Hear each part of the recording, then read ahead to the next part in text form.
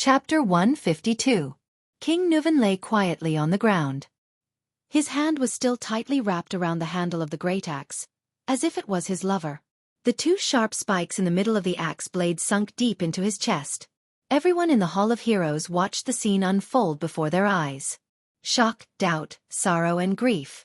Countless emotions intertwined. The victor of the duel, Archduke Pofrit, was sweating profusely. His hand on the handle of the axe slowly slid down.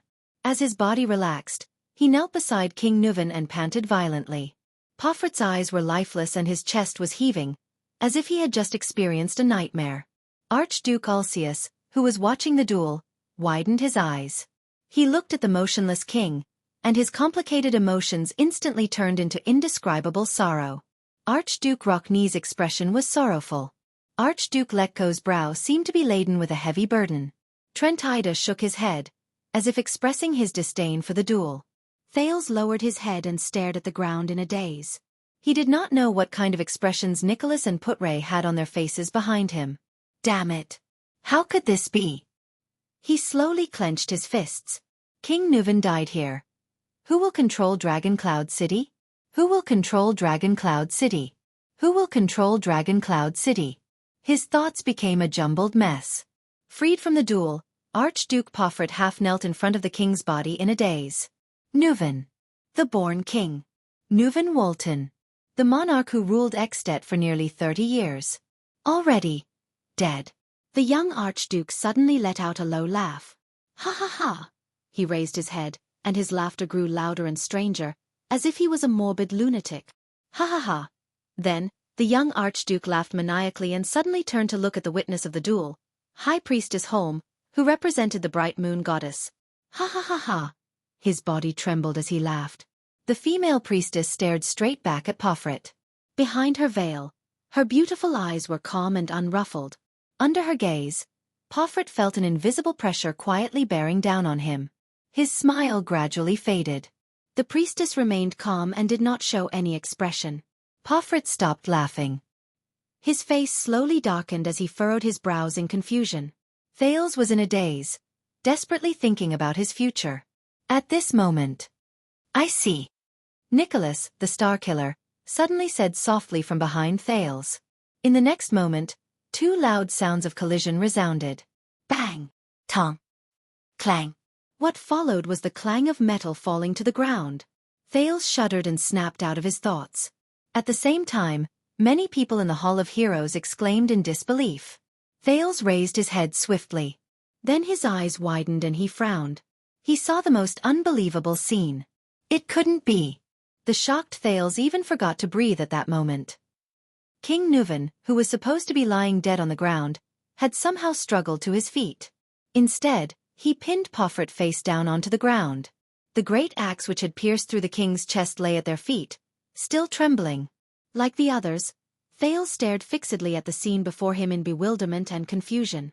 The old king of Ekstedt had a fierce and aggressive expression on his face.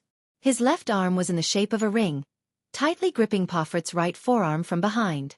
His right hand was firmly pressed against Pofrit's upper right arm, and his left knee was pressed against Pofrit's back. King Nuvan had locked Pofrit's right arm and pinned him to the ground. Thales widened his eyes in disbelief and shook his head subconsciously. How could it be? That injury? Thales was not the only one who thought so.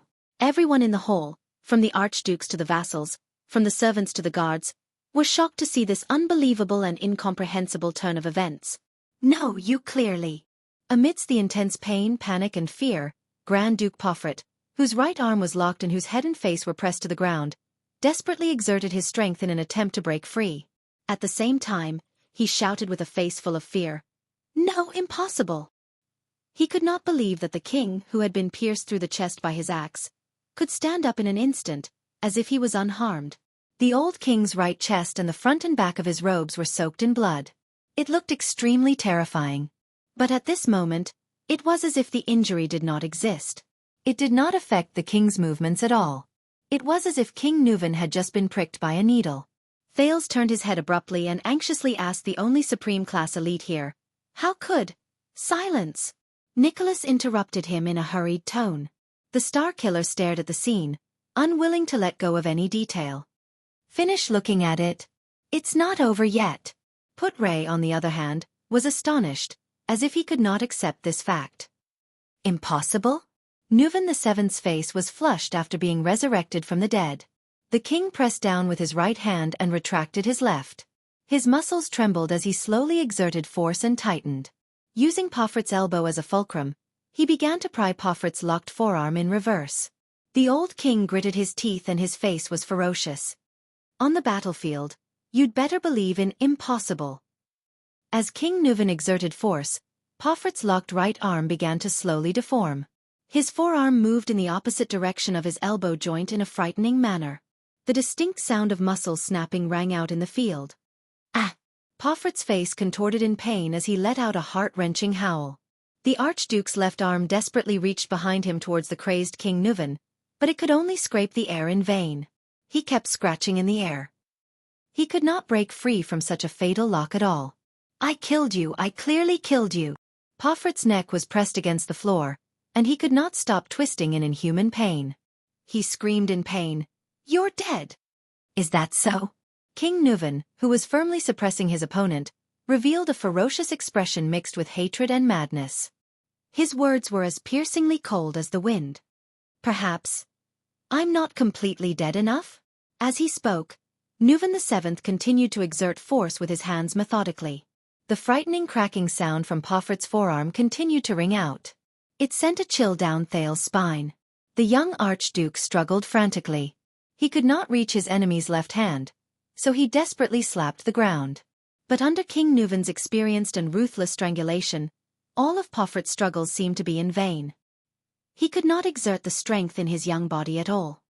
He could only frantically twist the other parts of his body that could still move.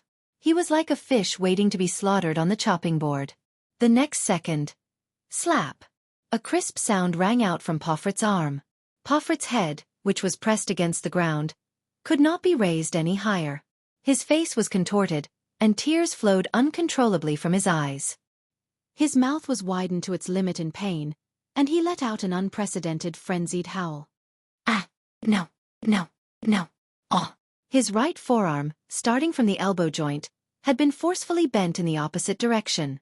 Under the intense pain, Poffert trembled as he resisted King Nuvan's strength. He even lifted his chest an inch off the ground. But Poffert's nightmare was not over yet. King Nuvan suddenly raised his right hand, which was pressing against Poffert's upper right arm. He abruptly clenched his right fist and hammered the back of Poffert's head. Thud! Poffert's head was smashed to the ground again by the punch. His forehead hit the floor with a dull thud. But King Nuvan did not stop. He let go of Poffert's crippled right arm and extended his right hand to grab Poffert's left arm. Then, using the same posture, he switched his left and right arms. His right hand clasped Poffert's forearm while his left pressed against Poffert's upper arm. King Nuvan took a deep breath and continued to exert force. Poffert recovered from the brief dizziness. Panic struck him in an instant. Feeling the intense pain and numbness in his right arm, as well as the sensation of his only intact left arm being tightly locked, the young Archduke realized something. He turned his head in despair. Why? Tears of pain rolled down Poffert's face as he asked his opponent indignantly, Why? King Nuvan stared into Poffert's eyes and sneered in satisfaction. On the battlefield, a wound that penetrates the chest is fatal. Most of the injured can only leave their lives to luck. The king stared at his enemy like a hawk, as if he was staring at a rabbit. This is especially true for a wound that penetrates the chest. King Nuvan continued to exert force on Poffert's arm. He did not stop talking and exuded a chilling aura. Your lungs will become like broken bellows. Breathing will become harder than lifting your hand. Every time you take a deep breath, you can even hear the hissing sound of air entering and leaving your lungs from the wound. You will start coughing, and the coughing will become more intense and painful. Breathing will become softer, more painful, and more difficult. Blood will also slowly soak into your lungs. Then, as you breathe and cough, it will continuously flow out of your throat, mouth, and nose. In the intense pain and tightness in your chest, you will feel an incomparably heavy chest. Then, slowly your strength and consciousness will leave you. If your ribs are broken, then congratulations. The fine bone fragments will become the most terrifying torturer. They will penetrate deep into your muscles, rub against your tissues, puncture your blood vessels, and torture your spirit and body in pain and sourness until you surrender to death and reach out to the ferryman of Hell's River. Even if the wound is blocked in time and the external bleeding is stopped, it will be of no use. You will first cough more and more blood, then less and less until you die. If you are lucky, it will be over in a few minutes. If you are unlucky, you will even wail until midnight. Accompanied by a terrifying fever and cold sweat, you will die in pain in your hallucinations. I have seen too many tragedies like this on the battlefield. Porphyrt widened his eyes. Cold sweat continuously seeped out of his forehead along with the pain. The king smiled and changed the topic of the conversation. But, King Nuvan moved his head closer to Porphyrt's ear and said ferociously, "You know, a person's chest has a range. Not the entire chest is where the rib cage is located. If the pierced part does not hurt your chest, and avoids the fatal artery, such as the muscle between your right shoulder and right chest, and penetrates forward and backward, and perfectly grazes your rib cage and bones, then use the power of eradication to expand the wound muscles and stop the bleeding. How is this possible?" Porphyrt gritted his teeth. The veins on his face bulged as he stared at King Nuvan behind him in despair. "I told you, brat." The power of eradication surged into King Nuvan's arms. He laughed contentedly. On the battlefield, you better believe in impossible. Finally, a bone-chilling sound, accompanied by Porphyrt's screams, rang in everyone's ears. Crack! Porphyrt writhed madly on the ground, screaming out the pain and despair he felt at the moment. His only arm was also bent by King Nuvan. The young Archduke had lost both his hands. A few seconds later, Porphyrt's struggles and screams began to subside. His body twitched continuously and he let out miserable moans. The Archduke stared at the scene before them in disbelief. What does this mean? Archduke Trentida tried his best to regulate his breathing. The one who answered him was Archduke Rockney, who had not spoken for a long time. The latter said coldly, "It means the end." Thales watched in a daze as the king completed his counterattack in an instant. It was quick, violent, and effective. It was a counterattack that ended things once and for all. He did not even have time to see how the king's reversal began. His Majesty was lying on the ground and was pierced by the axe. Nicholas sighed behind him. Whether it was us or Porphyrt, we only knew that His Majesty's chest was pierced, but we could not clearly see the penetrating position on his back. There was no way to tell if it was a fatal wound. And that was exactly what the king calculated. Calculated? Thales stared at King Nuvan's chest, especially at the area on the right that was soaked in blood. King Nuvan panted. He flung away his enemy's useless arm and stood up. At that moment, Thales felt that this valiant figure was incomparably tall. King Nuvan looked around at the people in the hall. He was greeted by different gazes and breaths, ranging from excitement, surprise, and doubt. "Wine!" King Nuvan suddenly roared loudly. "Strong rye wine!" Thales was momentarily stunned. "The strongest kind." The servants and guards in charge hesitantly looked at the High Priestess of Bright Moon Temple and the Archdukes. However, High Priestess Holm was still unmoved.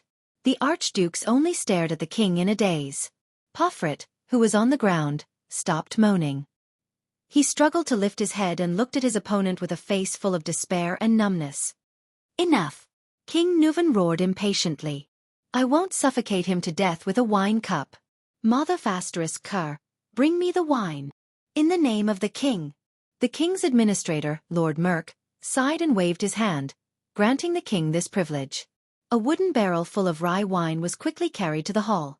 King Nuvan grabbed the metal wine cup that was brought over, opened the lid of the barrel, scooped up the wine, threw his head back and poured it into his mouth. Wine seeped from the corner of his mouth and flowed through the king's short beard that stretched from his chin to his neck. The old king downed the wine in the cup in one gulp, wiped his chin happily, and scooped up another cup. This time, King Nuvan tore off the clothes on his right shoulder, revealing his aged but still firm muscles. The wounds caused by the axe just now were obvious. There was one on his chest and one on his back, but they were all away from the center of his chest and even close to his shoulders. The wounds had already been filled up by the compression of his muscles. Gritting his teeth, King Nuvan raised the wine cup and poured the wine on his wounds. The muscles on his right shoulder trembled and shivered under the strong wine. However, King Nuvan's expression was as cold and indifferent as usual. It was as if the wine that had soaked his wounds was not strong wine. Everyone in the hall watched this scene in silence. No one interrupted him. On the ground beside him, Archduke Pofret, whose arms were broken, growled in a low voice. Once again, his eyes were filled with indignation and hatred. He used his head to prop up his upper body and tried to get up with the help of his knees. What welcomed him was a heavy, merciless kick from King Nuvan on the Archduke's back, forcing Pofret back to the ground. Pofret first let out a painful groan, then his groan turned into an indignant roar. "No, how did you do it?" The young Archduke's face was gloomy. He glared at King Nuvan as if he wanted to dig a piece of flesh out of him. "Did you think you could pierce my chest with the axe so easily?" King Nuvan's expression remained the same. He scooped up another cup of wine and drank it in one gulp. "Brat, I lured you to stab me. My strength is not as good as yours, neither is my endurance. In a battle with a great axe, I would lose sooner or later." King Nuvan stepped on Pofret's back and spat at him in disdain. But even a supreme-class elite, once he lets down his guard. King Nuvan's eyes shone brightly. "You're useless." Pofret's eyes widened. He pressed his face against the ground and his lips trembled. Once again, he let out an indecipherable roar. It was filled with desolation and pain. "I'll give you a piece of advice. Before you break your enemy's neck, don't relax." King Nuvan slowly exhaled. Feeling his exhaustion and fatigue, he said in a cold tone, "This is the most valuable experience we've gained in thousands of years of bloody battles with the orcs." King Nuvan raised his head again and drank the third cup of wine in one gulp. Behind Thales, Put-Ray asked faintly, "Is this what the army often talks about, the so-called fighting instinct of a warrior?" "Instinct?" Nicholas, the Star Killer, replied with a cold chuckle. "This is a battle tactic. From the beginning to the end, the duel went according to His Majesty's calculations and rhythm. It went according to the pace he planned." Put-Ray revealed a puzzled expression. From the beginning, His Majesty lured Pofret to stab him with the tip of his axe instead of slashing him with a blade. The Star Killer crossed his arms. There seemed to be a smile in his eyes. His Majesty seemed to be passively defending with his axe, unable to counterattack, and retreating step by step. In fact, with every blow they exchanged, the distance between them unknowingly shortened. When His Majesty fell in the end, the distance between him and Pofret was so close that they were face to face. It no longer allowed Pofret to slash him with the blade of his axe. Thales thought of something. He looked at the distance between the two men in the field and the position of the two great axes. Pofret was led by His Majesty to end the duel with a thrust of the axe. The leader of the White Blade Guards replied faintly. His Majesty, on the other hand, was lying on the ground. He used both hands to control his opponent's axe to stab into the muscle gap between his chest and his shoulder blade. That was an injury His Majesty inflicted himself. It would bring him terrifying pain, but it was definitely not a fatal blow. Thales took a deep breath and looked at King Nuvan in the field. A shrewd and ruthless hunter, huh? The only thing left to do was to wait for his opponent, who had been incited into a frenzy by his words, to think that he had won the duel, Put-Ray added to the Star Killer's answer in a sentimental tone. Then, he would seize the opportunity to take advantage of an opening that could completely restrain Pofret's advantage in endurance and strength, and launch a decisive counterattack. "I hope that you will watch this rare duel carefully and benefit from it, Your Highness," the prince's vice-diplomat said faintly to his prince. Thales could only shake his head slowly. Pofret claimed that he understood His Majesty's fighting style from his grandfather, but he did not understand anything at all. Nicholas' pale face shone in the firelight. "This is the real fierce counterattack, subduing the enemy with one strike." "Deep impression," the Marquis of Camus Union exclaimed by the side. "You are not surprised by this, are you?" Nicholas nodded slowly. "Yes, every step Pofret took was within His Majesty's expectations. There is a saying in Constellation's Western Frontline." Put-Ray sighed. "On the battlefield, even a dying veteran is 10,000 times stronger than a rookie with boundless strength. A veteran meets a rookie." The leader of the king's personal guard snorted coldly. The outcome of this duel, from the beginning. Chapter 153. The king had drunk enough. He threw the goblet down and exercised his joints. "Brat!" He snorted at Pofret, who was on the ground. "You have the guts to mention the war 12 years ago? How much do you know about the tragedy and bloodshed 12 years ago?" With a disdainful gaze, King Nuvan stared at his prey, who had lost both his arms. You are nothing but a suzerain's heir whom he dotes on. Your grandfather only keeps you in the safest main camp. He doesn't even let you transport the supplies. In Thales's eyes, the young Archduke's eyes were bloodshot as he stared blankly at the front. It was as if he had even forgotten the pain in his arms. But maybe your grandfather was right. If you were sent to transport the supplies, and if you encountered Horus Jadestar, who would sneak around and attack the supplies? At this, King Nuven's face darkened. F***CK. Then there wouldn't be so many F***King problems. A few seconds later, Pofrit, who was pinned to the ground, let out an indecipherable laugh. As for the so-called shock you received in the war. Bullshit. King Nuven suppressed his anger until he could no longer suppress it. Without Dragon Cloud City, without the Walton family, you are nothing. He let go of Pofrit's foot and kicked Pofrit's stomach. Thales frowned. He remembered his time in Abandoned House, the days when he was punched and kicked from time to time. After suffering the kick, Pofrit curled up and moaned in pain. And you shouldn't have gone after Mariah. King Nuven lowered his head and growled with a pained expression. He thought you were his friend. Despicable traitor. Hypocritical coward. The enraged King Nuven kicked Pofrit's chest again. Asterisk thud. Asterisk the dull sound was clear. Pofrit curled up again.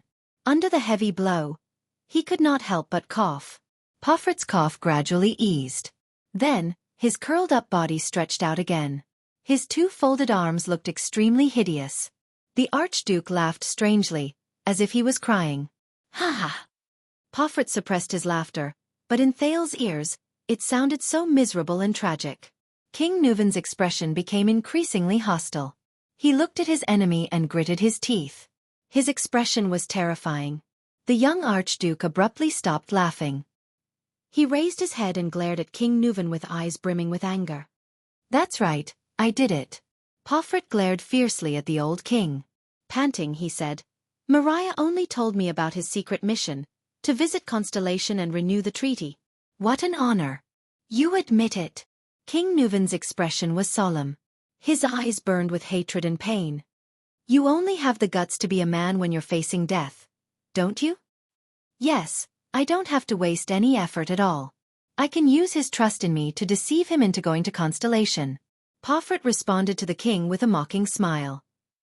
Including his itinerary, arrangements, plans, and even the members of the diplomat group.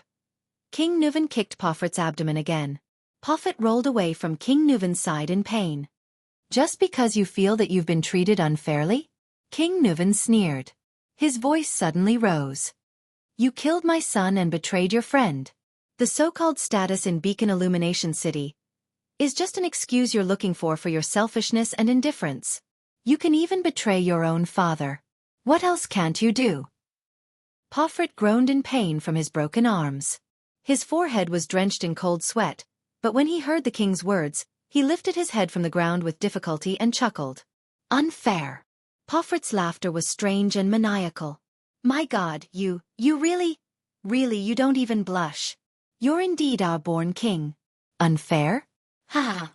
The next moment, Pofrit's expression changed. He looked at the four archdukes. Stop pretending. All of you. The young archduke's words were filled with anger. Alcius, Trentida, Rockne, Letko. Do you dare to swear to your ancestors that you're not grateful or happy for what I've done? Do you dare to slap your chest and say that you're not glad or happy about Mariah's death and the Walton family's loss of power and decline? The archdukes chose to respond with silence. Even the craftiest Trentida did not make a sound at this moment. Thales felt that the atmosphere in the hall had become very tense, as if the scope of the duel had expanded beyond the two of them. King Nuven did not say a word. Step by step, he slowly walked towards Pofrit. Panting, Pofrit shrugged his shoulders and struggled to crawl on the ground. Thales looked at the struggling archduke on the ground. He did not feel the slightest relief from the truth being revealed or the vengeance being avenged. All that was left was an indescribable sorrow. The 10 archdukes, Pofrit gritted his teeth and said as he struggled to crawl. The 10 archdukes, after your death, will fairly and justly choose the king, right? King Nuven stopped in his tracks. With his back facing King Nuven, Pofrit crawled to the center of the hall. He tried his best to turn over and face King Nuven.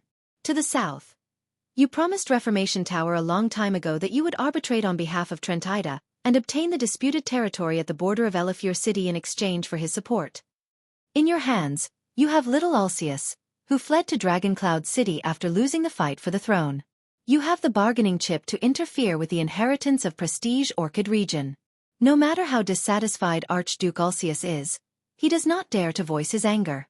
Since your father, you have relied on Dragoncloud City's position to forcibly re-establish the trade route to the Glacier Sea in the northeast. You have threatened the Cameron family to cut it off unless they choose you as king. Of course, there is also us, the Poffret family that you and your father supported to rise to power, the Beacon Illumination City that you tamed like a hound that will listen to you with a whistle. King Nuvan frowned deeply. The hall was filled with whispers. Thales also had doubts in his heart. Poffret continued to speak with grief, indignation, and pain. To the north, the bald old Letko of Defense City will only remain neutral and choose the family that is bound to win at the most crucial moment. To the north, the Stustel family of Sentinel region has always chosen whoever supports them in resisting the orcs. Poffret rose from his kneeling position. He straightened his upper body and turned his head abruptly to look at the ice-cold King Nuvan. His voice was desolate. In the next King Selection Congress, you and your Walton family have already made arrangements for 4 of the votes. And with these votes, the 2 people in the north are destined to choose you. King Nuvan's face turned green. His clenched fists made cracking sounds. In the future King Selection Congress, we so-called archdukes have no chance at all. Unfair. This is the real unfairness. Poffret roared in a low voice. His words sent a chill down the spines of everyone in the hall. Decades ago, before your grandfather died, he arranged for the king selection and your father's coronation. Since then, all of you have used all kinds of disgusting methods to manipulate everything in the dark under the pretext of fair competition and open king selection, pushing the appointed person to the front and suppressing all dissenters and opposers. Our king selection is just a formality to send the appointed person to the throne. King Nuvan strode forward. Thales sighed in his heart. Is this the truth behind the king's selection? He remembered what Putre had told him about the history of the establishment of the Extet king selection system. The archdukes who had opposed each other since Rikaru's death. Poffret's face was filled with disgust as he stared at his livid opponent. From then on, the Archduke Walton of Dragoncloud City disappeared. There was only King Walton of Extet. Bah! He gritted his teeth as if he wanted to bite King Nuvan into pieces. Don't you know why we call you the Born King? It's not because you are a genius or powerful. It's because you were destined to be the common elected king of Extet since you were born. You motherfasterisk king-born king. What disgusts me the most is that you still have the cheek to proudly claim that Extet is governed by a joint king selection system? Poffret's face was dragged across the cold floor tiles. He began to lose control of his emotions. Under the suppression of the Waltons, what difference is there between us and the rotten hereditary royal family of Constellation and the tyrannical system of the Empire? Sooner or later, a madman like Constellation's 82nd will appear and drag his entire country to hell. Hearing this familiar name, Thales' heart sank. That's my grandfather. Drag his entire country. To hell? Suddenly, he felt someone pat his shoulder lightly. It was Putre behind him. Thales exhaled through his nose with difficulty and shifted his attention back to the scene. King Nuvan stepped forward with a cold gaze and mercilessly tripped him. Asterisk thud. Asterisk the young archduke, whose arms were crippled and who could not even maintain his balance, was swept to the ground again. Poffret fell back to the ground, but he continued to shout. Verbally praising the greatness of the joint ruling pledge, hypocritically claiming that we have the freedom and right to choose our king, but secretly monopolizing all power and fixing the throne and interests. In this world, where else would a ruler be so shameless, despicable, hypocritical, sanctimonious, and disgusting? You have long turned Extet into the Walton family's hereditary kingdom. The Walton royal family. How ironic. Rikaru's joint ruling pledge has long been ruined by this shameless family left behind by his nephew. Thales sensed his erratic breathing. Everything that happened before his eyes was like a mirror to him. At that moment, as he listened to Poffret's accusations, he did not think of Extet. Instead, he thought of Constellation. It was Kessel's cold expression and the one-eyed dragon Koshter's solemn gaze.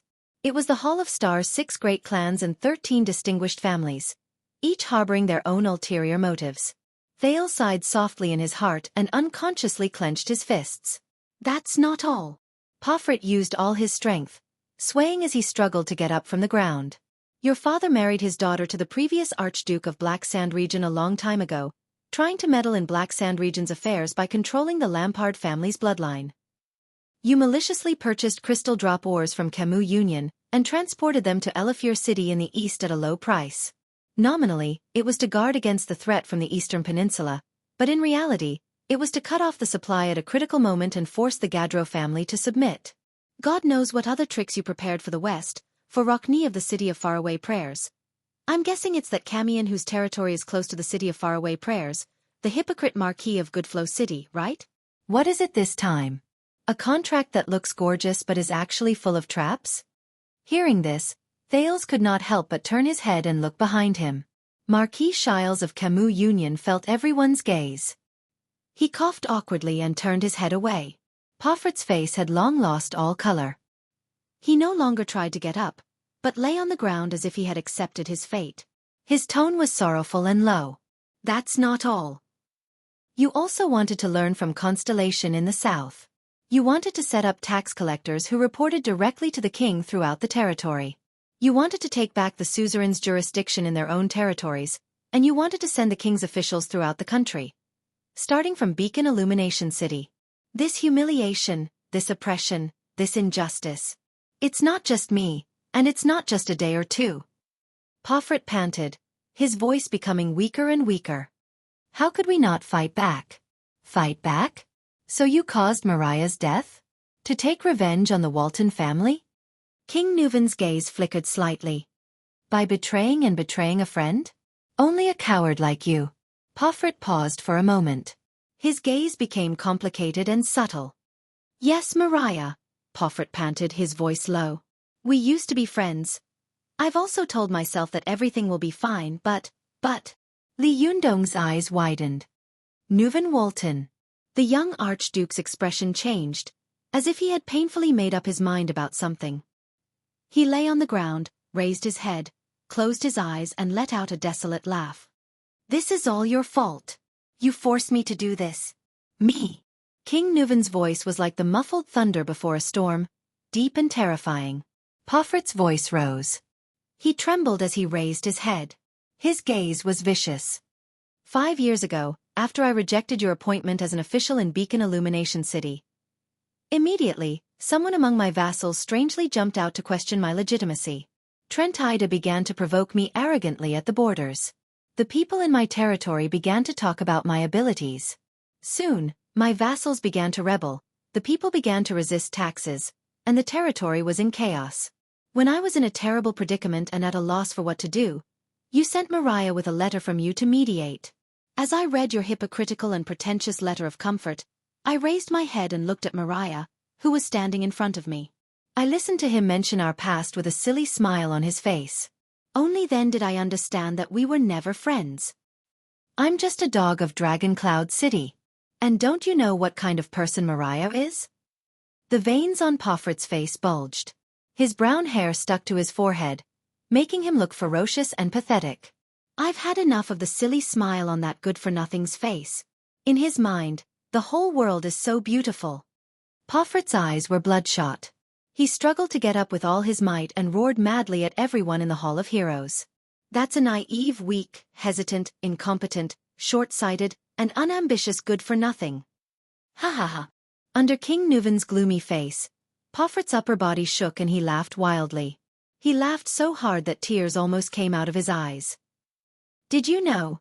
That fellow, that good-for-nothing Mariah. His biggest dream was actually to become an adventurous mercenary. To travel the world. Ha ha ha. Mercenary. Adventurous. Ha ha ha ha. Right, he even fell in love with a prostitute. A coquettish slut. And he even said that he wanted to marry her. Thales shook his head. Thales shook his head. He remembered what King Nuven had said about Prince Mariah when he first met King Nuven and the Archdukes. Pofrit laughed so hard that tears almost came out of his eyes. King Nuven furrowed his eyebrows tightly. Pofrit laughed in a morbid manner. He rolled on the ground in pain and agitated emotions. Snot and tears streamed down his face. The Honorable Prince Mariah, the future Archduke of Dragoncloud City, wants to marry a lowly whore who has been f***ed by tens of thousands of people. Ha ha ha ha. And he's also the appointed king of Extet. Think about it, the great Extet has a prostitute queen. All the subjects have to bow to a whore. Ha ha. Everyone in the hall looked at him. Many of them lowered their heads and sighed. King Nuvan did not interrupt him. He only continued to stare at Pofrit with that terrifying gaze. This fellow, this piece of trash, this shameful existence without self-awareness or responsibility, is actually the heir of the Walton family. Pofrit had laughed enough. He raised his indignant and hateful eyes. And I still have to swear loyalty to him against my will and worship him as king, not because of his ability, but because of his family name and father. And you still ask me why I chose Lampard? Why the Archduke of Black Sand region, who is as black as the name of his territory? That beast who killed his own family? Archduke Pofrit's eyes were filled with fire. His roar was like thunder. I did not choose Lampard. I chose a future without the Walton family. A future without the appointed king of Extet. I am very happy that I have finally destroyed the last of your bloodline. He glared at King Nuvan with gritted teeth. The next common elected king of Extet will no longer have the surname Walton.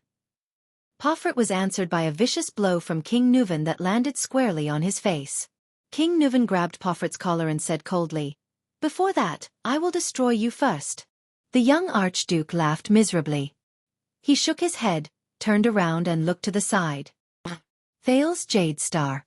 Thales's heart immediately tightened. What's going on? Hey you! Constellation's little brat! Pofrit shouted, attracting everyone's attention to Thales. You! The wounded Archduke uttered with difficulty and laughed shrilly. You are very pleased with yourself, aren't you? A prince of Constellation flaunting his prowess in the capital of Extet. Fooling a group of archdukes? Thales frowned. He could feel the hostile gazes of the people in the hall. After all, he was in Extet. Your days will not last long. Pofrit said resentfully. Did you think that assassinating you was just an act of self-preservation? Thales could not help but be stunned by the Archduke's next words. You don't know how much they want your life. Enduring the pain in his arm, Pofrit panted. When I hired them, I figured out their motives. It's not just for money. Thales felt his breathing quicken. The young Grand Duke continued. That's right. Even in their dreams, they want to kill the entire Jade Star family and take over Renaissance Palace. They are wanted criminals that everyone in Constellation wants to kill. Of course they can't do it. But here in Extet, when they accepted my money, they did not react at all. Pofrit's eyes were like fire. But those killers, when they heard that the target was you, the heir to the Jade Star royal family of Constellation, the expressions on their faces, how excited they were. What? What killers? Thales stared at him in a daze. A few seconds later, he reacted. Who are they? Who else? Pofrit yelled with a delighted expression. Of course, it's those sneaky assassins. Those pitch-black assassins. They were the ones who infiltrated Lampard's army and used his mystic gun unit to assassinate you under the fortress. They are the Jade Star family's greatest enemy. Thales stared at him in disbelief. Jade Star family's greatest enemy? The next moment, Pofrit laughed maniacally and called out a name that made everyone frown. Chapter 154. Thales was stunned for a full 10 seconds. Shadow Shield. He heard Gilbert describe this name before. It appeared together with the Charlton family's name in the tragedy of the Bloody Year. The direct murderer of the Jade Star royal family. He remembered the small stone jars in the Jade Star family tomb in Renaissance Palace. From the king's eldest son, Midier, to Horace, to the twin princes, Bancroft and Herman. And the youngest princess, Constance Jade Star. But Shadow Shield. Thales stared at Pofrit in disbelief. Assassinate me? How could? His thoughts were quickly interrupted. Enough. King Nuvan's voice rang in the hall. As long as I am in Dragoncloud City, the king threw Pofrit down with a gloomy face, I will not allow such a despicable assassination to happen again. Humph. Pofrit sneered and hissed a word through his teeth. Tyrant. King Nuvan narrowed his eyes and looked at his helpless enemy. End it all. Pofrit curled his lips and his expression was cold. I will watch from the bottom of Hell's River how your family is destroyed. End it all. King Nuvan gently clenched his fists and was silent for a few seconds. His eyes were filled with complicated emotions. Finally, King Nuvan closed his eyes and exhaled through his nostrils. The duel is not over, but I can give you a chance. Under everyone's gaze, the old king opened his eyes and said flatly, "Admit defeat to me now. Now, admit defeat and admit to your crimes. Confess to the conspiracy between you and Lampard. You can still earn your life back." Pofrit was completely stunned. What? But you will spend the rest of your life in prison. Your younger brother will inherit Beacon Illumination City, and Pofrit will still rule that land. Other than you, Beacon Illumination City will not be punished. The old king's gaze was sharp. What do you think? Everyone in the hall was stunned. Pofrit stared blankly at the king. I killed your last son, he said absent-mindedly. Yes. King Nuvan's gaze darkened. You killed my son. Pofrit's gaze gradually changed as he looked at the king. Thales saw struggle and pain in it. The young archduke lowered his head, breathing rapidly. Thales pondered over the king's choice. At that moment, Putray whispered into his ear. If he agrees, if Beacon Illumination City still wants to rule it stably in the future, it must never make an enemy out of the Walton family. Thales nodded in realization. Nicholas snorted coldly by the side. After a few seconds, Pofrit slowly raised his head. A bitter smile appeared on his desolate face. Really? Yes, King Nuvan said flatly. As long as you say that word, you can continue to breathe the air of Northland. The hall was silent for a moment. But not long after, Pofrit, who was lying on the ground, stopped smiling. His face was like ice and his eyes were like steel. His expression seemed to be covered with cold snow that would not melt for 1,000 years. The young duke looked the king in the eye. Pofrit gritted his teeth, but said another word resolutely and decisively. Yes. Absolutely not. Thales shook his head. This is Northland, Nicholas said softly behind Thales. Being forgiven by the enemy is also a form of humiliation. King Nuvan sighed. But he immediately raised his head and flashed a gentle smile at Pofrit. Good boy. The old king smiled with a complicated expression. Suddenly, Pofrit kicked the ground with his left leg and struggled to get up from the ground. With a roar, he charged towards King Nuvan. What welcomed him was a gentle kick from the old king that hit his calf bone. Asterisk thud. Asterisk Pofrit lost his balance again and fell to the ground face down. Pofrit let out a final howl of indignation. King Nuvan shook his head slowly. He stood up and knelt down on Pofrit's back. Then he reached out with both hands and grabbed Pofrit's head tightly, lifting him to a place where the 4 archdukes could see. The 4 archdukes, Alcius, Trentida, Rockne and Letko, all stared at their king with solemn expressions. The next moment, the common elected king of Extet, Nuvan Walton VII, roared loudly in his old but heroic voice. Look! His roar echoed in the hall. King Nuvan's face was filled with anger. He roared loudly. This is the enemy of the Walton family. Pofrit's face was mournful, but he smiled as if he had been released. As many people inhaled, the old king twisted his hands forcefully. Asterisk crack. Asterisk the crisp sound of a neck bone breaking reached Thales' ears. Asterisk plop. Asterisk Pofrit fell to the ground. But this time, his head was facing upwards, staring blankly at the ceiling. King Nuvan sat on the ground and stared expressionlessly at his enemy's corpse. No one spoke. The only sounds in the hall were the howling of the snow outside the window and the crackling of the braziers, along with the uneven breathing of the crowd. The dead silence lasted for a few seconds. Then, a light and moving trill traveled faintly from the other side of the hall. Death. It's just a long-awaited homecoming. High Priestess Holm of Bright Moon Temple said flatly. She crossed her arms again and lowered her body. The eyes on her veil slowly closed. The winner has been decided. The Holy Duel. The end. As soon as she finished speaking, the High Priestess of Bright Moon Temple turned and left. The Red Witch smiled and turned to follow her. In the hall, many people finally exhaled slowly. It's over. With a wave of Lord Merk's hand, the servants and guards hurried to catch up. The doctors and healers who had been on standby rushed to King Nuvan's side and bandaged the wounds on his chest and face. The king's vassals and the 4 archdukes left the spectating area. They left absent-mindedly with different moods. I was wrong. I can't brag about this duel for a year. Marquis Shile sighed. It's enough for me to brag about for a lifetime.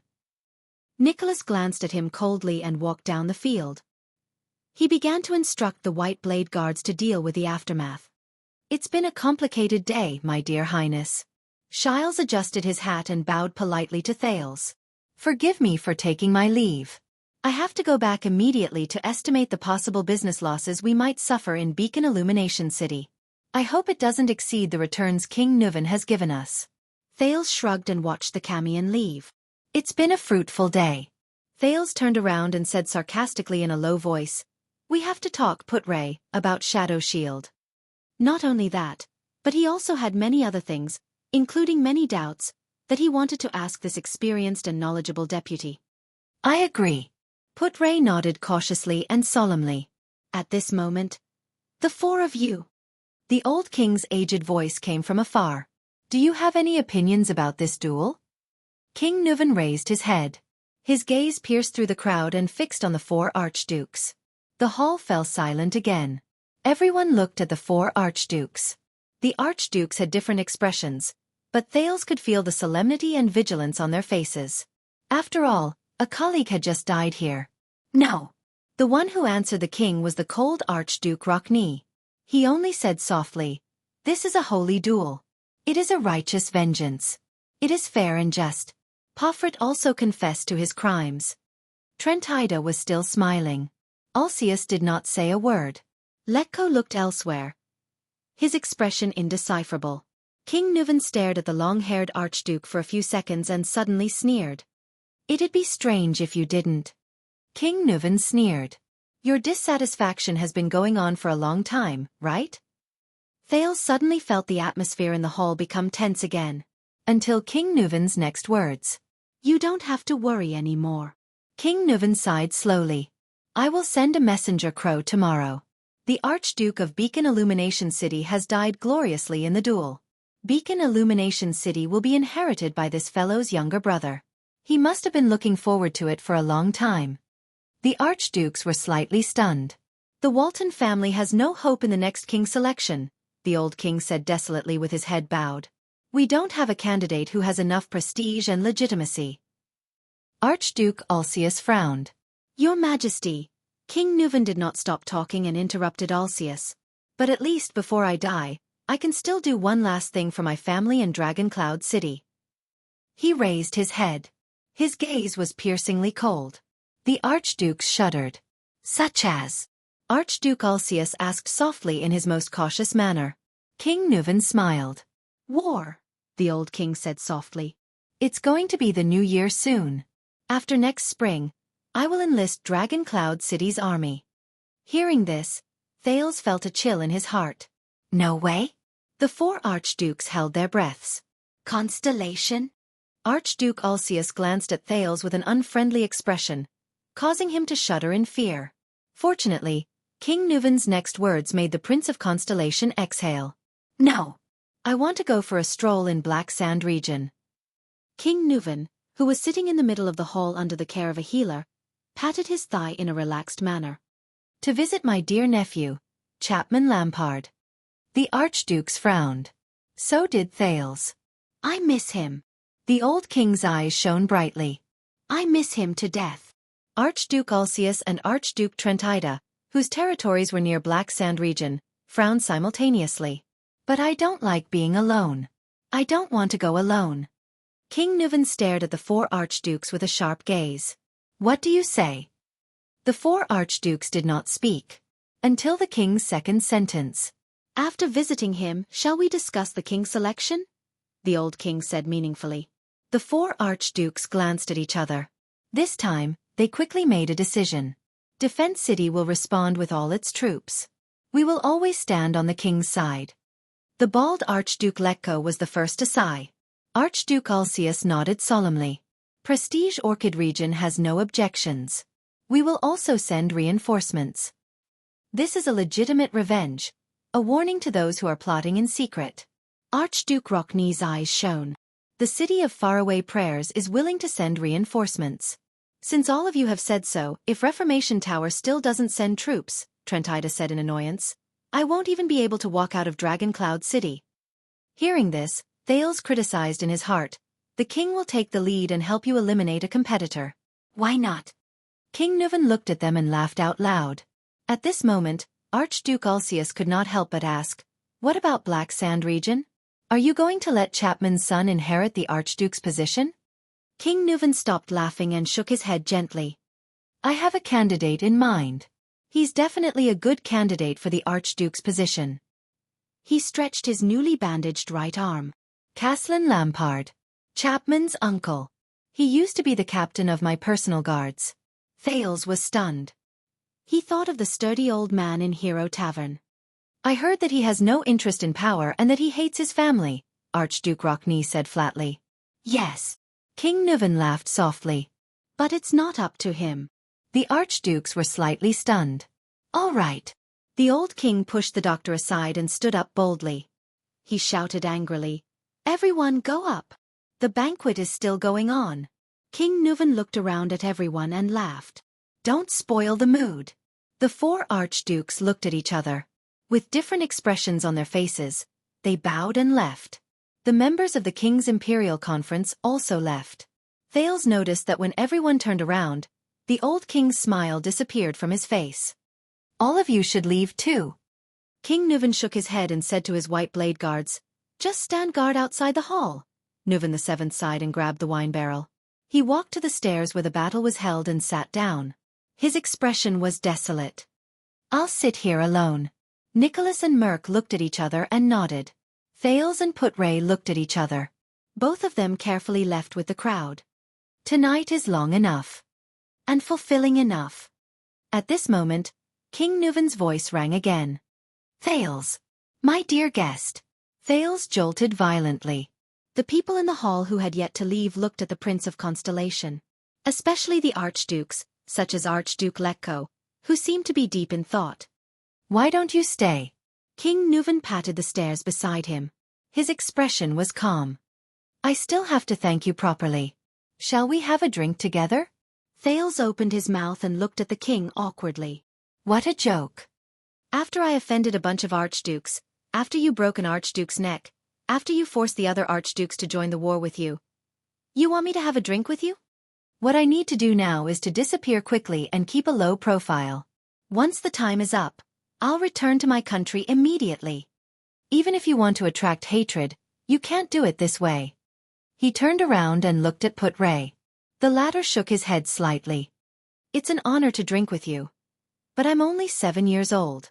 Thales turned to look at King Nuvan. He said politely and embarrassedly, and I'm very tired. But, Bull ***, 7 years old.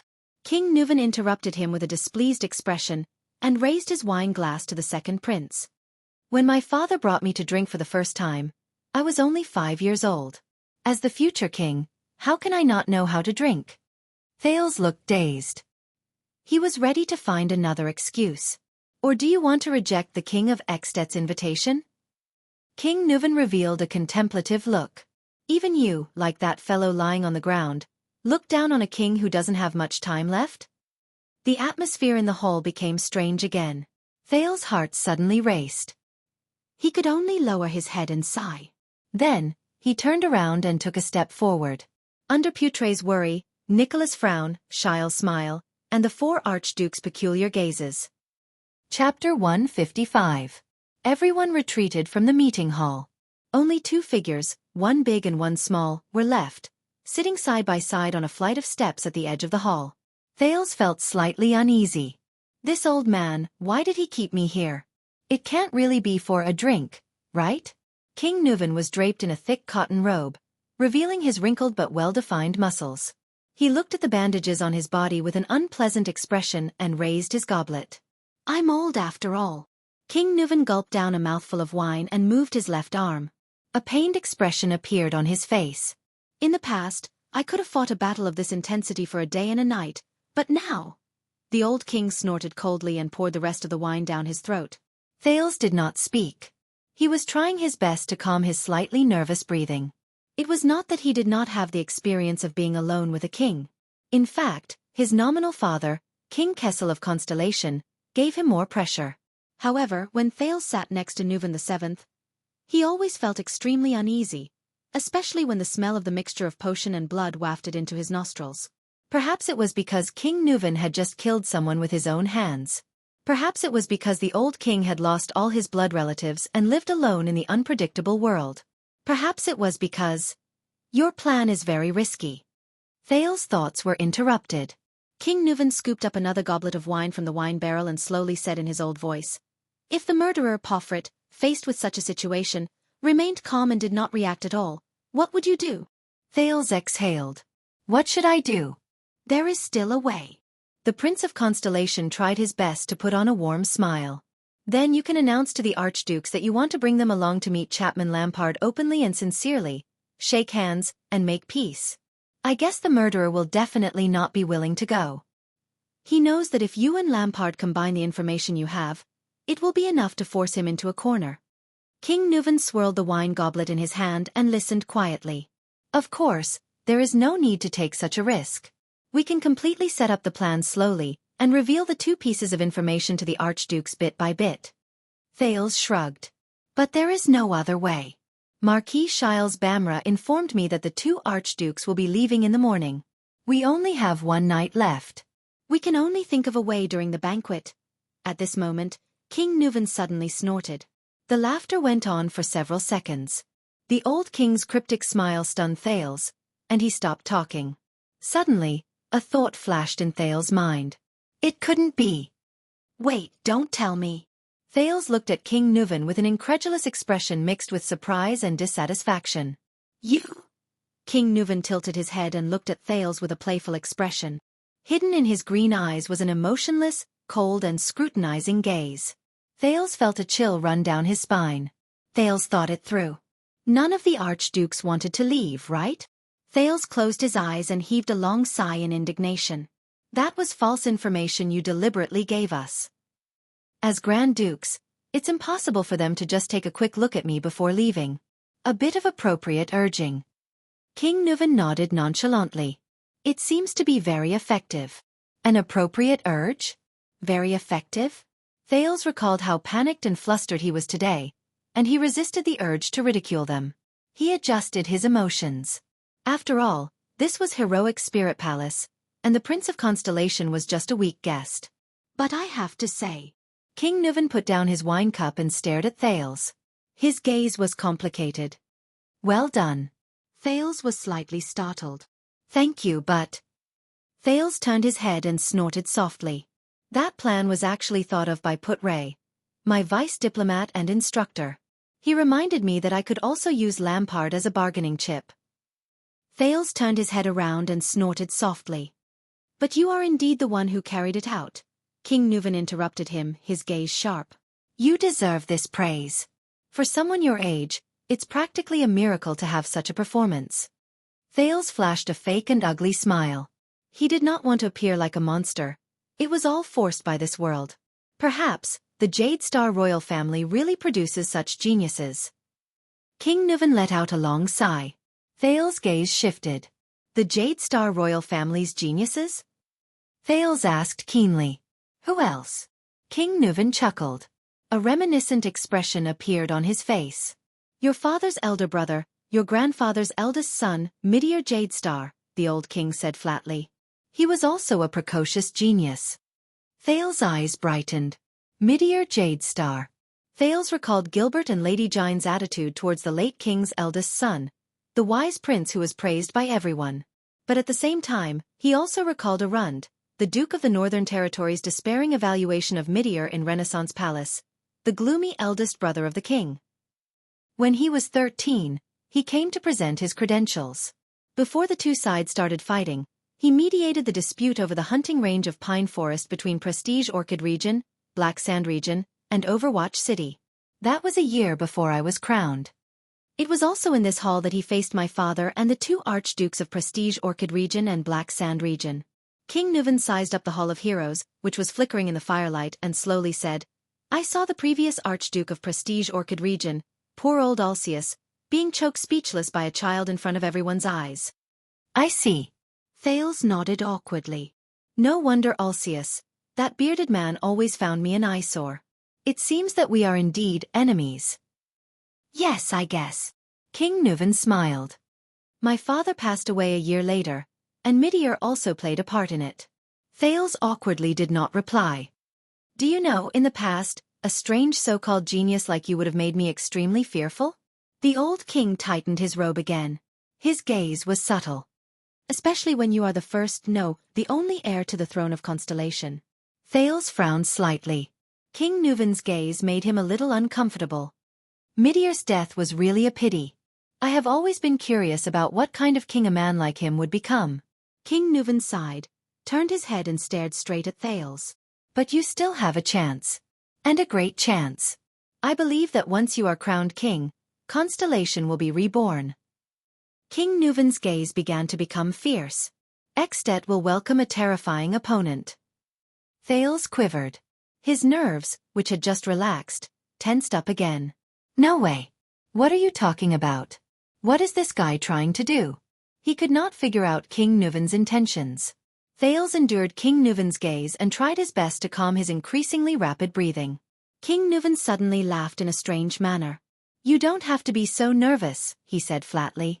His tone was filled with the unique dignity of a king. I am not a man-eating beast. Thales suppressed his desire to refute and forced an ugly smile. He glanced at the center of the hall from the corner of his eyes. It was where Pofret's neck was broken.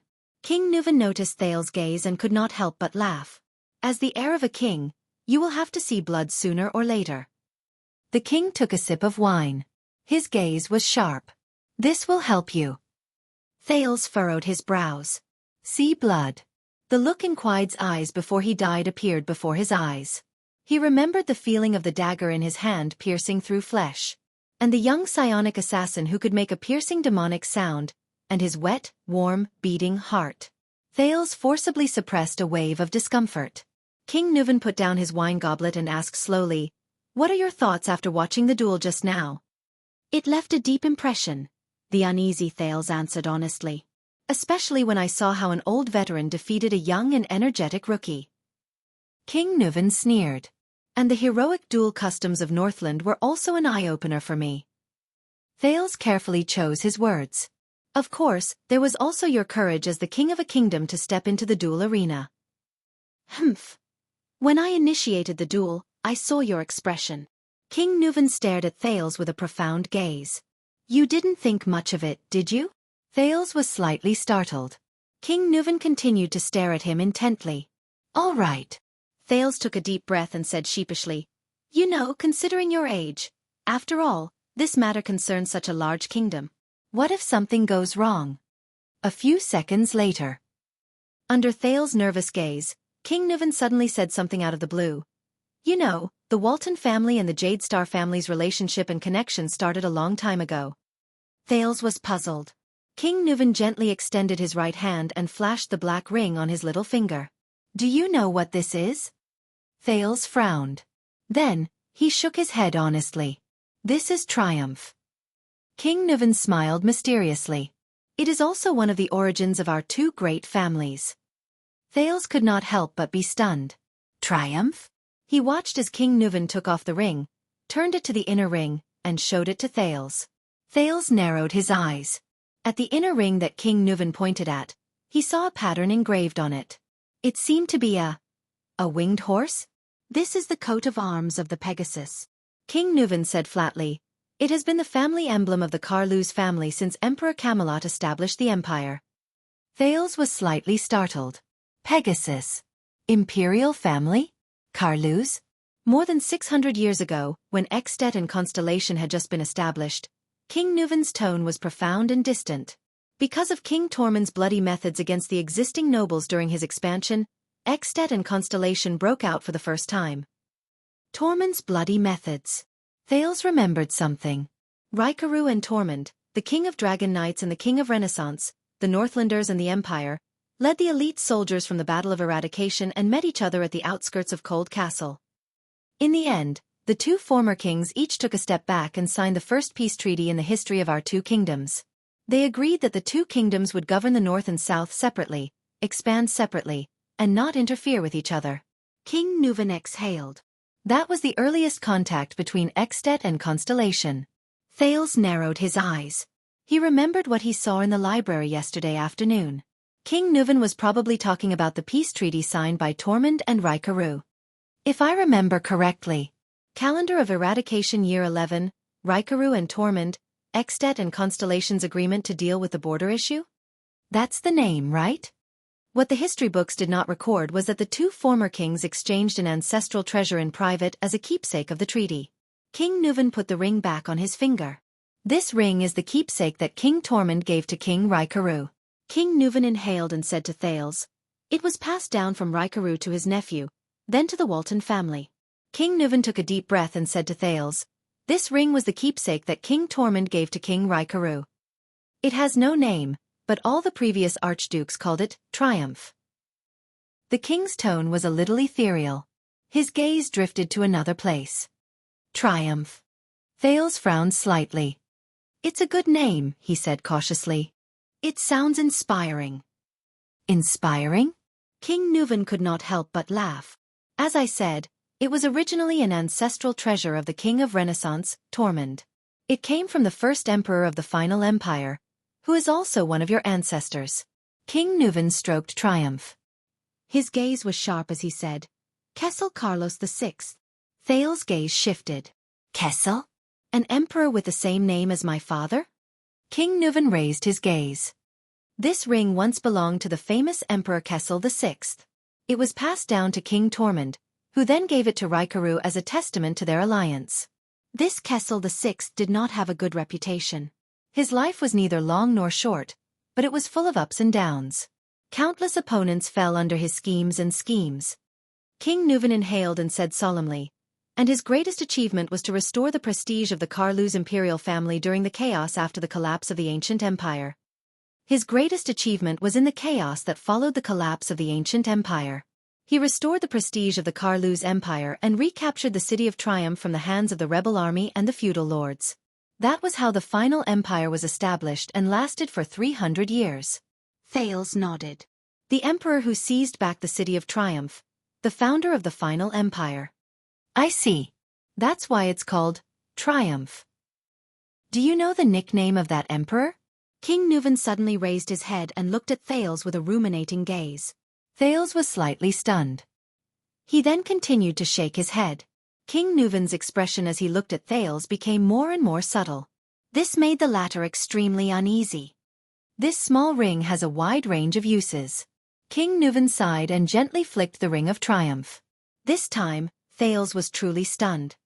A wide range of uses? Thales stared at the ring in a daze.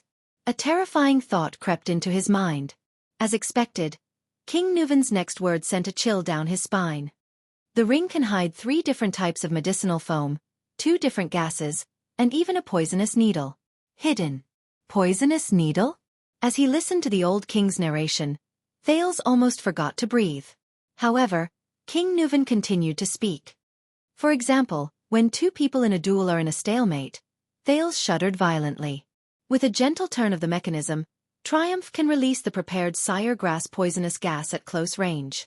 King Nuvan's gaze was extremely cold at this moment.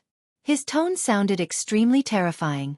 The cost of refining it is very expensive, but it can unknowingly anesthetize the poisoned person's muscles and mind. During intense exercise, this poison will spread through the bloodstream. The poisoned person will feel a decline in strength, numbness in their muscles, and irritation and unease. Decline in strength, numbness in muscles, irritation and unease. The second prince was stunned. Thales turned his head and looked at King Nuvan in disbelief. King Nuvan also turned to look at him. In the next second, the old king finally confirmed Thales' terrifying guess with a suspicious smile. "What?" Nuvan Walton VII, the supreme king of Extet, the most respected ruler of the Northlanders, stared at him with a profound gaze. "Do you really think that I, an old man who is almost 70 years old, can do such a thing? To be able to easily defeat a man in his prime whose stamina, reflexes, strength, and speed are at their peak, and who has received Northland combat training all year round?" Thales stared at King Nuvan in shock. Nuvan flashed a meaningful smile. Thales' mind was in a mess. He replayed every scene of the duel in his mind, and then he grabbed the fragment that best fit the description in front of him. Pomfret gasped for air. He missed his axe almost every time. There was also the young Archduke's final hysteria. Seriously? Thales did not know what kind of expression he should have at that moment. He did not know what kind of expression he should have. He only stared intently at King Nuven. Did I forget to tell you? The nickname of the founder of the final empire, Kessel VI. King Nuven smiled. His expression was mysterious as he softly uttered 3 words. Chapter 156. Thales stared at the black ring with an unpleasant expression on his face. It was the triumphant return of the Emperor of Poison. He did not know what emotions he should use to face this matter. The ups and downs of the duel, the brilliant reversal at the end, the duel that could be said to determine the fate of the 2 kingdoms. Actually, a few seconds later he said with difficulty, "So, in the duel, you triumphantly returned like this?" King Nuven smiled softly. His gaze was cunning and pleased. "As you said." He returned Thales' words to the second prince, word for word. After all, this matter concerns such a large kingdom. What if something goes wrong? Thales' thoughts were in a mess.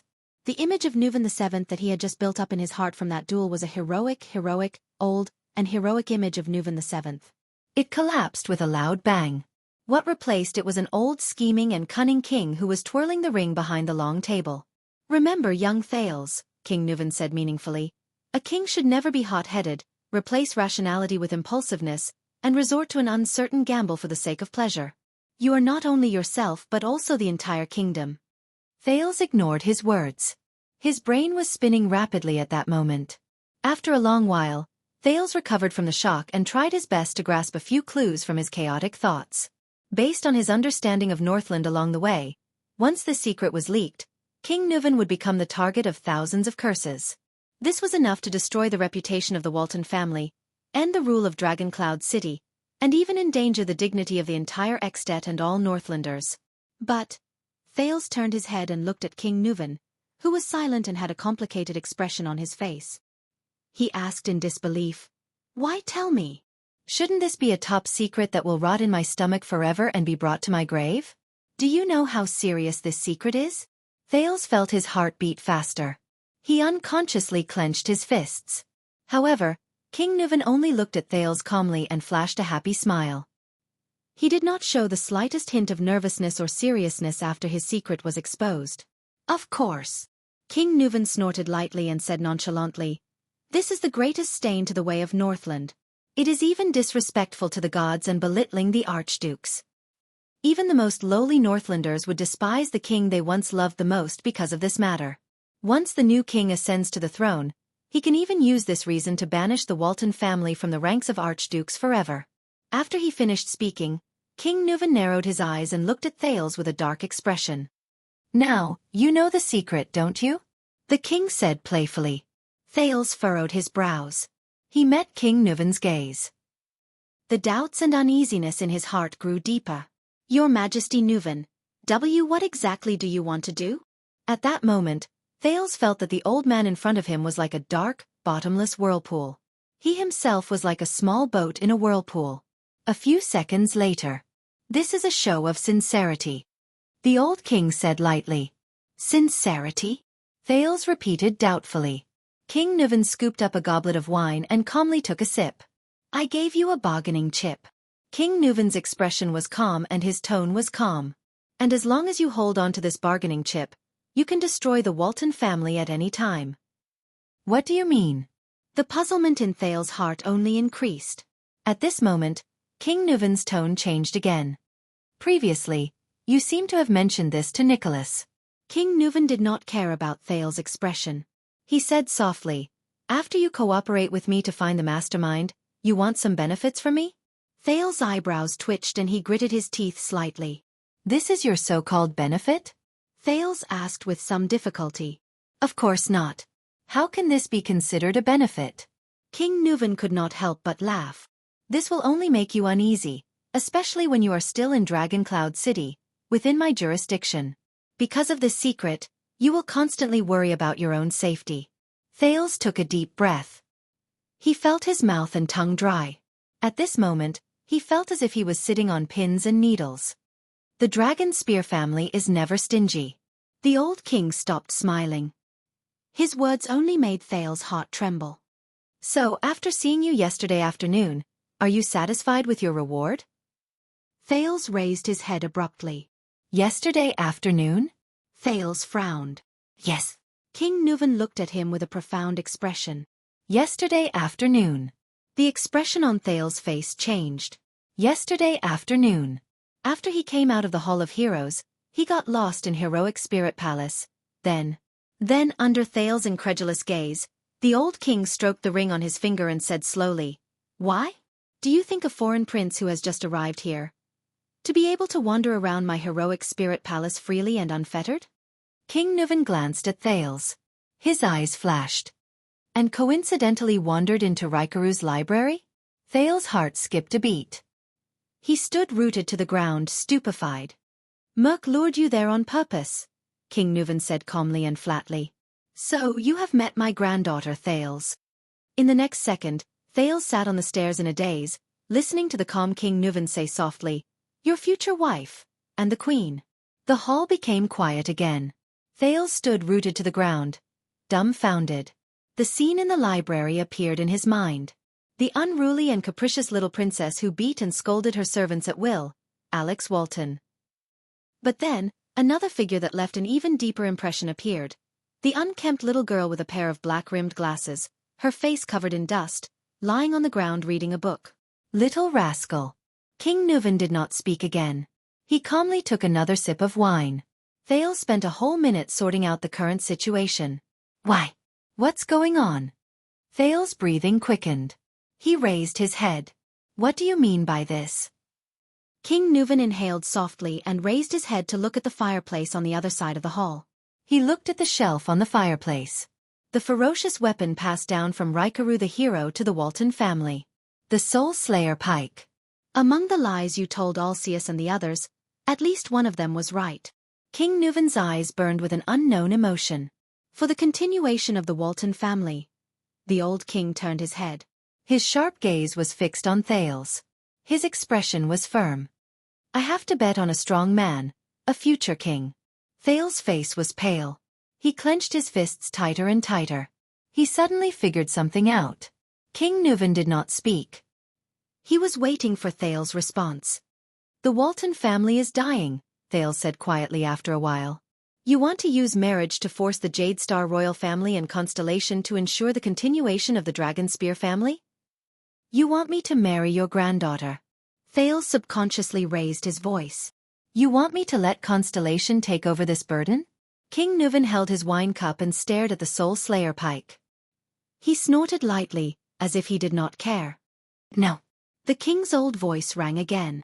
"What I am giving you is a once-in-a-lifetime opportunity. A bargaining chip that you cannot refuse." Thales suddenly shuddered. "Think about what you can get." King Nuvan's eyes were deep and cold. As blood relatives of the Archduke of Dragoncloud City by marriage, the supreme royal family of Constellation. From then on, you can intervene in Extet's internal affairs. At that moment, Thales felt a chill in his heart. "One of you and my granddaughter's descendants will inherit the Walton surname and power, and become the future Archduke of Dragoncloud City." King Nuvan's tone was cold, as if he was talking about something that had nothing to do with him. "And you, Thales Jadestar, you will do what Midir the Fourth and Chara the hero could not do with their combined strength. You will become the supreme king of Constellation." King Nuvan's expression did not change. He said something that made Thales' heart flutter. "You will also become the regent of Dragoncloud City, the first territory in Extet." Thales stared at King Nuvan in a daze. Even if he had memories that were incompatible with the rest of the people in this world, even if his brain was working frantically, he could not immediately react to this news. And before that, the old king's expression was unprecedentedly serious. "If you still want to hold the Walton family as a bargaining chip, still want to use Dragoncloud City to restrict Extet," Thales exhaled dejectedly and continued King Nuvan's words. "Constellation and I must do our best to ensure the Walton family's rule and status in Dragoncloud City, and protect the Dragonspear family from dying out in Extet, right?" King Nuvan revealed a satisfied smile. "If the future king intends to use the reason of no male heir, to deprive the Walton family of its power, he will have to think twice, Nuvan VII continued. The shield of the Western Peninsula's attitude in the south is that he is moving your cheese. King Nuvan revealed a determined gaze. What you need to do is to show the existence of Constellation and maintain the rule of the Walton family. Even if there is only one little girl left, and no matter how much the other archdukes oppose her, you will be able to obtain the greatest bargaining chip and advantage when you face Extet in the future. This will also strengthen the Jade Star family's weight and status in the country at the same time, and increase the royal family's prestige, given your current situation. Thales suddenly remembered the conversation between them when he first arrived at Mindy's Hall, when Gilbert used a scheme to set up an alliance between him and Serena Corleone. Thales subconsciously repeated Gilbert's words in a low voice, using benefits to win over allies. This is the essence of politics. I can still live for another 8 or 9 years. By then, Constellation should have begun to recover its strength. King Nuvan nodded approvingly. After that, the last direct descendant of the Walton family, my granddaughter, your wife, will be under your protection. Thales did not speak for a long time. Marriage alliance. Constellation and Extet. Jade Star and Walton. What if I say no? He raised his head coldly and looked at King Nuvan. What if I don't want to be dragged into this dangerous quagmire? Those who dance with the dragon often have their lives hanging by a thread. Also, the second prince said flatly, so far, those who want to form an alliance with me have either caused me great harm or were harmed by me. Thales remembered what Zayn Covendier told him on the day he left for the north. If you are in the same boat as a jackal, you will run the risk of your boat capsizing. King Nuvan stared at him. There was a strange and indistinguishable color in his green eyes. Thales stared back at the king without showing any sign of weakness. This has nothing to do with your wishes. Finally, the old king nodded slowly. The messenger crow carrying the king's warrant will fly to Eternal Star City tomorrow. Your father will decide on this matter. Thales could not help but tremble. What if my father also doesn't agree? Thales gritted his teeth and heard his own hoarse voice. Doesn't agree to drag Constellation into this quagmire. Oh, about that, the old king replied nonchalantly. I gave you the secret of triumph, didn't I? Thales' pupils shrank and he stared at him in a daze. Constellation can use this bargaining chip to destroy the Walton family at any time. This is enough to win his trust. King Nuvan slowly enunciated his words in his old but powerful voice. When you discover a treasure, you may be worried that it is a trap and give it up. But when you have the ability to destroy it at the same time, will you still be convinced by your own concerns and choose to give it up? Thales was momentarily speechless. In the face of such a king of Extet, faced with such a situation, even someone as slick as him felt that he could not handle it. His instincts also told him that King Kessel would definitely agree to such an alliance. But the effectiveness of triumph as a bargaining chip will gradually fade with your death. Thales took a deep breath and followed the old king's words. The benefits of using triumph will become smaller and smaller. In comparison, Kessel, my father will definitely be more inclined towards the benefits that can be brought about by a marriage alliance, and will be more inclined to support the Walton family and ensure the Walton family's position, and obtain a nail that has been nailed into the kingdom of the Great Dragon, reversing Constellation's decline after the Bloody Year. King Nuvan raised his eyebrows. He scooped up another goblet of wine from the wine barrel and poured it down his throat. I guess the nobles in Extet will not be happy, Thales said dejectedly. Including every archduke. Of course not. Every one of them can't wait to see the Walton family decline. King Nuvan's eyes flashed. He put down the wine goblet and wiped his mouth. But I am the king of Extet, and I will remove the last obstacle for our cooperation, King Nuvan answered him calmly. The men of military age in Dragoncloud City will not be at peace for the next few years. Getting rid of Lampard is just the beginning. Thales instantly figured it out. From Nicholas probing to the king's so-called test. So, Thales sighed when he said this. You've already planned everything out.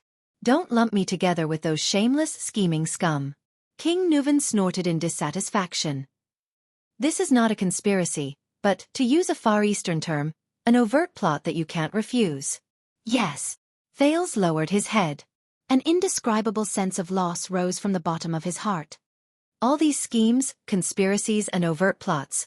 Or something like that. All of you are very good at this. Just like the first time he met King Kessel in Mindy's hall, Thales once again felt the helplessness and powerlessness of having one's fate and choices firmly in the hands of others. The powerlessness of going with the flow and drifting with the wind. King Nuvan stared at him quietly. After a while, under the illumination of the firelight, the old king slowly opened his mouth. "You are a special child, Thales." King Nuvan sighed. There was an obvious sense of vicissitudes in his voice. "I can feel that you have Soria's sharp determination, but also Mosul's impracticality." Sharp determination. Impracticality. "Humph. Thank you for the compliment," Thales replied tiredly. He even chuckled. "I think you probably think that the latter is more of the former?" King Nuvan faintly inhaled and slowly exhaled when he talked about his 2 deceased sons. "You are not weak, Thales, even if you are only this young," the old king said earnestly. "From my observations of you and the reports from Nicholas and the others, you are a survivor. You have all the qualities to become a powerful warrior. But what you need is time, and you need to hone yourself."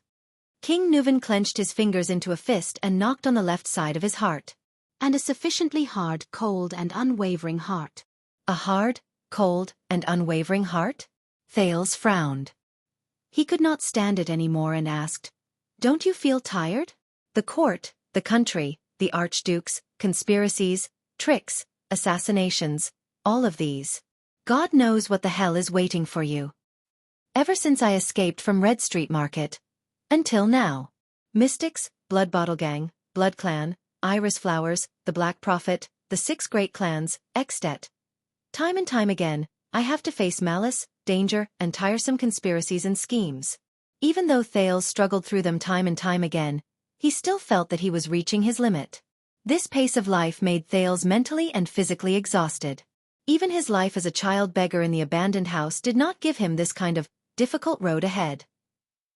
Thales hesitated for a moment before blurting out, "I guess if Prince Mariah is really the kind of person Poffert said he is, he would also feel tired." King Nuvan's expression slowly froze. His eyes were filled with deep emotions. There was a few seconds of silence. "It's normal for you to feel tired. Everyone feels tired." King Nuvan finally spoke slowly. "But for us, when you feel tired and want to stop, or even want to give up, you will feel." He clutched his injured shoulder and panted heavily in pain. Pain. Whether it's the pain of being swept into the tide and losing control of yourself, or the pain your enemies give you when they see that you are weak and easy to bully. King Nuvan pursed his lips, as if he was recalling something.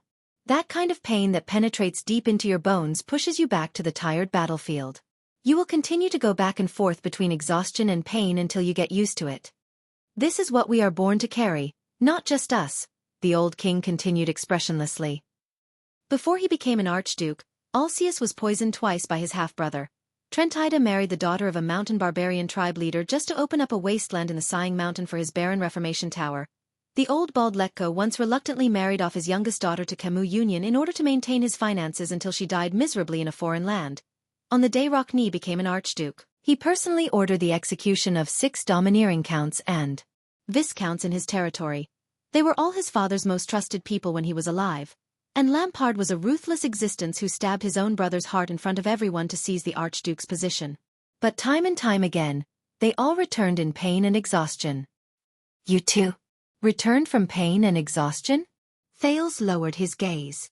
"Like your son?" King Nuvan did not speak for a whole 10 seconds.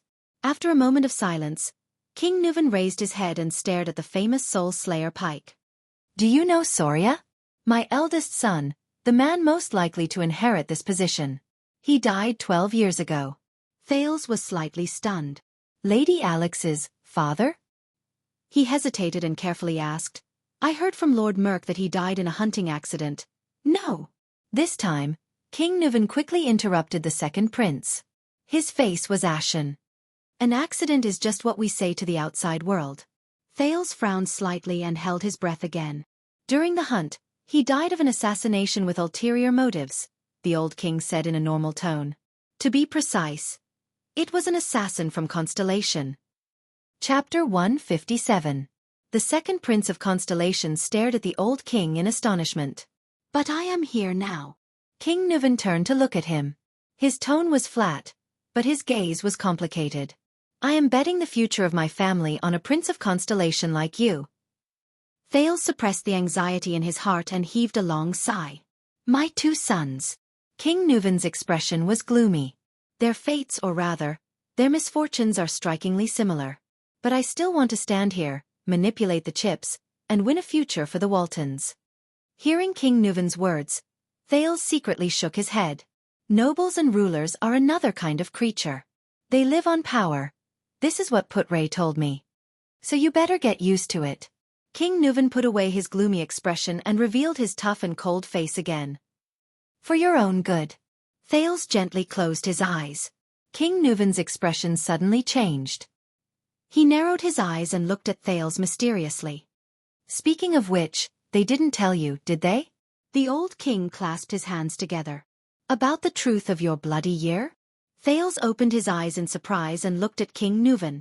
The first thing he recalled was Queen Kia's hysteria, followed by the names of Charlton and Shadow Shield. Lastly, the Jade Star family tomb in Renaissance Palace. The second prince shook his head slowly. They didn't say much. King Nuvan snorted softly. Then maybe I shouldn't say too much. King Nuvan turned his head back. It's best not to interfere with the education of the Jade Star family. You've interfered enough already, Thales secretly criticized. But Extet was a direct participant in the bloody year. These invaders from the north. Thales thought. Maybe he knows something? Do you have any special news for me, Your Majesty? Thales carefully used honorifics and shrugged. If you really treat me as your future grandson-in-law. Hearing the way Thales addressed him, King Nuvan revealed a thought-provoking gaze. Then the old king laughed out loud. See. The old king winked at him. Actually, you will soon get used to it. Thales responded with an ugly smile. You will learn about everything else from your instructor, from Constellation, and from your father. King Nuvan stretched his elbow. His expression was subtle. But I can tell you one thing, as one of the bargaining chips I will give to my allies. Something that even your kingdom's secret intelligence department doesn't know about. Thales' expression changed. Even the secret intelligence department doesn't know? His breathing quickened. Who do you think would kill the Jade Star royal family? King Nuvan smiled mysteriously. The real mastermind. Doubts arose in Thales' heart. The real murderer? That mysterious assassin organization, the Shadow Shield that Pofrit mentioned just now. Gilbert had briefly mentioned it to him before, but he only said that King Kessel V had already taken all the revenge that could be taken. Thales slowly shook his head. The reason is actually very simple, so simple that you won't believe it. King Nuvan fixed his gaze on him. The members of the Jade Star royal family were almost simultaneously attacked by a well-planned assassination, except for one person. I might not be sure about the others, but if the plan went smoothly, it seems that he was the one who benefited from the bloody year? King Nuvan said in a strange tone. The members of the Jade Star royal family, except for one person? Thales' heart skipped a beat, but he immediately reacted. You are not the first person to accuse my father in front of me and try to sow discord between us. Thales snorted softly. King Nuvan continued to stare at him with a strange look in his eyes. He stared at him until he felt goosebumps. A few seconds later, King Nuvan said sarcastically, Use your brain, future guardian of Dragon Cloud City. I am not talking about your father. Thales furrowed his eyebrows and snorted. Who else are you referring to then? 12 years ago, all the Jade Stars were. Suddenly, Thales' body trembled and he froze. Wait a minute. Besides Kessel, there is indeed another Jade Star. He did not die of murder. A Jade Star who did not die from assassination, Thales recalled Gilbert's words. In the tragedy of the bloody year, there was only one prince who didn't die directly from assassination. It can't be. Thales felt his heart begin to beat faster. The pale-faced prince raised his head and looked at King Nuvan in disbelief. 12 years ago, after we breached Broken Dragon Fortress, we captured Rudolph Nanchester, King Nuvan said quietly with his hand on triumph. Rudolph Nanchester? Information related to him immediately appeared in Thales' mind. That is, he was the Duke of Land of Cliffs region at that time. King Nuvan rubbed his ring and said flatly, That man was very strong-willed, But the Northlanders despised him for his cowardly act of refusing to send troops from the fortress and watching Prince Horus be destroyed. Thales recalled the conversation he had with Put-Ray when they were at Raymond Pass to pay their respects to the former second prince, Horus Jadestar. He was one of the commanders of Broken Dragon Fortress and the previous Duke of Land of Cliffs region who witnessed the second prince's destruction. He was also the elder brother of the One-Eyed Dragon, Duke Koster Nanchester. According to Put-Ray, he was captured by Extet and later died in prison. We left him in the dungeon and ignored him. We waited for the start of spring before continuing our journey south to the hinterland of Constellation. As expected, King Nuven's description was similar to Putray's. Until the king's next sentence. But when the news of the Jadestar royal family being assassinated came, Rudolph, who was barely alive, struggled to see me. King Nuven's expression became more and more solemn. In the fortress, he shed tears and told me an unexpected secret. Thales clenched his fists and quietly listened to the king's narration. During the days when Rudolph and Horus guarded Broken Dragon Fortress together, your Duke of Land of Cliffs region discovered something that made him restless. King Nuven's gaze became sharper and sharper. Horus Jadestar, the second prince of Constellation, and the Sword of Reversing Light, which you are so proud of, secretly recruited, organized, and trained a special mercenary team from different countries and regions. Since they were not part of the Royal Guards and Jadestar private army, and Prince Horus had always liked to make friends with all kinds of elites and brave men, no one in Constellation found out about it for many years. It was not until the day Horus officially used that team, King Nuven said softly, that Rudolph discovered some clues. Thales could not help but feel nervous. Rudolph found out that the small team was given a mission that year. King Nuven's tone became very cold. He enunciated each and every word clearly. How to lurk, hide, infiltrate, and even invade a fortress with the most airtight layout, the most heavily guarded, the most perfect defense, and the least possibility of being breached? Ha! Thales said in surprise. Fortress? The doubts in his heart deepened. King Nuven nodded. His eyebrows were as dark as water. When Horus took the risk to attack and harass our supply line, Rudolph Nanchester, who had long been suspicious, found a lot of things in Prince Horus's bedroom, from coded communications to secret ledgers. King Nuven pulled over his outer robe and took out a thick piece of folded paper from the inside pocket. He said coldly, "There's also this thing." Thales looked at King Nuven in surprise. "You prepared it a long time ago?" King Nuven did not speak. He only waved the thick paper in his hand. Thales took a deep breath and suppressed his trembling hands. He took the folded piece of thick paper and unfolded it. The paper was made of the best material. It felt smooth and hard to the touch. It seemed to be able to be preserved for a long time. It was more than 2 meters wide, so Thales had to lay it flat on the ground and spread his hands before he could begin to observe it. There was a map drawn on the paper. There was a square building on the map. It was a flat top and side view. Soon, Thales could see that the map was very detailed. It used different colors and labels to clearly mark the wide and thick walls, the ubiquitous sentry towers, the terrifying city-guarding crossbows, a few narrow entrances, as well as the important entrances, passageways, and rooms in the building. Thales' pupils shrank abruptly. This, could it be? Thales put his face close to the map in shock. He stared at every inch of the map, not missing a single detail. There were also densely packed numbers, patterns, and arrows next to the map, from the front door to the interior of the building. He read the words on the map in disbelief. Guard shifts, number of guards, hiding places, available entrances, patrol times at the front and back doors, evacuation routes. Thales was stunned. No! It can't be. A few minutes later, the second prince of Constellation gently climbed up from the map. The astonishment and shock on his face had yet to dissipate. King Nuven took in the entirety of his expression. In view of the war with Constellation at that time, I hid this secret and sent Rudolph back to Dragon Cloud City to be detained in secret until he was sent to death row. King Nuven, who had just revealed the shocking secret, sighed. You can use this information as a bargaining chip when you need it, King Nuven said softly to Thales.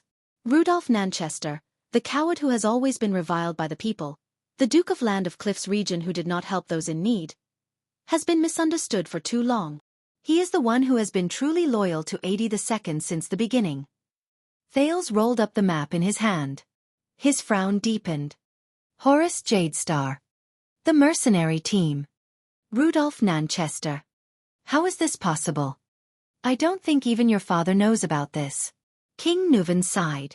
In a sense, Extet has already helped you get rid of the murderer. Perhaps you should go and thank Nicholas. Thales panted irregularly. He recalled the Jade Star family tomb in Renaissance Palace, 82nd's large stone jar, and the few small stone jars beside it. After a while, he snapped out of his daze. I don't think you forged this map, Thales said absent-mindedly. What do you think? King Nuvan said disdainfully. He then downed the wine in his cup. Thales raised his head and murmured, That mercenary team formed by Horus, who exactly are they? I don't know. Rudolph didn't go into detail. King Nuvan stared at his empty cup. He only mentioned that the leader of that mercenary team has strange skills. He also has a strange longsword.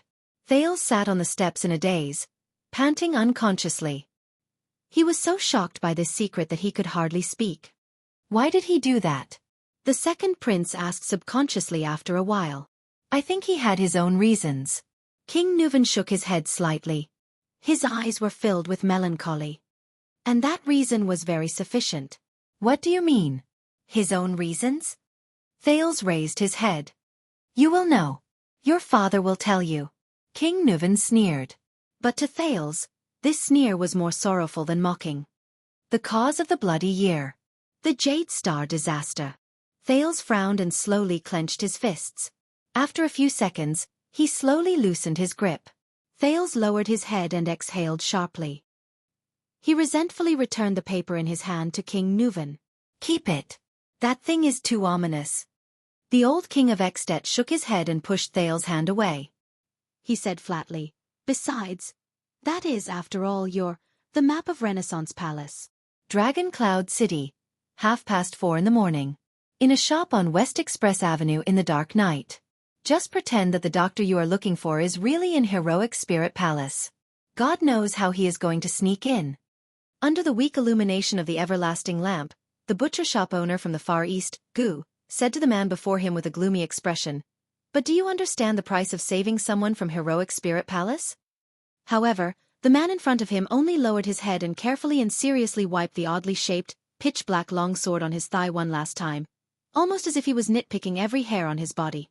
Gu exhaled and used his Northland retroflex accent to patiently emphasize to the man before him, You have to climb all the way up the slope, avoid the disciplinary officers and patrols on the street, go up through the nobles' districts that are heavily guarded by private soldiers, and then go over the many towers and sentry posts. Before you are discovered and shot through by arrows and bows, or hacked to death by hundreds of people with swords and axes, you have to reach the sluice gate that separates the city area from Heroic Spirit Palace. The man stood up and threw away the cloth he used to wipe his weapon. He raised the strange black sword in his hand and pointed it at the ceiling. Gu continued, Then you have to climb over the 10-meter-tall sluice gate. Tonight is the night of Heroic Spirit Palace's banquet. The man raised his head and narrowed his eyes at his sword, as if he was observing the curve of the sword. His nondescript voice traveled into Gu's ears. That sluice gate will open at dawn. I don't have to climb the wall. My chances are higher than usual. How? Do you want to sneak past the palace guards inside and outside the sluice gate, and even between them, under the illumination of the moonlight and firelight, and under their wide-open eyes that are bigger than fists? Gu suppressed his breathing, but he could not help but raise his voice.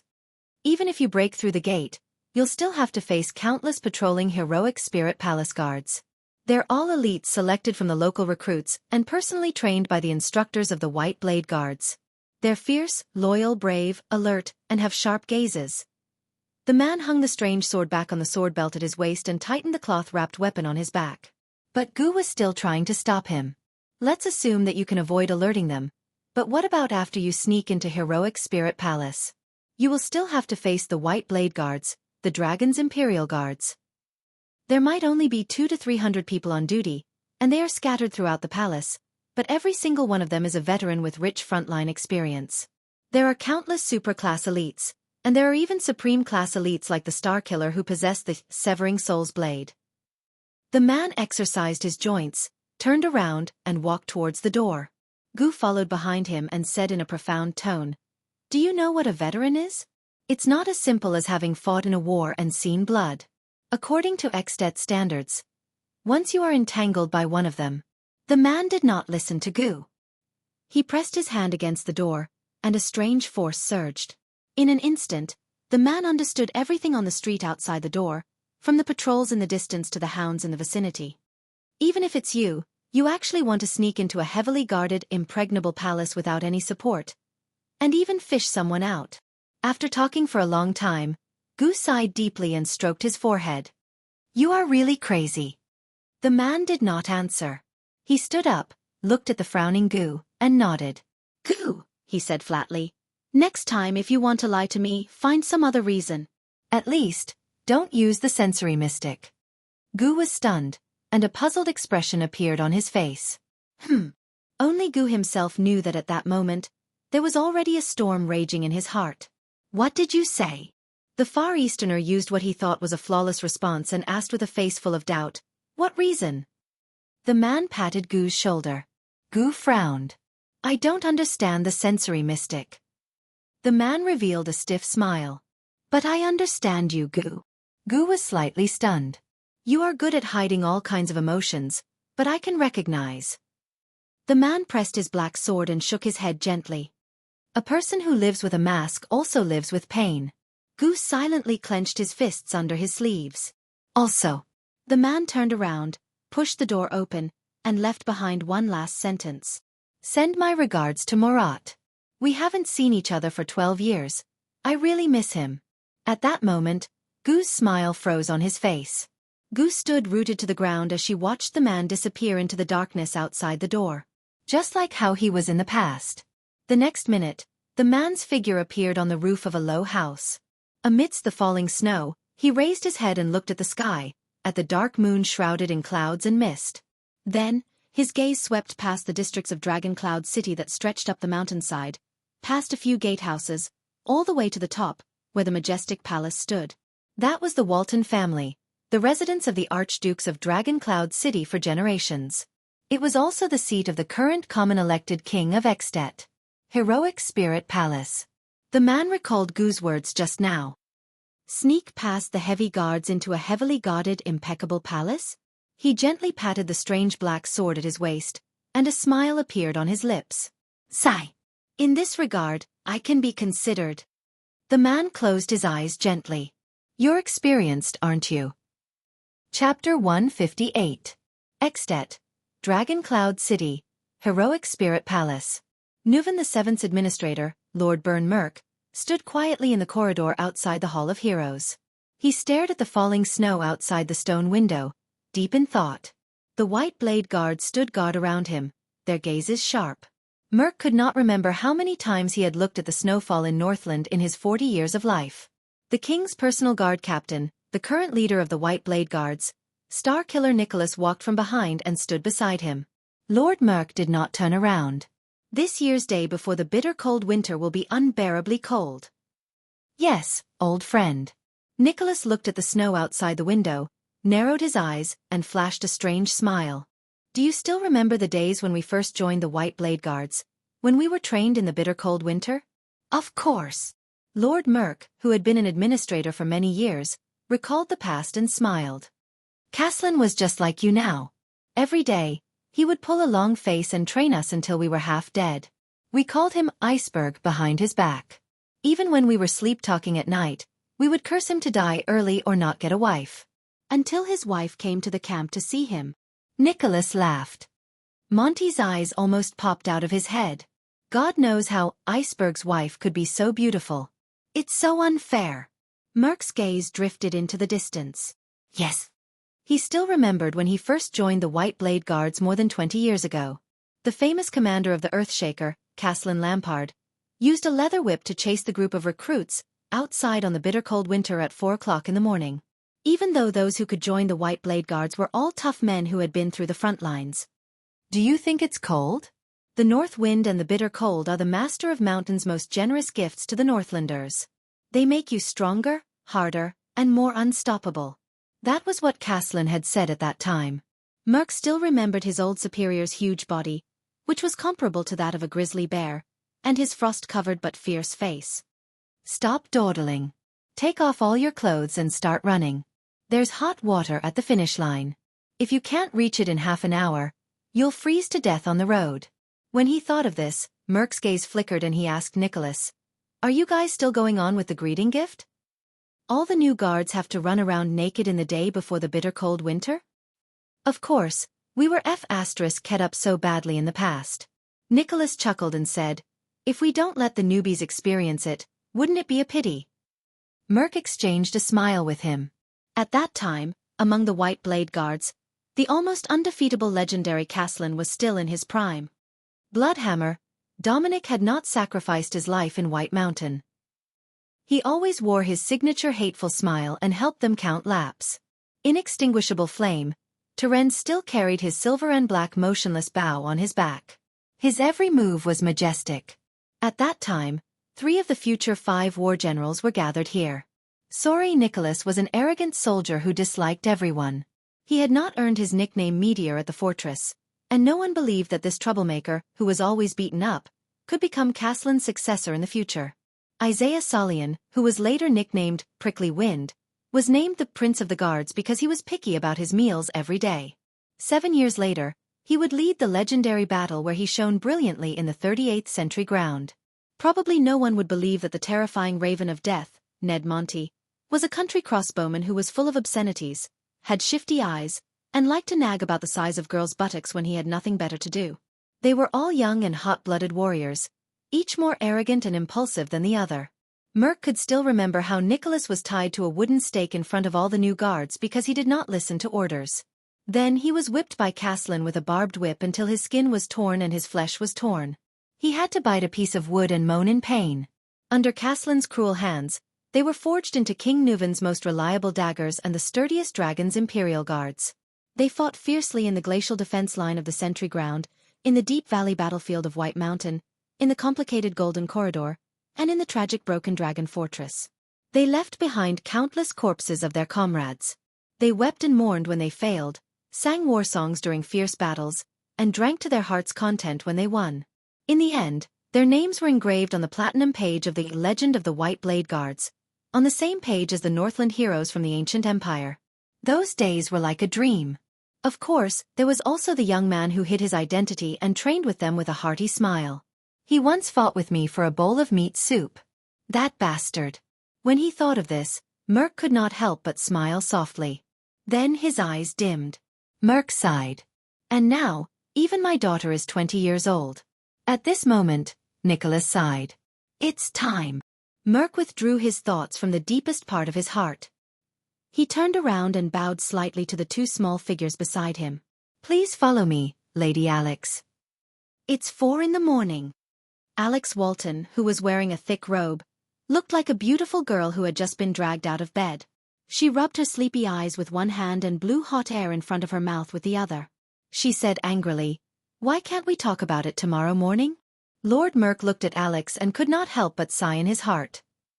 This girl has been spoiled too much. So much so that her temper is like that of a merchant's daughter or a nouveau riche noble. This is not a good thing, especially since she is the last direct descendant of the Walton family, even though she is a girl. I told you, this is His Majesty's order. Lord Merc nodded slightly without any expression. And please believe me when I say that what happens next is crucial to your future, my dear lady.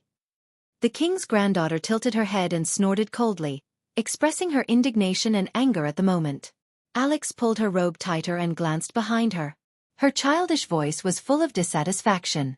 But why did you bring her here? This lowly maid. Merc frowned slightly. Behind Alex, a thin girl with platinum hair and a pair of thick black spectacles shivered in the cold night wind. She timidly took a step back. It's still His Majesty's order, Lord Merc replied flatly. We must obey.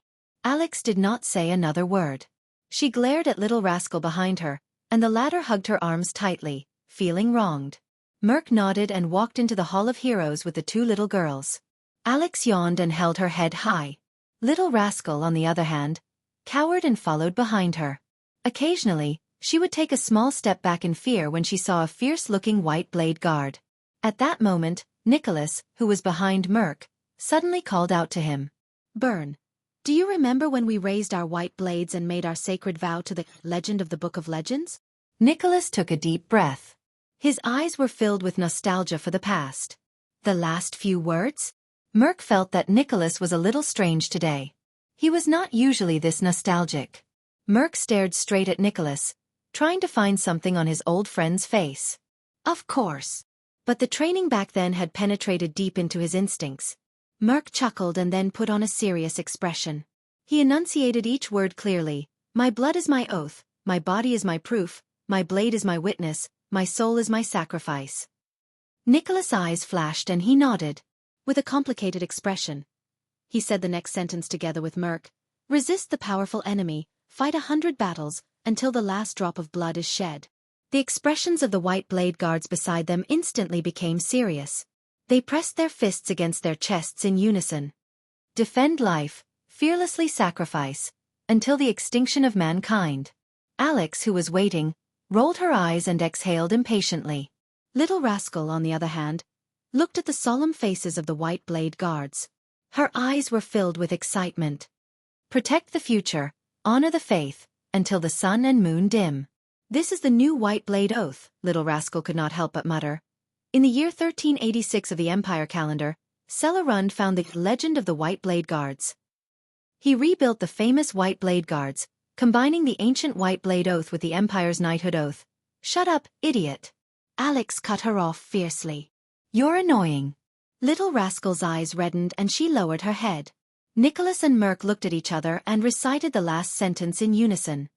Pass on hope, shine with glory, until the eternal sleep of all things. Both of them were silent for a while. They looked at each other and smiled. Merk nodded. He brought the two little girls into the Hall of Heroes. The person he respected the most, Nuven VII, who had just gone through a duel, was sitting on the steps at the edge of the hall. Next to the king was the envoy of Constellation, the subject of much discussion among the vassals, the young and precocious Prince Thales Jadestar. However, both of them were silent. They were not in a good mood, as if they had just had a rather unpleasant conversation. Merk brought the two puzzled girls to the king. Your Majesty. The administrator nodded at the king and stepped aside. Lady Alex. Thales looked up. What's going on? He stared in surprise at the brown-haired, blue-eyed Alex, and Little Rascal, who did not even dare to breathe loudly behind her.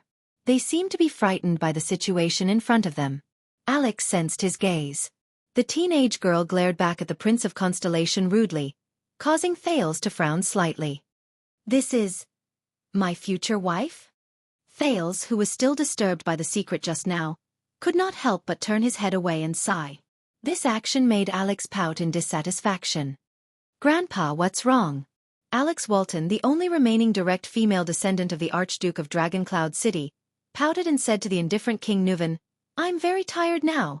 Little Rascal hid behind Alex. She poked her head out and carefully and curiously looked at Thales, whose eyes were gloomy. That boy. What's wrong with him? Is he unhappy? Nuven VII did not answer his granddaughter. He only scooped up another goblet of wine from the wine barrel beside him and took a sip. Merk, the old king's aged voice rang. My granddaughter will marry this boy. As a former white blade guard and my administrator, what would you have done? Merk frowned slightly. Even though he had expected it when he heard it for real. What? Miss Walton cried out in surprise. Alex's small eyes widened even more than her mouth. She sized up Thales in disbelief. Grandpa, you want me to marry this? You want him to be my husband? Alex's breathing quickened. She looked at the listless Thales, the boy she met in the library in the afternoon, and even lectured her on the spot. She felt a surge of grievance. He's skinny and small, and he's not even as tall as me. Alex turned her head angrily and said to her grandfather in a hurry, Let Little Rascal marry him. Behind her, Little Rascal's face turned pale and she shivered again. Come on, Miss Alex. Thales, who was in a terrible mood, did not have the energy to maintain his relationship with a teenage girl. Without raising his head, he said flatly, Marrying you is not something to be happy about. Alex was stunned. Then her anger turned to anger. You. But at that moment, Merk's voice interrupted Alex, who was about to lose her temper. Although the Honorable Prince Thales is from Constellation, if this is your wish, Lord Merk bowed his head respectfully and reminded Alex without batting an eyelid, I will be loyal to him, just like I am to Miss Alex. King Nuven stared at him for a full 3 seconds. That's right. King Nuvan turned his head and said to Thales, "I believe you have met him. This is Bern Merk." When he was still a white blade guard, he was Soria's most trusted subordinate. Soria? Thales' expression changed. King Nuvan's eldest son? He raised his head and looked at Merk. Merk also turned his head and nodded at him respectfully. Alex, who was panting with rage, wanted to say something, but Merk's stern gaze forced her to swallow her words. It seems like this bad-tempered young lady is quite obedient to her father's old subordinate, Thales thought to himself. Then, to thank you for your help, and to prove that there is no longer any enmity or conflict between us, according to Northland's custom, take a sip from my cup. Jadestar and Walton, we are friends from now on. King Nuvan narrowed his eyes, raised his wine cup, and placed it in front of Thales. Thales frowned and looked at the old king with a puzzled expression. What is he trying to do? Reaffirm my identity to Alex and Merk? Or our relationship? Is this necessary? The Prince of Constellation thought for a few seconds and sighed. You know, Lampard of Black Sand Region did the same thing. He pushed a cup of wine in front of me and invited me to form an alliance with him, but I refused. A wise choice, King Nuvan said with an amused expression. What about now? Under King Nuvan's threatening gaze, Thales pursed his lips.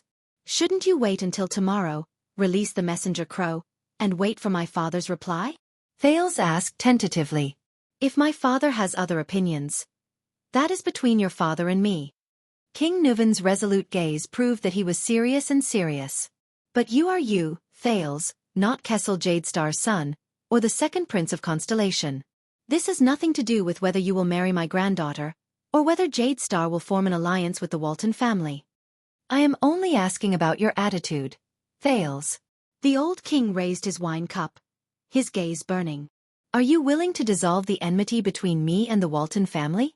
Just you. Thales' heart skipped a beat. He suddenly realized that this was the first time someone had asked Thales such a formal question ever since he became a prince. Not any ancient or important title with the word Thales in it. Thales stared at King Nuvan. In the end, the Prince of Constellation sighed. Of course.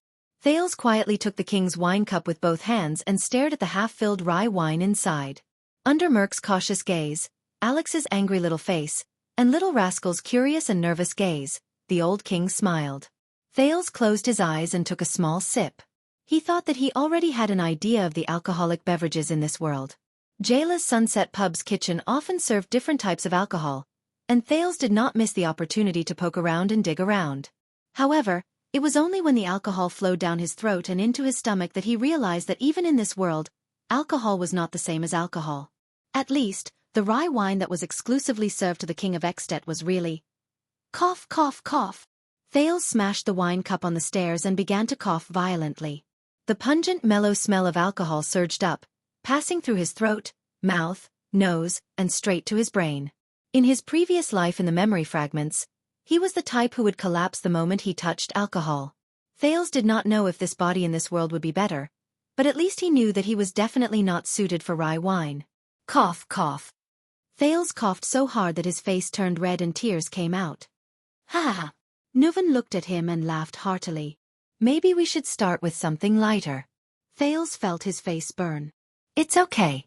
Caslin told me. Thales finally composed himself. He looked at the wine cup with a bitter face, snorted and shook his head. Children who don't drink won't grow up.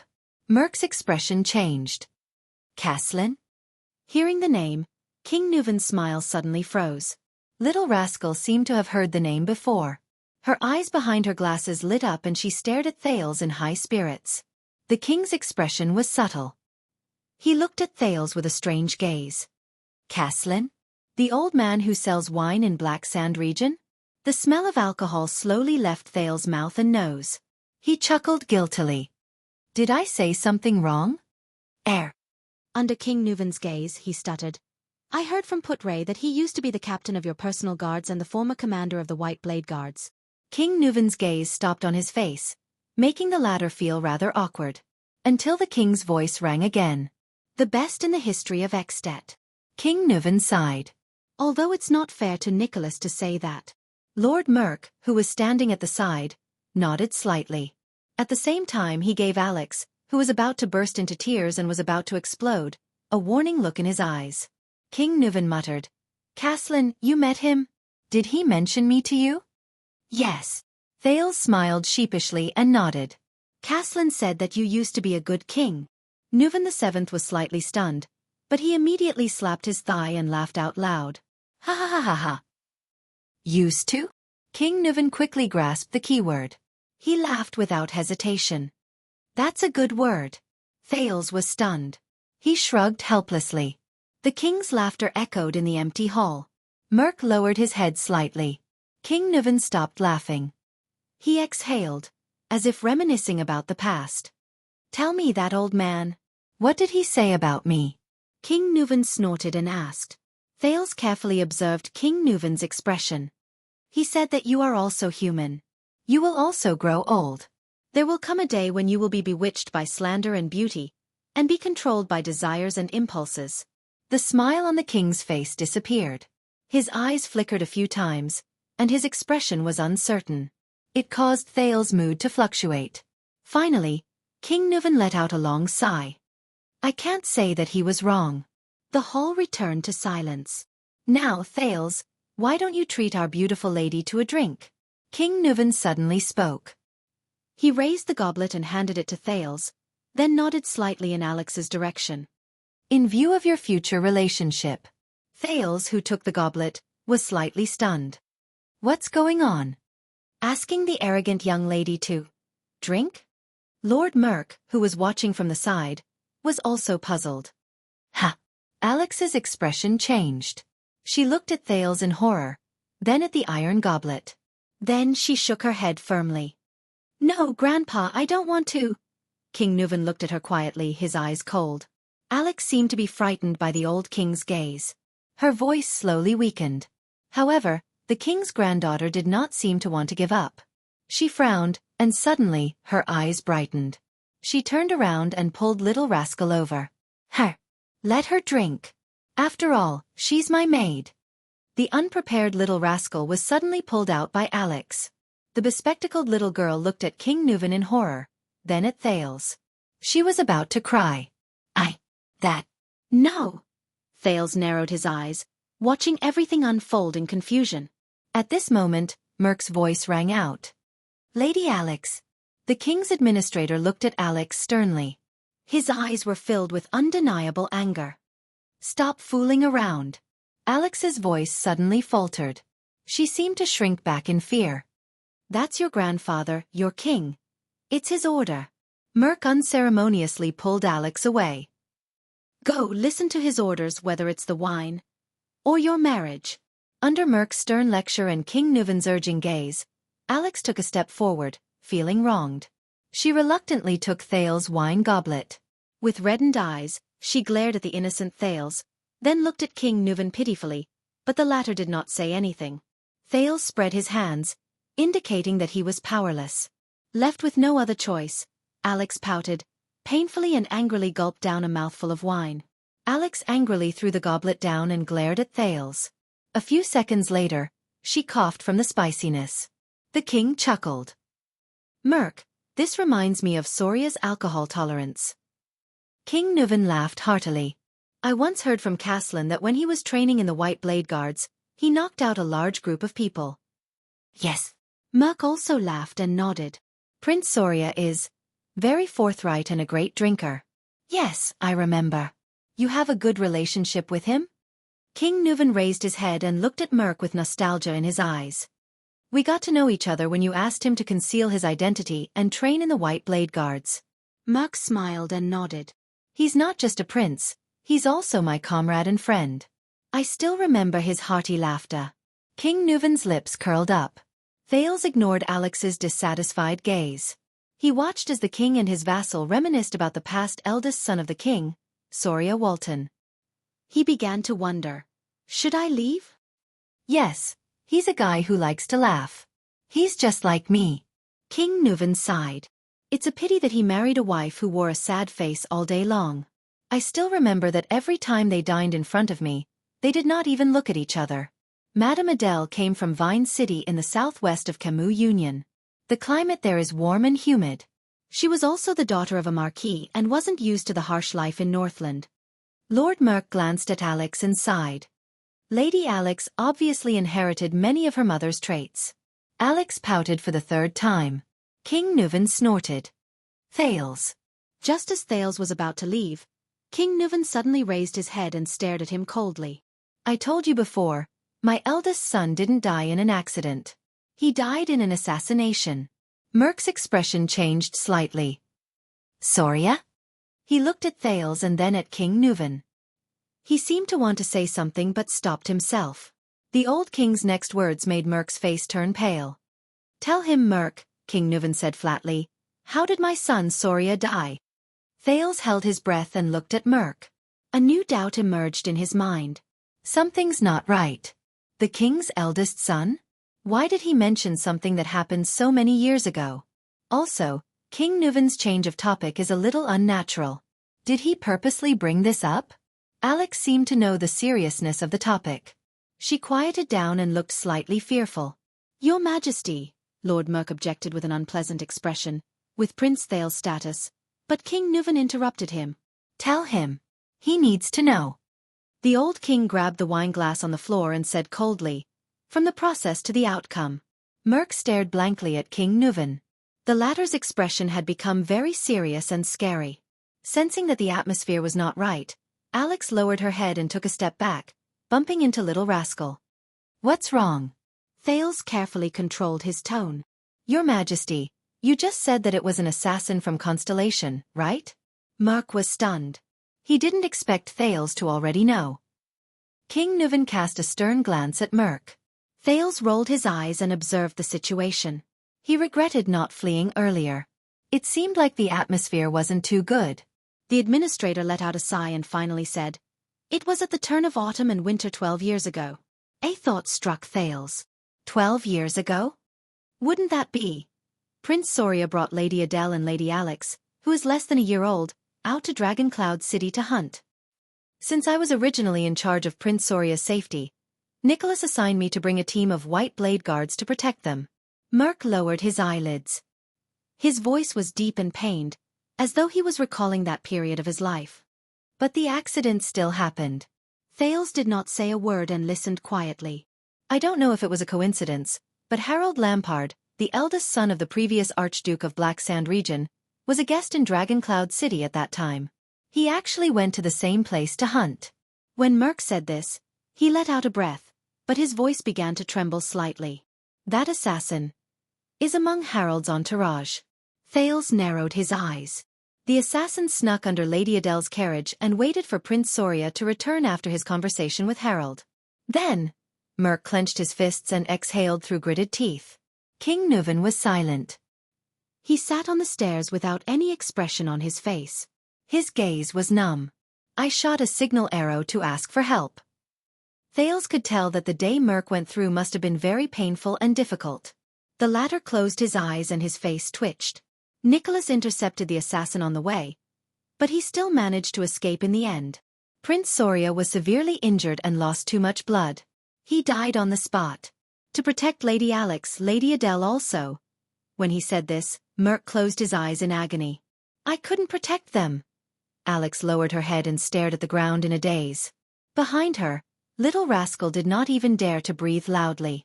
A few seconds later, Lord Merk finally recovered. He gulped and said mournfully, although there is no evidence, the secret room is very sure after their investigation.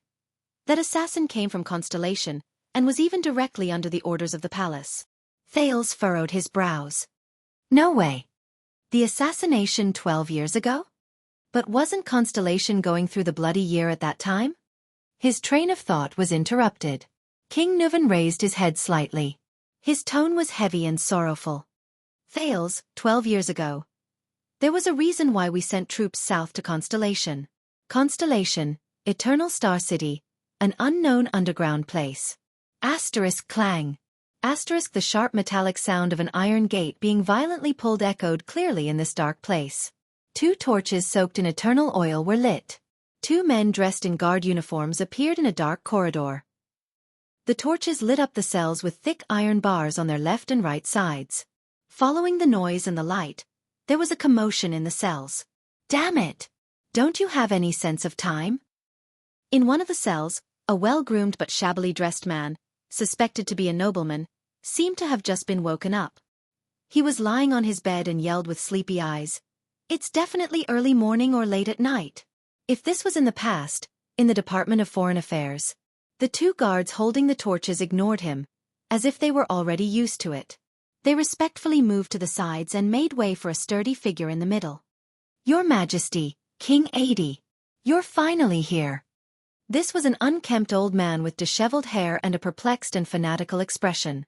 Stimulated by the light, he pounced forward and shook the iron bars with all his might. He roared madly, "Please consider my words.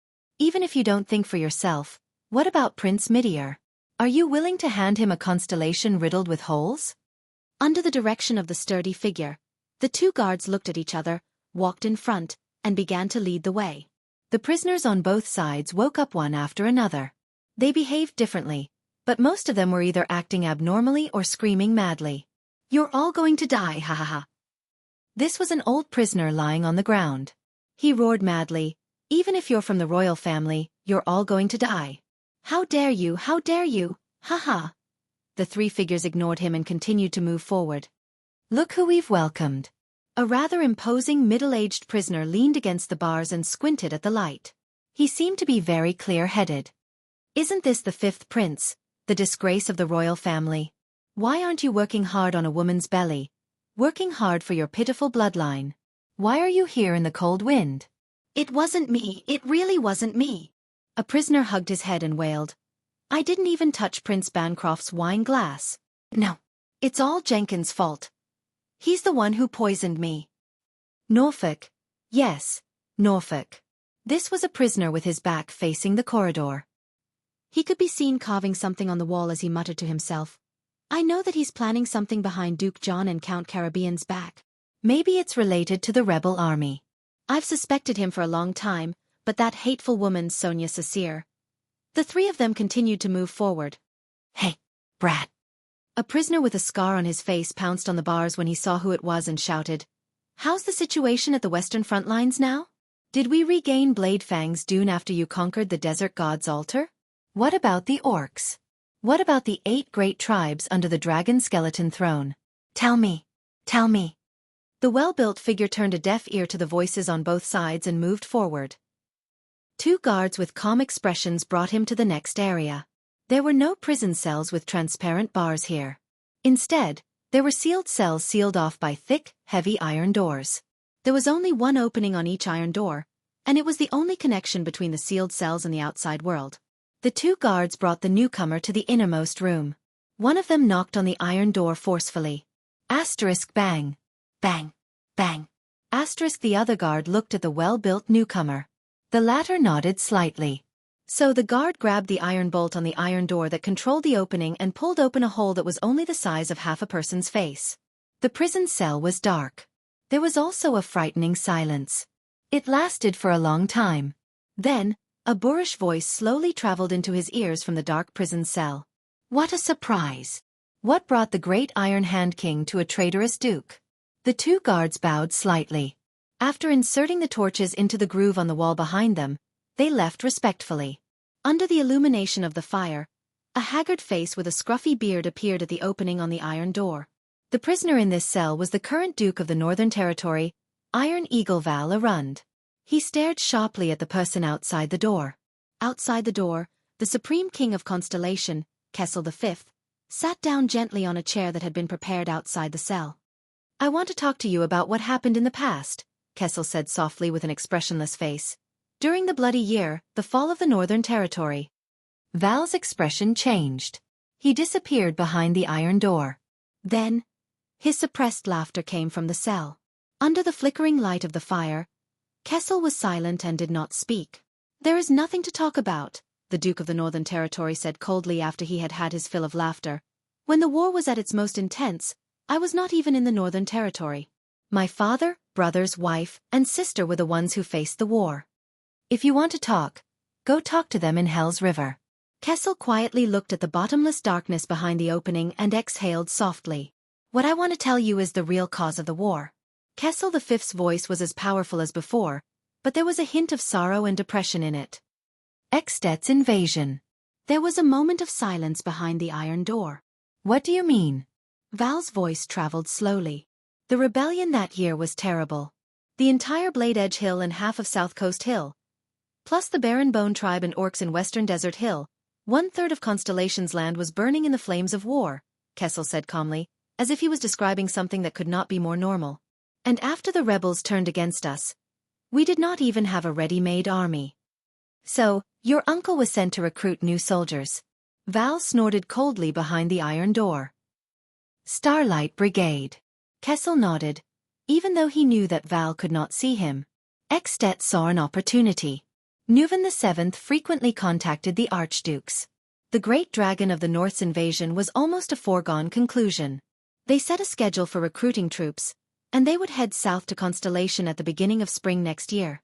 For a few seconds, both of them did not speak. But the Duke of the Northern Territory soon noticed that something was wrong.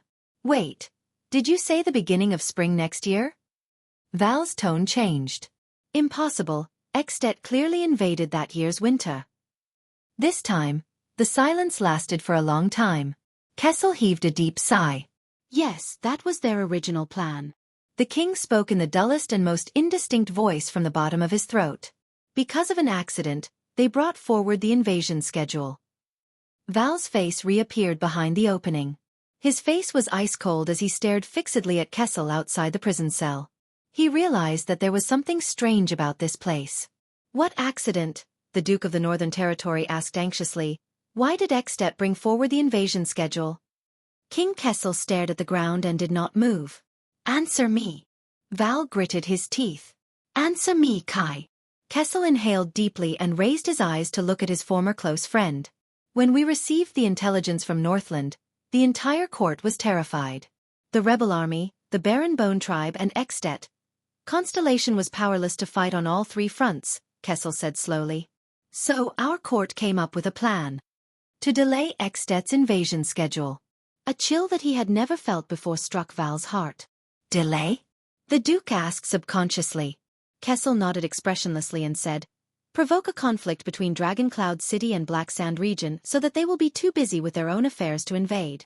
Asterisk bang. Asterisk Val suddenly pounced and grabbed the 2 bars of the opening. He gritted his teeth and stared fixedly at Kessel. How? Constellation sent out assassins and mobilized all their manpower to target the 2 heirs of Dragon Cloud City and Black Sand region, Soria Walton and Harold Lampard. Kessel's voice became increasingly hoarse, as though a force was devouring the strength in his strong body. That assassin should have pushed the blame for the death of one of the heirs onto the other party, creating a rift between Dragon Cloud City and Black Sand region that could never be mended. Hearing this, Val's breathing became heavier. But an accident happened. Because of some reason, that assassin was exposed, Kessel said slowly, and Soria, Nuven's eldest son, died. Val leaned against the iron door with his back, his expression indiscernible. Even though there was no evidence left, Nuven knew that we were the ones who did it. Kessel closed his eyes. What's worse is that this also exposed our true strength. It told them that we were powerless to resist the Northern Army. You know what happened next. Kessel slowly opened his eyes. His voice was filled with exhaustion. Extet brought forward the schedule. They chose winter, the most unfavorable time for the transportation of supplies, to send their troops south. Horus brought a small number of troops, met up with Nanchester, and headed towards Broken Dragon Fortress. On the 2nd day after his death, John took down Zodra City, the last stronghold of the rebel army. 10 days later, the fortress fell. At the beginning of spring after the new year, the Extettians used the fortress as their base and flooded the lands of the Northern Territory like a tide. There was another long silence. It was so long that even the light from the fire began to dim. Then, the Duke of the Northern Territory broke the silence. Ha ha ha. Val let out a sorrowful laugh. The assassination plan that was supposed to delay Extet's attack instead facilitated and brought forward their invasion schedule? Ha ha ha ha. Kessel did not speak. He only listened to the Duke's laughter quietly. The Duke finally stopped laughing. Who? A faint voice asked. Who? Val gripped the metal door and gritted his teeth in grief. Who came up with this damned plan? King Kessel looked at Val, at his expression that was a mixture of sorrow, pain, anger, hatred, and shock. The king shook his head. Father had no choice. Starlight Brigade suffered a series of defeats at first. John retreated step by step, from Jade City to the Land of Tusks, then all the way out of Walla Passage. The rebel army even penetrated deep into Eternal Star City. No one expected that John would be able to achieve such a great victory in such a short period of time. At that time, the entire palace was shrouded in the shadow of the kingdom's demise. Kessel took a deep breath. That's why that assassination happened. Val's expression slowly froze, but his hand, which was holding the cell door, kept trembling. If there was no such plan, no assassination. The Duke of the Northern Territory subconsciously murmured. Kessel pressed his hands on his knees and lowered his head slightly. Yes. Kessel's face was slightly contorted. He tried his best to control his neck and nodded while trembling slightly. If Extet had waited until the beginning of spring to attack, John's Starlight Brigade would have been able to head north in time to support your father and the fortress. Broken Dragon Fortress would not have been breached. And neither would Cold Castle or fall into the enemy's hands. The Northern Territory would not have had such a tragedy. Val slid down behind the metal door dejectedly. Asterisk bang. Asterisk the muffled sound of two knees hitting the ground came from behind the metal door. And the Duke of the Northern Territory suppressed, pained growl. You mean? Val said hoarsely. Your father, those bastards at the Imperial Conference, their stupid plan, caused the deaths of thousands of people in the Northern Territory? Haha. We always thought that Nuven seized the right opportunity to invade and took down the fortress. In the end, ha ha ha. Kessel did not answer. He only waited quietly. The flickering firelight illuminated the side of his face. The King of Constellation's eyes were filled with numbness. After a long while.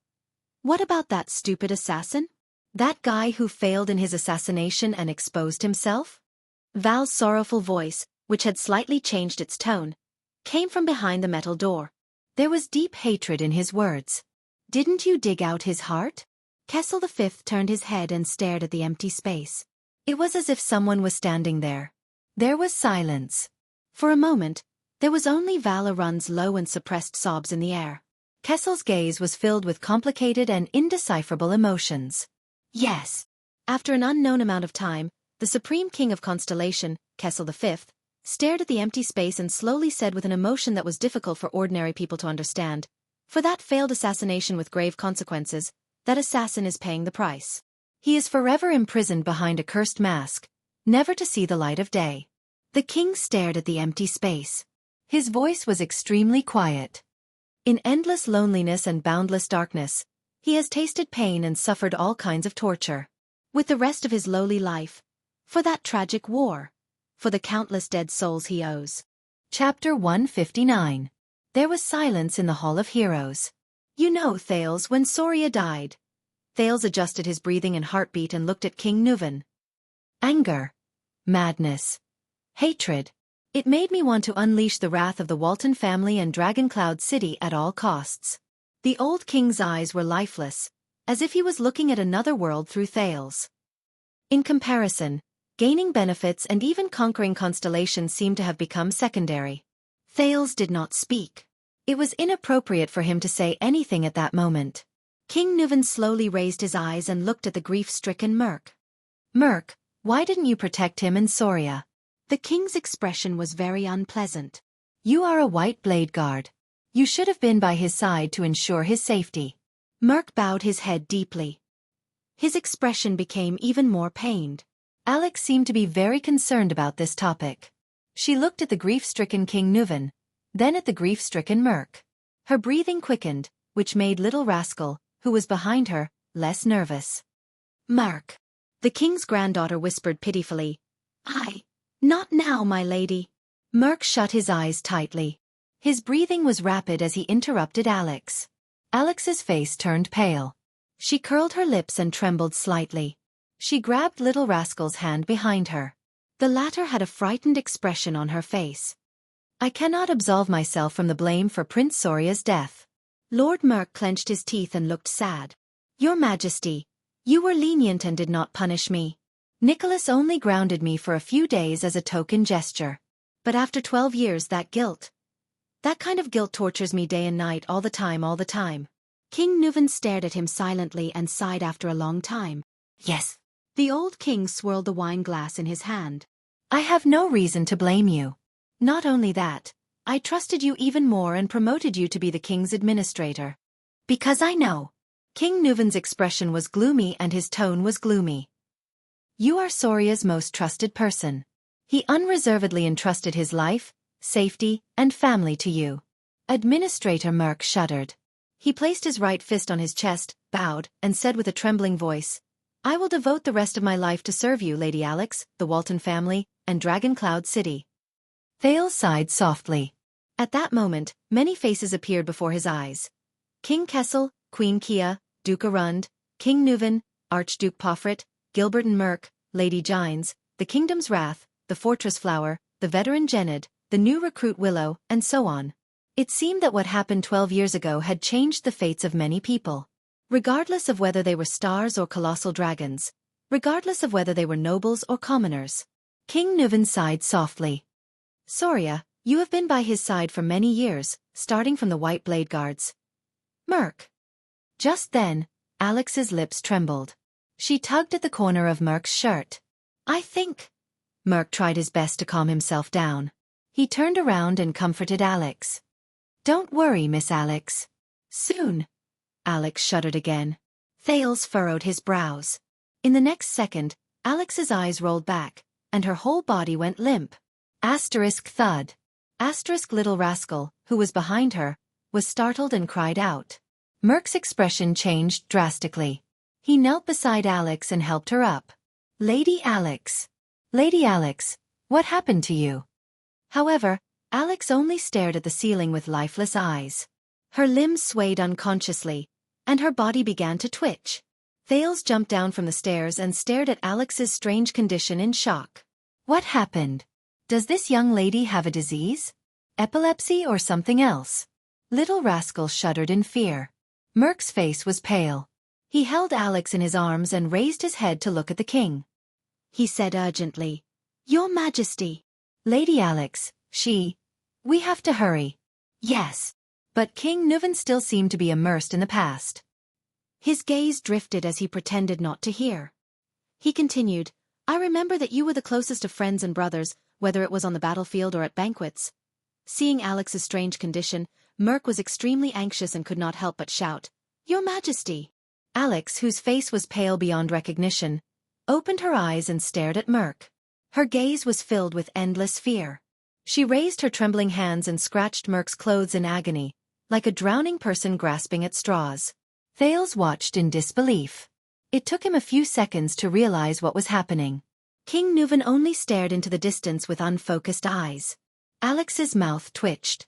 Her face was drenched in cold sweat, and she looked like she was in extreme pain. Alex opened her mouth wide and inhaled in large mouthfuls of air, but it was as if she was suffocating. The only sound that came out was an unintelligible choking sound. Ah! Little rascal, who was watching from beside her, covered her mouth with both hands and stepped back in horror. No. Merk hugged Alex in a panic. Seeing her look as if she was in extreme pain, his eyes were filled with fear. Lady Alex. The administrator no longer cared about King Nuvan's reaction. He picked Alex up and turned around abruptly. He roared at Little Rascal. Don't just stand there. Go get the doctor. Little Rascal was startled. Still in a state of shock, she turned around instinctively. But Thales reacted faster than her. The Prince of Constellation clenched his teeth and ran out of the hall. As he ran, he yelled, Is anyone there? Help! I need a doctor. However, a voice that was even colder and more terrifying blocked Thales' words of help from his mouth. Don't bother. It's a poison refined from blue vine grass. It takes effect violently and quickly. It takes effect within a minute. From the beautiful Archduchess of Enlenzo Dukedom 300 years ago to the Crown Prince of Constellation 12 years ago, they all died from this poison. Thales was shocked. He stopped in his tracks and turned around in disbelief. Lord Merk also raised his head in horror and looked up the stairs with the most incredulous gaze. There, King Nuvan opened his ice-cold eyes. He stared at Merk and his convulsing granddaughter, as if he was uttering the most vicious curse. "She's already dead." As if to prove the old king's words, in the next second, Alex, who was in Merc's arms, jerked backwards, almost breaking her neck. She stared at Merc with her frightened eyes, as if she did not understand what was happening. Then, Alex Walton, the last direct descendant of the Walton family, slowly closed her eyes. Her body gradually became limp, and she stopped convulsing. Her hands hung in the air, swinging back and forth. Her head was tilted to one side, right at Little Rascal. Little Rascal looked at Alex's expression and screamed in fear. She fell to the ground on her butt. Thales subconsciously took a step back. His breathing quickened. Why? Impossible. How could this be? Thales could not accept the current situation. He widened his eyes and fixed his gaze on Alex. After a few seconds, he turned to King Nuvan, whose face was ashen and gloomy. Especially the ring on the little finger of King Nuvan's right hand that he was stroking. It belonged to the Emperor of Poison, Kessel Carluz VI, Triumph. And the goblet in King Nuvan's hand. "It's you." Thales gasped for air and stared at King Nuvan in horror. "You poisoned him?" "Humph, of course." King Nuvan snorted gloomily. "And don't forget, you're the one who handed her the goblet." Lord Merc's body trembled uncontrollably. He looked at the little girl in his arms. Thales clenched his fists so hard that they almost cracked. Handed her the goblet? He gritted his teeth and glared at King Nuvan. He felt a strange emotion brewing in his chest. "Bastard!" Thales gritted his teeth and glared at King Nuvan. But the king only curled his lips nonchalantly and looked at Merc again. A few seconds later Merc, whose face was stiff as if his mind was blank, finally extended his trembling right hand and placed it under Alex's nose. Then, as if he had touched the hottest flame, Merc flinched and withdrew his right hand. Thud. Merc, who was holding Alex, fell to his knees. The administrator raised his head and looked at King Nuvan. His eyes were filled with despair and pleading. "No, no, no." Merc shook his head violently. His face was contorted as he stared at the motionless girl in his arms in disbelief. He looked at His Majesty in panic and fear, then at Lady Alex, who seemed to be asleep in his arms. At that moment, Merc's terrified face was filled with helplessness. Thales stared at the motionless Alex in a daze. Little Rascal, who was sitting by Thales' feet, seemed to be scared out of her wits. She just stared at Alex's body blankly and shuddered from time to time. Merc's face began to contort. "I beg you, Your Majesty." He knelt on the ground and spoke in a different tone. Like an asthmatic, his voice was a mixture of gasps and pauses. Tears rolled down Merc's cheeks and dripped onto Alex's face. What followed was his pleading voice. "Why? Why?" Thales clenched his fists, lowered his head and exhaled. Merc sobbed and screamed at the king. "Why? Why?" King Nuvan seemed to have just recovered from his silent contemplation. He stared at Merc, who was trembling and crying, and uttered through gritted teeth. "Burn Merc. Shouldn't you know this?" Merc shuddered violently. "If it wasn't for Mariah's death, I wouldn't have combed through the Walton bloodline." King Nuvan closed his eyes and said in pain, "The High Priestess of Bright Moon Temple wouldn't have realized that she wasn't of the Walton bloodline." Merc stared at King Nuvan with his eyes wide open and trembling in disbelief. Thales' jaw dropped. He stared blankly at Merc and the little girl in his arms. "Bloodline? Not of the Walton bloodline? Doesn't that mean that the Walton family, which has been passed down for 600 years? And this also reminds me of many things," King Nuvan said coldly. "Soria loved to hunt, but he never brought a woman with him, not even his wife." "Speak," the old king said in a low voice. "What happened in the assassination 12 years ago?" Merc listened to the king's words as if he did not hear anything. He subconsciously hugged the little girl in his arms tightly, sobbing, tears falling continuously. King Nuvan seemed to have exhausted all his patience. His face was ferocious, and he roared like a terrifying lion. "Speak!" Frightened by the roar, the nervous little rascal shrank back with a yelp. Thales tried hard to sort out the situation before him. He exhaled forcefully, walked to Little Rascal, and pulled her up. Little Rascal grabbed Thales' arm tightly as if she had found someone to rely on. She looked at the terrifying scene before her from behind her glasses with a terrified expression. Merc's eyes were filled with despair and desolation as he cried. He looked at the girl in his arms and snorted, as if he was crying but not laughing. 12 years ago, Soria brought Madame Adele out of the city. Because... His words were mixed with his panting, like the last words of a dying man. Because what? King Nuvan stared at him. Because... Merc stroked Alex's hair painfully. Because Soria found out. Found out what? The king's voice was bone-chilling. Merc's face was filled with pain, as if he was tormented by the biggest nightmare of his life. He found out about us. About me and Adele. Thales stared at the short-haired warrior in shock. Little Rascal pulled Thales' arm and hid behind the Prince of Constellation. She gritted her teeth and watched the scene in disbelief. Yes. Merc wailed in despair. Alex. She is... my daughter. Asterisk clang. Asterisk King Nuvan could not take it anymore. He threw the wine goblet on the ground with a force filled with hatred. The iron goblet clanked on the ground, accompanied by the administrator's sobs.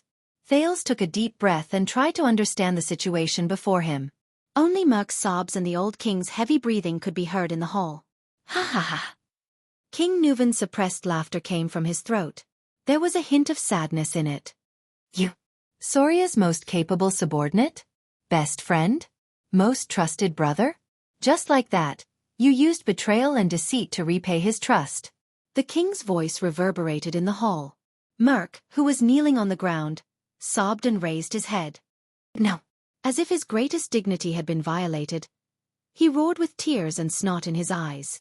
I did not betray him. I did not betray Soria. Thales watched the scene in front of him with an unpleasant expression. He only felt bitterness in his heart.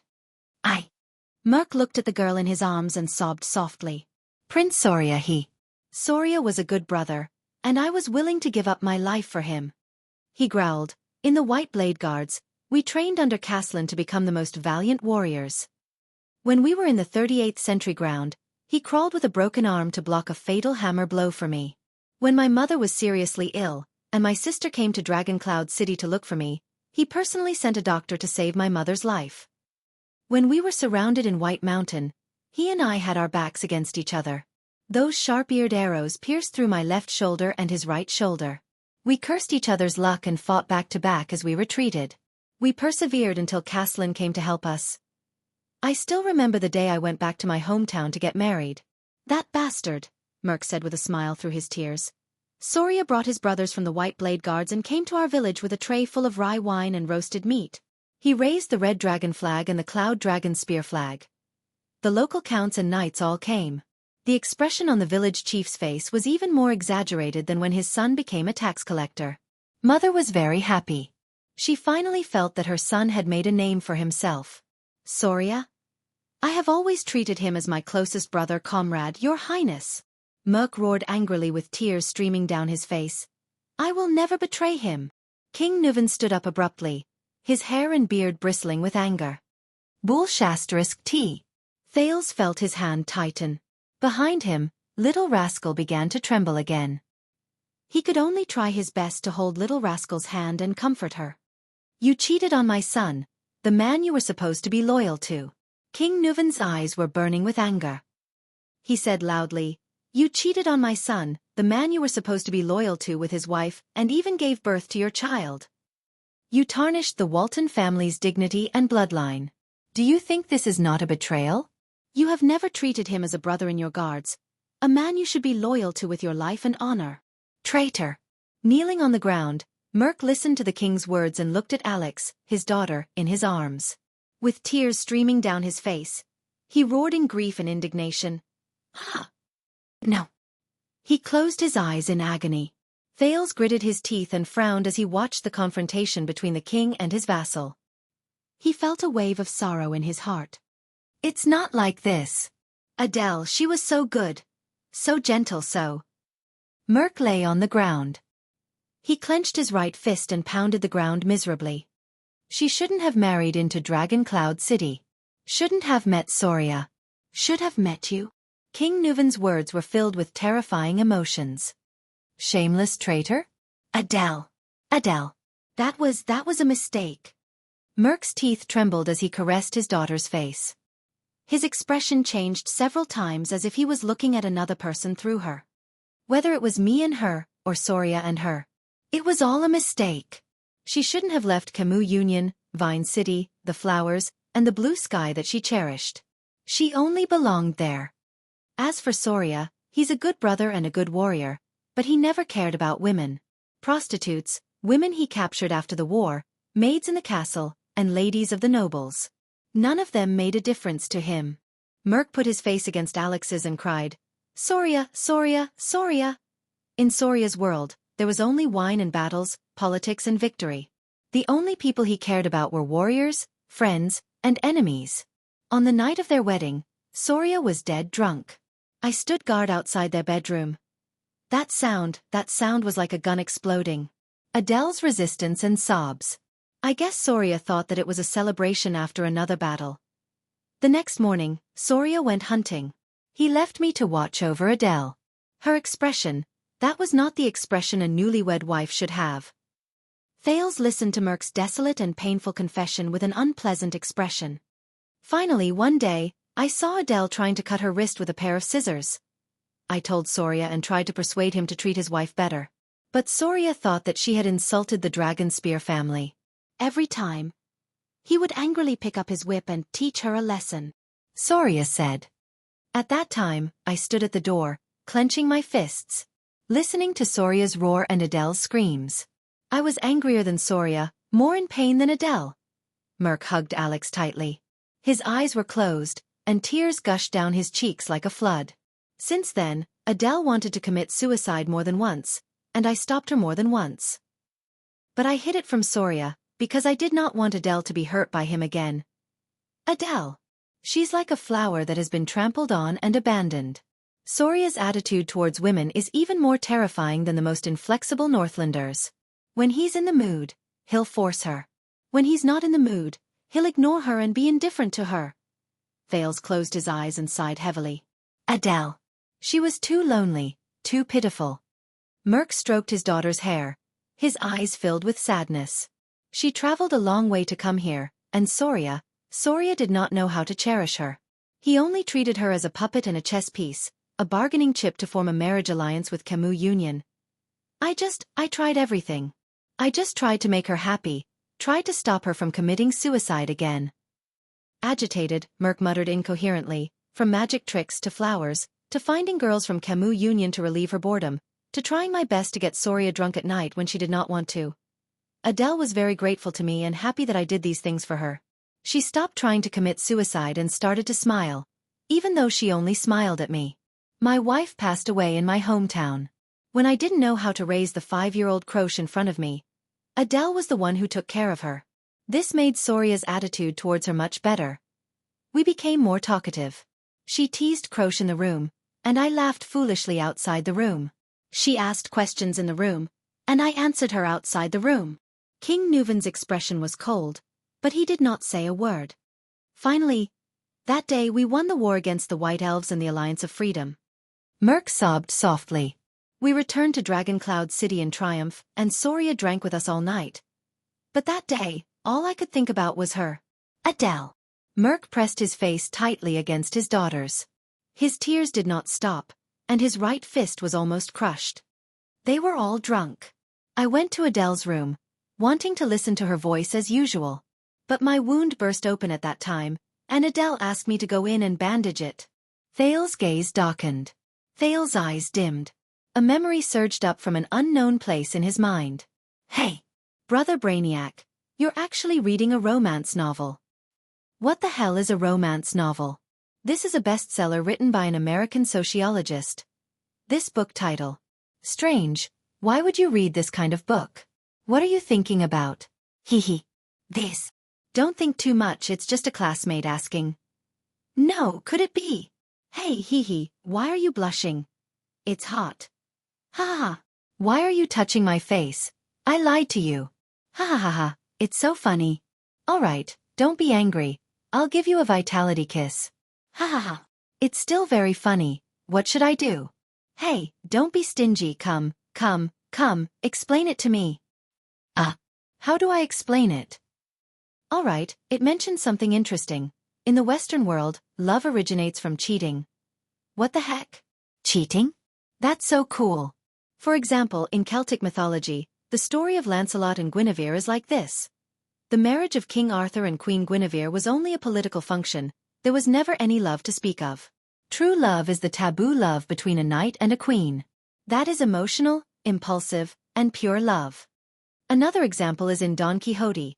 One of the main character's dreams is to be a knight and have a true love with the wife of the king he serves, the mistress. This originated from the Middle Ages, especially the Crusades. All right, you can shut up now.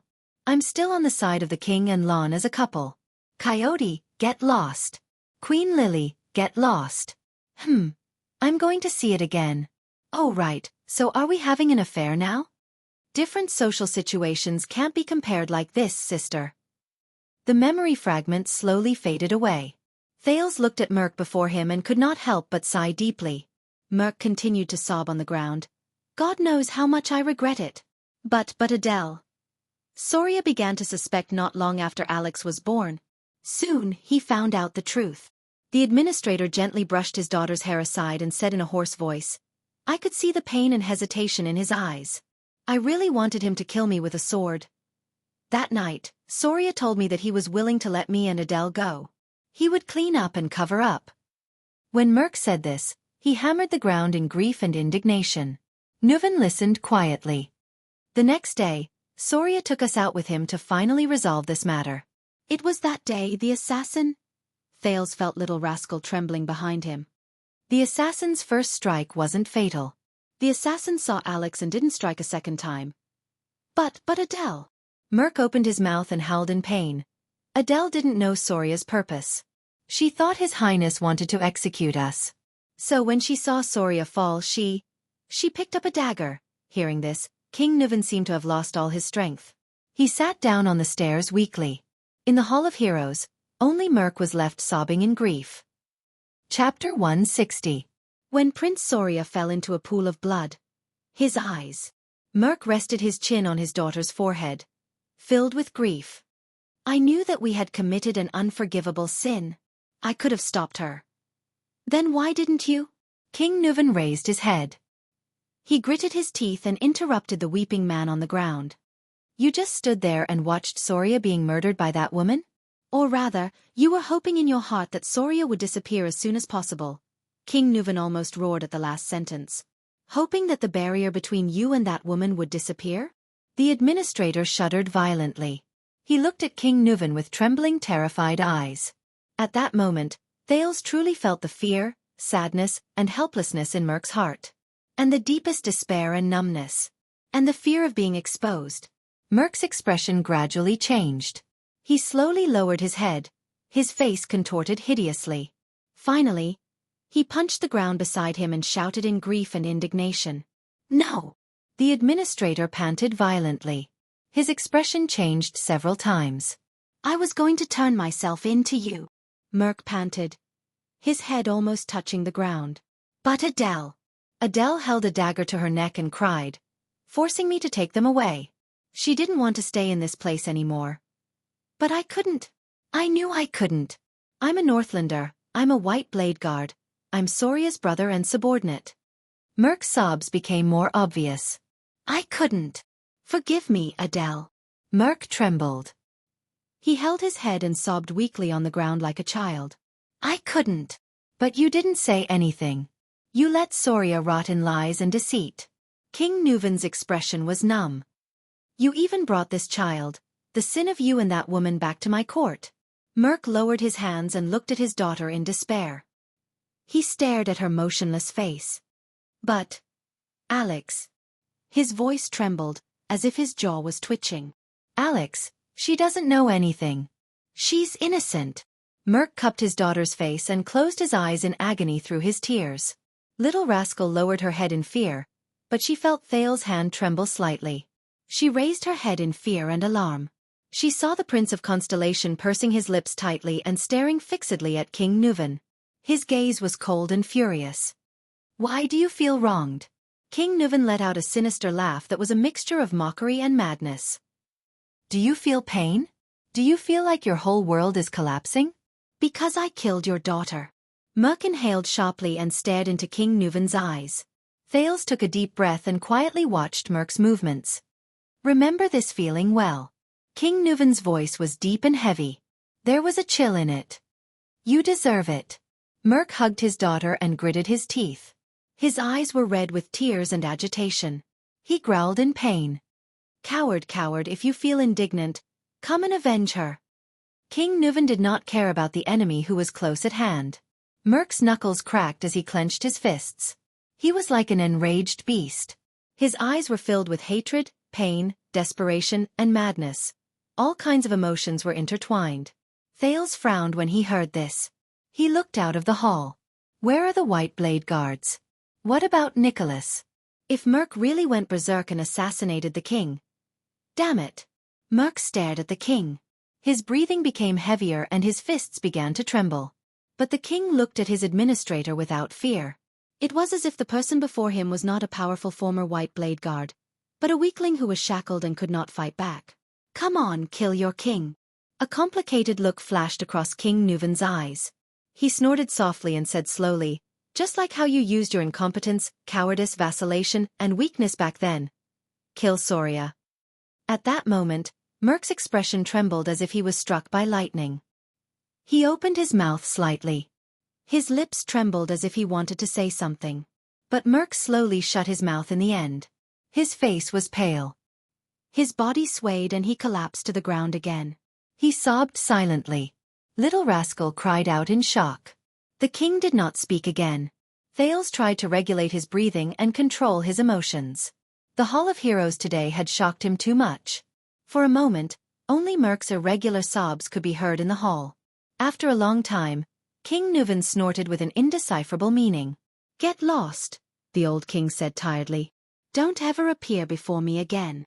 Merc looked up numbly. Burn Merc. Live on like this until you die. King Nuven raised his eyes. His gaze was dim and his eyebrows trembled slightly. Live forever in guilt, regret, loneliness, and torment. Never be forgiven, never be at peace. This is your punishment, for Soria. Merc chuckled like a maniac. He looked down at his daughter and suddenly started sobbing again. Get lost. In the next second, King Nuven roared angrily. Take your sins with you, and get lost. Little Rascal shuddered again. If not for Thales' support, she would have collapsed to the ground. Merc stared at King Nuven with lifeless eyes. After a few seconds, he subconsciously hugged Alex's body and slowly stood up. He turned away insensibly. The child you are hugging is a disgrace to the Walton family. She is the symbol of a traitor. The king stared at his back. His gaze was terrifying. She cannot be buried. She cannot taint my land. If I find out that you have buried her anywhere in Extet, even if only ashes remain, I will send people to dig her up and feed her to the wild dogs. King Nuven coldly finished his sentence. Hearing this cruel decision, Thales sighed and looked at King Nuven with a frown. Merc shuddered as he hugged his daughter. But he gritted his teeth and walked forward step by step. He walked forward with difficulty. Lady Alex. Little Rascal sniffled and instinctively wanted to follow, but Thales pulled her back. No, don't. Thales shook his head and whispered. It's all over. Your lady. Little Rascal shuddered and looked at Thales helplessly and aggrievedly. Thales just stared at Merc's back quietly and did not move an inch. Nicholas appeared at the entrance of the hall and looked at Merc with a complicated expression. But Merc only lowered his head and stared at his daughter. His face was ashen, and he turned a blind eye to everything around him. Then, Nicholas' voice came slowly. My blood is my oath, my body is my proof, my blade is my witness, my soul is my sacrifice. Merc looked up abruptly and came back to his senses. He stopped and stared at Nicholas in a daze as he listened to the Star Killer recite the rest of his words. Resist the powerful enemy, fight 100 battles, until blood is shed. Defend life, fearlessly sacrifice, until the extinction of mankind. Protect the future, honor the faith, until the sun and moon dim. Pass on hope, shine with glory, until all things rest forever. Merc closed his eyes in pain. Tears flowed out again. Rest in peace, my sworn brother. Nicholas finished reciting the oath. His gaze was subtle and he looked at Merc with a pained expression. Your story ends here in the legend of the Book of Legends. Merk took a deep breath and smiled with tears in his eyes. He walked forward numbly. He brushed shoulders with his old superior. "Don't forget His Majesty's words." Without turning his head, Nicholas said calmly to Merk, who was behind him, "If we find out that you dared to bury her in the country." Merk chuckled in a daze. In the next second, Merk walked out of the Hall of Heroes with the girl's body in his arms as if he was unconscious. His face was dazed and his eyes were unfocused. He walked out of the place he swore to guard. Thales watched Merk's figure disappear at the entrance. Then, the Prince of Constellation panted softly and turned around to ask the question he had been suppressing for a long time. "Why?" King Nuven raised his gloomy gaze. "Alex is just a little girl who knows nothing." Thales left Little Rascal's side and walked towards King Nuven. With an unpleasant expression he said, "Whether it's Soria or Adele, what does these things have to do with her? She doesn't even know anything." King Nuven snorted. "Send her away. Isolate her. You obviously have a better way." Thales controlled his breathing. "Ah, I've discovered another characteristic of you." King Nuven chuckled coldly. His tone was mournful and silent, overflowing with an unnecessary sense of justice. "Who taught you these things? This has nothing to do with justice." Thales clenched his fists. In his mind, the children in the abandoned house, their ragged clothes, sallow faces, and emaciated faces appeared. "She is just an innocent child. They did not deserve such a fate.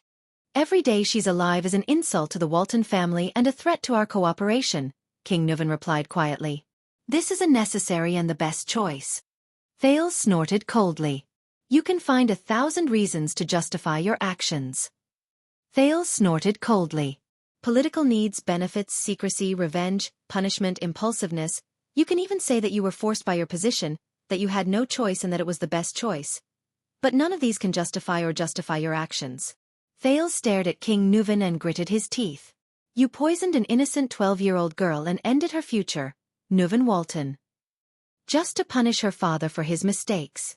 Thales showed disgust. "Do you feel happy? Do you feel avenged? Ha, sometimes you are more mature than the most cunning nobleman." King Nuven snickered. There was a mocking expression on his face. "Sometimes you are more naive than the stupidest fool." Thales ignored his snicker. The Prince of Constellation lowered his head and clenched his fists. "I used to see a person who vented his anger on a child. He could not face his own failure and shame, so he vented his anger and hatred on a child who had nothing to do with him. You are no better than that kind of coward." Thales panted, recalling the feeling of his right hand piercing through flesh. "Do you want to know what happened to him?" King Nuven's gaze turned cold. "Don't forget." The old king straightened his back and snorted coldly. "If it were not for the girl's birth and the sins hidden behind her, we would not have gone south to Constellation, and you would not be standing here." "Go to hell, Nuven," Thales said bluntly. "We understand each other. Put away your pointless lies." Under those circumstances, whether there was an assassination or not, whether Prince Soria was dead or not, Extet would have invaded. It was just a matter of time. "So you are pitying her?" King Nuven laughed coldly in a low voice. "As I said, you better get used to this kind of life as soon as possible, little prince. Just like how your enemies will not show mercy to you just because you are an innocent 7-year-old child." Thales looked at him, suddenly burst into laughter and shook his head. "Caslin may be wrong. It is not that you have changed, nor is it that you are old," Thales said mockingly. "It is just that you have always been like this. Soria, Mariah, Pofrit, Merk. Do you know why they had that kind of tragedy?" King Nuven furrowed his brows. Thales said coldly, "If the Walton family has been using such methods to govern your country and treat your vassals and subordinates for the past few decades or even 100 years, then don't expect them to repay you with loyalty and integrity. Your sons. The reason why they died like that was all because of a father like you." Thales finished what he wanted to say and stared at the king before him. He actually felt at ease. He did not feel the slightest bit guilty of blaming and offending the common elected king of Extet. King Nuven fixed his gaze on him and did not speak for a long time. Then, the old king's expression became serious. He stared straight at Thales with a complicated gaze. "You think this is cruel, don't you?" the king said softly. "You haven't seen anything crueler." Thales frowned slightly. "You," King Nuven said slowly with the majesty of a king, Come before me. Thales took a deep breath. Damn old man. What is he going to do now? He slowly raised his head and looked straight at King Nuvan. He lifted his leg and took a step forward. But he did not even take a step forward. It's not you. The king's gaze, which was as sharp as a sword, went past the Prince of Constellation and shot coldly behind him. King Nuvan said coldly, I said. It's that child. Thales was stunned. His pupils shrank abruptly. Thales turned his head in a daze and stared at Little Rascal behind him. Little Rascal, who had been holding her breath and not daring to breathe loudly, suddenly realized something. She shuddered. Little Rascal glanced at the king in disbelief, then looked at Thales as if asking for help. She seemed to have never experienced such a scene before. She was extremely flustered, terrified, and on the verge of tears. Don't make me say it a third time. King Nuvan stared at her with a cold expression. Little Rascal trembled all over. She did not dare to raise her head. However, her many years of experience still made her walk towards the king with trembling, fearful steps. Thales stared at everything in front of him, puzzled. Little Rascal stood in front of King Nuvan. She stared at the ground and trembled. Ever since Soria was assassinated, I've been keeping Alex under tight protection, the old king said flatly. Most people don't even know Alex's name. They only know that she exists. Fortunately, not many people know this secret, this truth. King Nuvan's gaze was terrifying. His tone was firm. From the scullery to the bedroom, from the guards to the maids, everyone who knows Alex has been eliminated on your way here. There's only one left. Little Rascal trembled violently. Tears slid down her cheeks. No, I didn't see anything, I don't know anything. King Nuvan lowered his head and raised his right hand. He stared at the black ring on his finger with a subtle gaze. Thales' breathing instantly quickened. He vaguely knew what the old king wanted to do. Thales hurriedly strode towards King Nuvan. Hey, you! But Thales did not take more than 2 steps before his shoulder was firmly gripped by a strong hand from behind. Pain shot through his shoulder. Stay here. Nicholas the Star Killer coldly restrained him from behind. Don't cause trouble, little prince. Thales immediately felt that half of his body could not move. No, you saw the scene just now. That's secret, didn't you? King Nuvan slowly said to Little Rascal in his old and deep voice. And you're also one of the few who knows of Alex's existence. Little Rascal watched Thales' fate with tears streaming down her cheeks. She then looked at King Nuvan's expression and trembled in fear.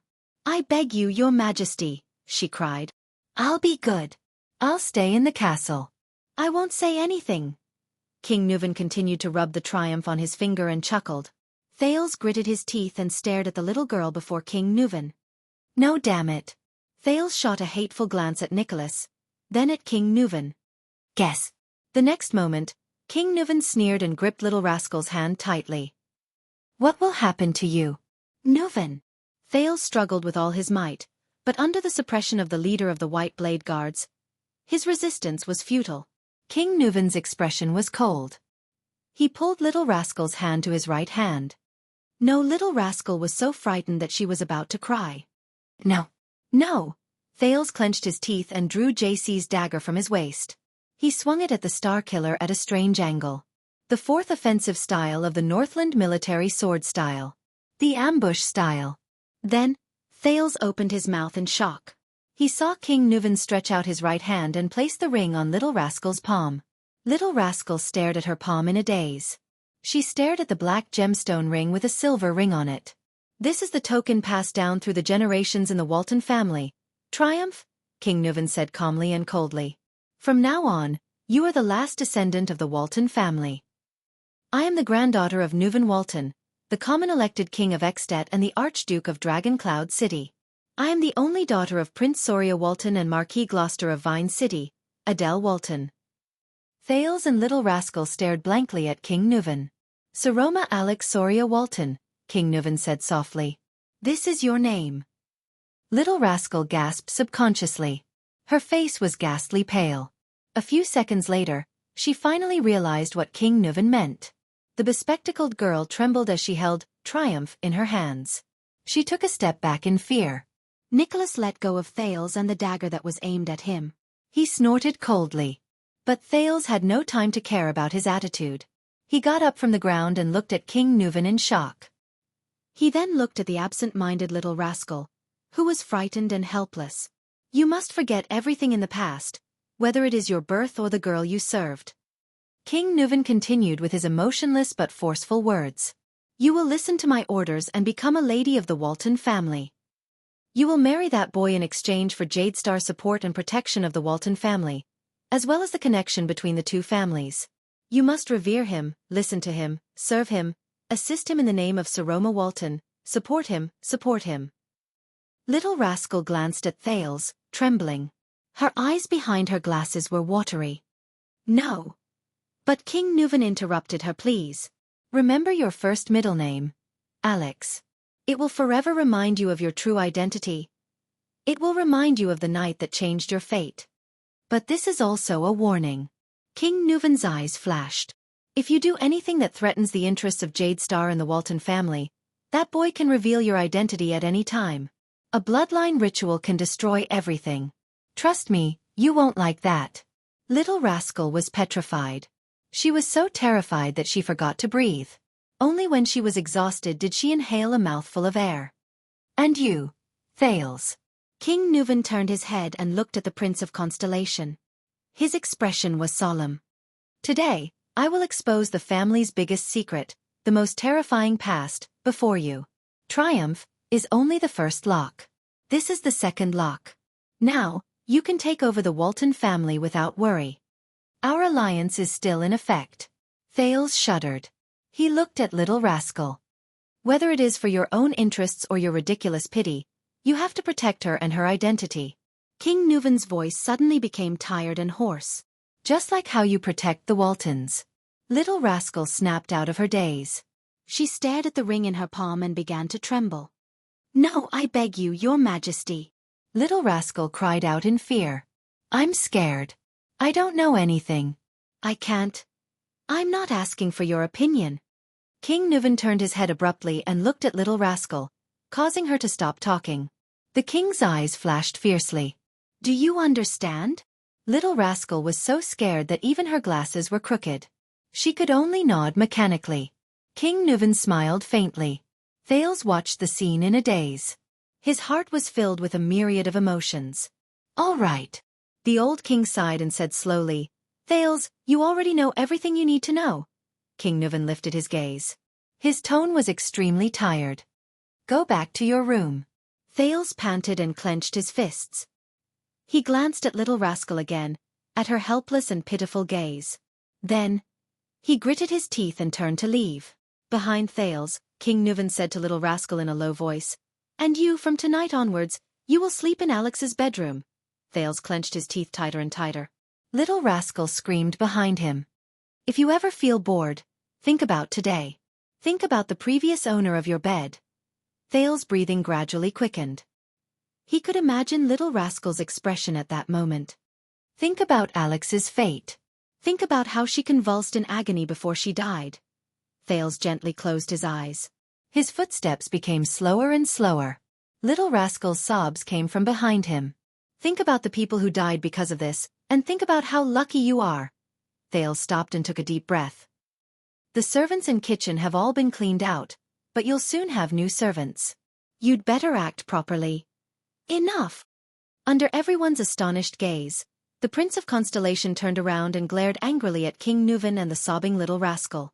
Thales gritted his teeth and strode forward, grabbing little rascal's wrist. Then, without giving her a chance to speak, he pulled her to his side. He could feel that little rascal's wrist was still trembling. Don't be impatient, Thales. King Nuvan waved at Nicholas, who was about to step forward, and said slowly, You will have plenty of time to spend with your fiancée in the future. That's it. Thales stared coldly at King Nuvan. Tonight, she has to stay with me. After saying this, he dragged little rascal out of the hall with a solemn expression. Little rascal pressed down on her glasses, which were about to fall off. She allowed Thales to drag her, occasionally looking back in fear. Thales, King Nuvan said flatly behind him, where are you taking my granddaughter? She can't stay with you anyway. Thales said rudely as he walked. A bunch of lunatics. King Nuvan's laughter came from behind him, but it only made Thales more annoyed and confused. Thales Jade Star. The king's laughter came from behind him. First night. Be nicer to your fiancé. Thales did not look back. He dragged Little Rascal out of the hole, ignoring the white blade guard's frowning expressions. He just walked forward resolutely. When Little Rascal recovered from her stupor and fear, she spoke quietly. Little Rascal tugged at his clothes timidly. You are? My name is Thales, Thales said coldly. Miss Alex, is she really? Little Rascal sniffled and said pitifully. Really? Dead? Yes, Thales answered firmly with a straight face. She's dead, poisoned to death. Little Rascal shuddered violently. Thales furrowed his brows. Poisoned to death. Little Rascal's gaze was unfocused as she started to mumble to herself. In the year 207 of the Empire calendar, Duke Xueqi killed the fourth knight with a poisonous arrow. In the year 489 of the Empire calendar, Count Kate Nanty and Princess Leslie were both poisoned to death on their wedding day.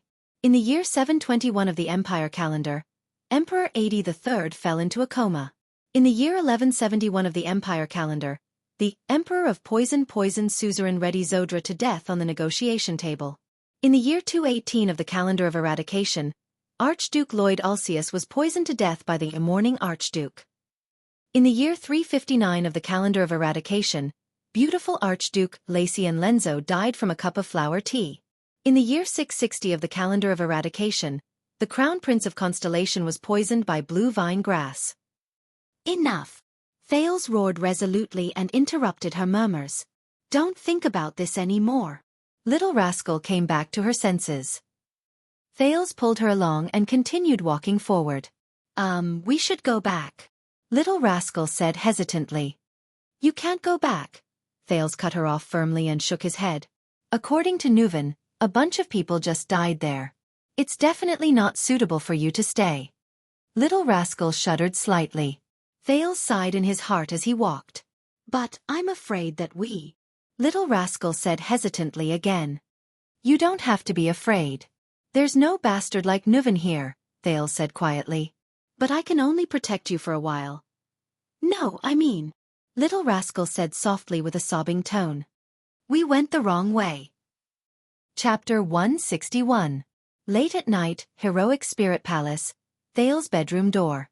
Speechless, Thales looked at the people in front of him awkwardly. How old are you? How old are you? A hurried and displeased female voice came from in front of him. Ida, the elf guard, looked at the helpless Thales and the timid Little Rascal behind him. Under the cloak, she said bitterly. On the first night we arrived here, you started bringing girls into your bedroom? Thales looked at the helpless Thales and the shy Little Rascal behind him. She's very... Thales said, feeling wronged. So she needs your company. Ida interrupted him with an unpleasant expression. Beside her, Ralph and Waya exchanged glances and looked at Thales strangely. Ida, listen to me. Thales instinctively felt that something was wrong. How old is she? Is she even 9? Ida shouted angrily. Habitually, she raised her right fist and stuck out a knuckle. Thales shuddered. He raised his hands as fast as he could and protected his forehead with all his might. Asterisk thud. Asterisk Thales clutched the right side of his forehead in pain. Foul. Aida's violent strike came from the side. Ralph and Waya looked at each other, pretending that they did not see the prince being violently assaulted. Little Rascal looked worriedly at Thales, who was groaning with his hands over his head. Mindy's only touched a woman for the first time when he got married at the age of 27. Even the most lecherous and playboy Kayla is only 13 years old. The angry elven guard yelled, That's right. The furious elven guard said loudly, At your age, you can't even reach the bed. Thales smiled awkwardly. This is a little exaggerated, sister. Ida wanted to continue lecturing but was stopped by Put-Ray, who was behind her. I think His Highness has other reasons, right? The vice diplomat of Constellation said flatly. Go back. I will communicate with His Highness about the rest. Under Put-Ray's repeated insistence, Ida finally left indignantly and angrily. Before she left, she still had that you little bastard look on her face. Ralph and Waya, on the other hand, still had that strange thought-provoking look on their faces. Thales breathed a sigh of relief and sent Little Rascal to her bedroom. Looks like a lot happened? Put-Ray sighed and looked at Thales, who had closed the door. Thales' expression darkened. It's like this. Thales scratched his head. That is. The second prince's words were on the tip of his tongue when he suddenly recalled Little Rascal's helpless gaze and Alex's pained expression. Both girls had met him in the library, but each had experienced a fate that he did not know was misfortune or fortune. Thales' gaze darkened. No. The truth about Little Rascal's identity. I shouldn't have said it. In the end, the prince sighed in his heart and continued. That is Saroma Walton, King Nuven's granddaughter. Put-Ray's gaze shifted and he said thoughtfully, I remember you told me that the king's granddaughter you met in the library was called Alex Walton? Yes, Alex. Thales exhaled slowly. That's her middle name. From meeting the Black Prophet to scaring Ramon, he was getting better at telling lies. His expression did not change at all. I have a good relationship with her. Thales shrugged. So she came with me. At this point, Thales paused. He suddenly realized that it was 4 or 5 in the morning. To hide what happened earlier and come up with an excuse to let the Walton noblewoman spend the night in his bedroom. It was so difficult. That, she came. Under Put-Ray's suspicious gaze, Thales revealed a smile that was uglier than a crying face. She came with me. Thales smiled along with him. He stuttered and painfully squeezed out a sentence. Together. Discussing a history topic? As soon as the words left his mouth, Thales had the urge to slap himself to death. Faced with Put-Ray's puzzled expression, Thales put on a long face and smiled awkwardly. You know, we met in the library. Thales felt that his face was hurting from smiling so much. He rubbed his hands guiltily. She is very good at history. Put-Ray raised his eyebrows slightly. His gaze was filled with a strange meaning. Thales felt that it could be translated into one sentence. Keep making up stories. Thales looked at him awkwardly and guiltily. After a few seconds, Put-Ray slowly sighed. All right, I won't delve into why you abducted the king's granddaughter into your bedroom in the middle of the night with King Nuven's permission. Put-Ray flashed a meaningful smile. Thales' face twitched. He forced a smile to show his gratitude and understanding. Then, Thales heaved a sigh of relief and began to talk about King Nuven's suggestion. After listening to the prince's story, Put-Ray frowned deeply. So, King Nuven has made up his mind to tie us to his chariot? To continue the Walton family's rule for him? Thales nodded gloomily. I will report this to the kingdom, Put-Ray muttered. From interests to standpoints, this matter involves too many. Also, Shadow Shield, if they were one of the people who tried to assassinate me under the fortress. Thales recalled Pofrit during the duel and was deeply worried. Although I know that they will not rest until one of us is dead because of the bloody year, according to Pofrit, could it be that they have other motives, or were entrusted by someone else? Put-Ray's expression darkened. The scenes from 12 years ago appeared before his eyes. It is indeed not that simple. In the end, Put-Ray shook his head slowly in front of Thales. According to what that Archduke said, they wanted to kill you to enter Renaissance Palace. I am afraid that it is not just to hire assassins or to seek revenge. Especially after the bloody year, Shadow Shield suffered heavy blows and disappeared from the sphere of influence of Constellation and its allies for many years. But they still did not give up. They chose to assassinate the last of the Jade Star bloodline in Extet, Renaissance Palace. So, it's about seizing the throne again? Thales scratched his head in annoyance. Do we have to look for the mastermind behind those assassins again? Put-Ray stared at Thales' expression. No, let your father and the kingdom's secret intelligence department worry about this. We just have to protect your safety. The vice diplomat of Constellation, who was good at reading people's expressions, flashed a reassuring smile. You have done enough tonight, and you have done well enough. The risk of war between Constellation and Extet has disappeared. Constellation is safe. Thales thought of something. He looked at Put-Ray. This is the result of your hard work. The latter nodded slightly at him. His eyes filled with encouragement and approval. I won't say much about this. Even though I was prejudiced against you before, you are indeed a competent prince. With a complicated and sorrowful expression, Put-Ray slowly said, not every prince can travel far beyond the country's borders at this age and avert an unavoidable war disaster for the country and its subjects. Thales inhaled and slowly lowered his head. Yes, at least. The mission of this diplomatic mission is completed. Although the process was full of twists and turns, it was still daunting but not dangerous. Thank you, Put Ray. The prince raised his head, flashed a smile and said sincerely, Thank you, all of you. Without you, Ida, Ralph, Waya, and the others, my journey might have ended in Constellation's birch tree forest. Moreover, there is still everything after arriving in Extet and Dragon Cloud City. Put Ray chuckled. That was our mission in the first place. And you made this mission even smoother, and the ending was perfect. He nodded calmly and twitched his eyebrows. Gilbert will be very pleased to see you now. Back then, the young Crown Prince Midir went on a diplomatic mission to the north, but he was no better than this. The corners of Thales's lips curled up. He thought of the elegant middle-aged man, then the valiant and heroic Madame Gines, and the taciturn Yodel, and the bits and pieces in Mindy's hall. Rest early. Put Ray pointed at the door. If all goes well, we will be able to return to our country in a few weeks. Thales nodded and pushed the door open. Also, the first batch of messenger crows from Constellation has arrived, Put Ray said with a smile. One of them is for you from Gilbert.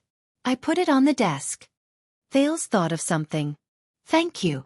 After experiencing the ups and downs in the Hall of Heroes, his heart was now much more at ease. He smiled and said, A letter from the cunning fox of Constellation. I really look forward to it. Put Ray shrugged and raised his eyebrows. There is one more thing. Thales turned his head around, puzzled.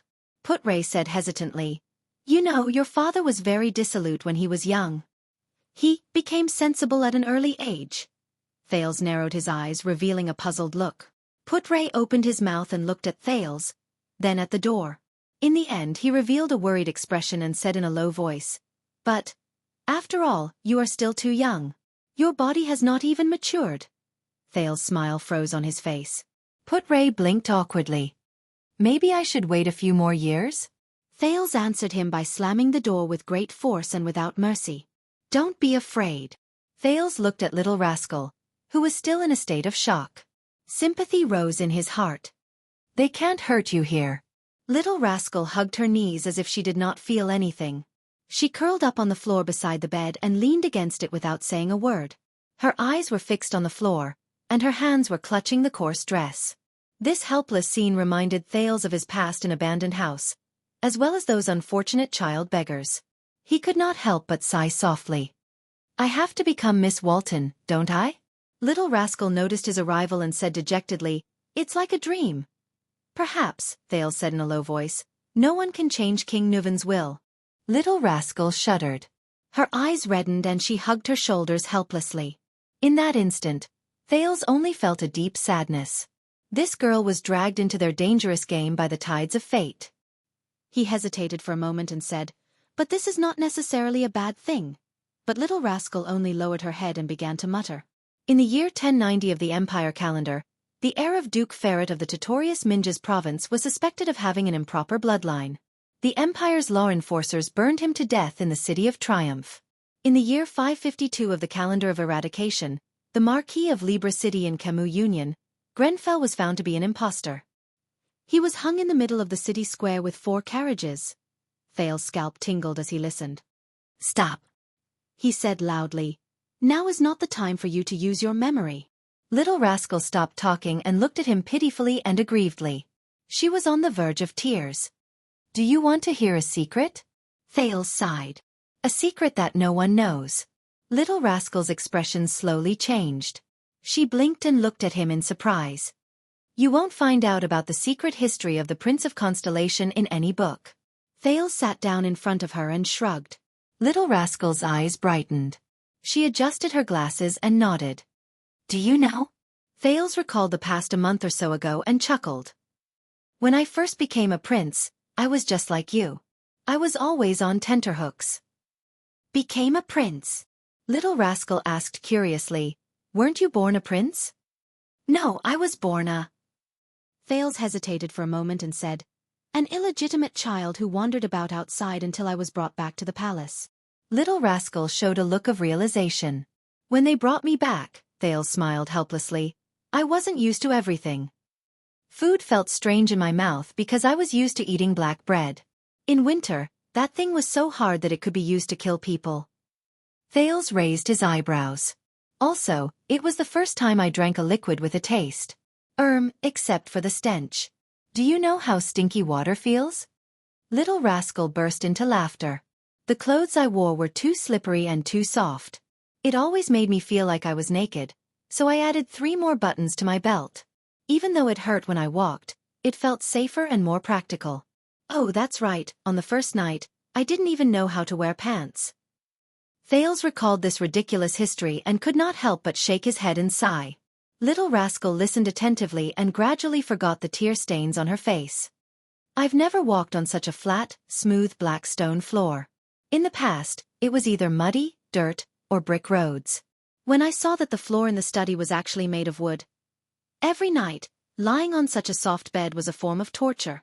I felt suffocated under the blanket, so I could only run underground, hide in a corner, and sleep with my clothes on. Thales shook his head. Little Rascal looked at him sympathetically.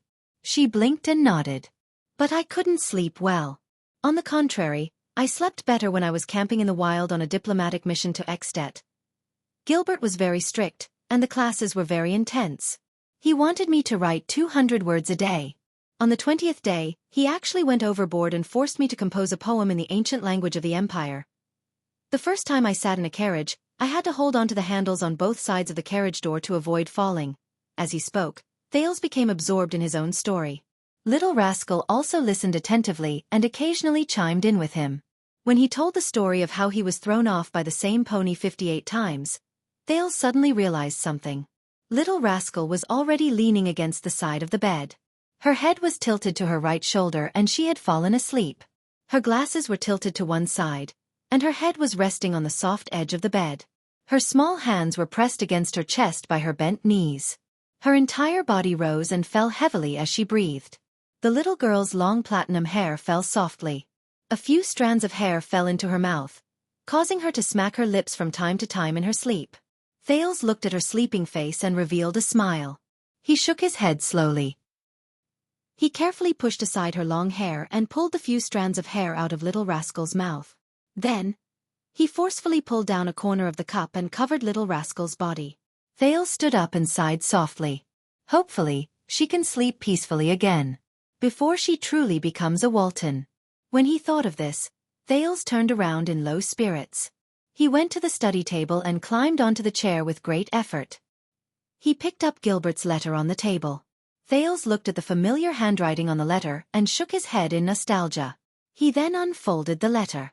It was a short letter. Your Highness, I hope you have safely arrived at Dragon Cloud City. We have learned of your encounter on the road. Lady Gines is very worried about your safety and repeatedly asked me to ask about your health. Please allow me to express my concern and worry for you.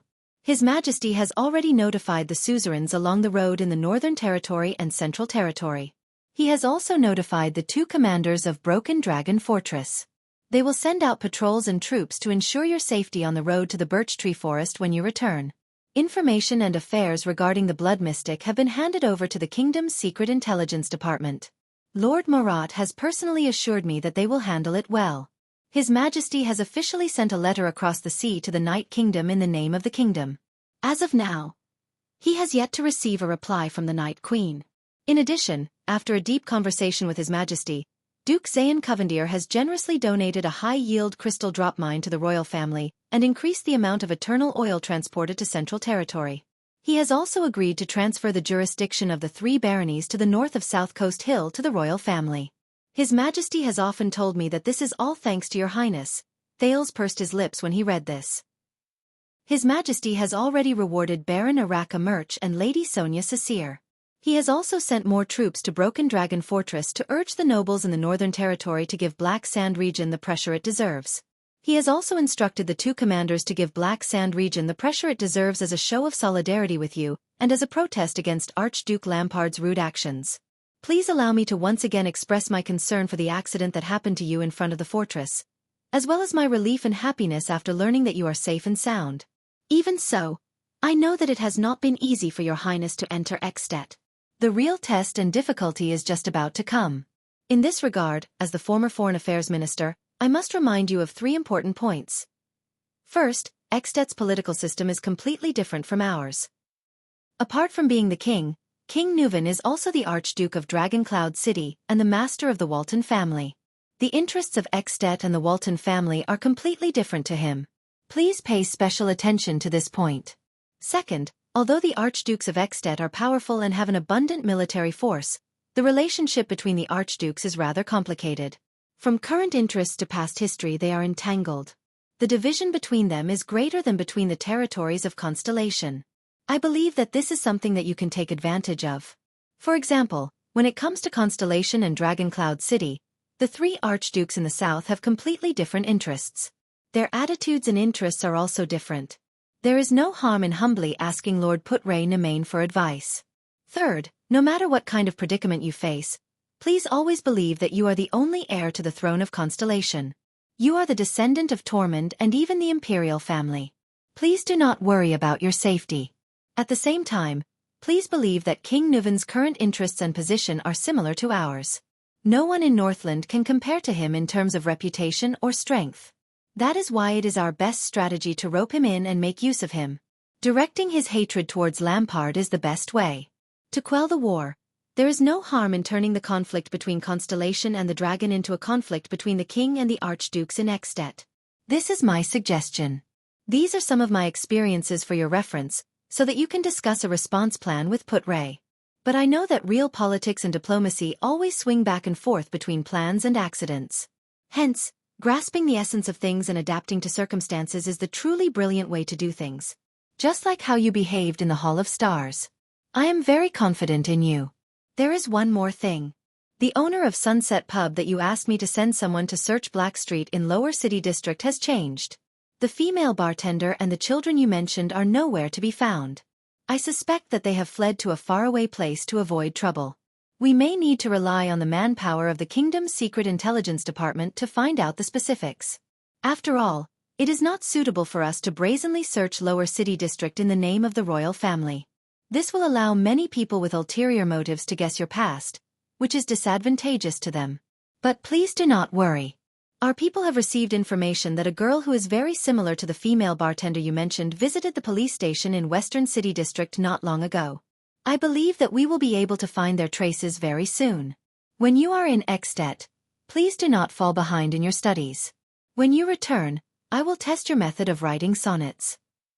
Also, Madame Gines said that you must continue to practice your sword and must not slack off.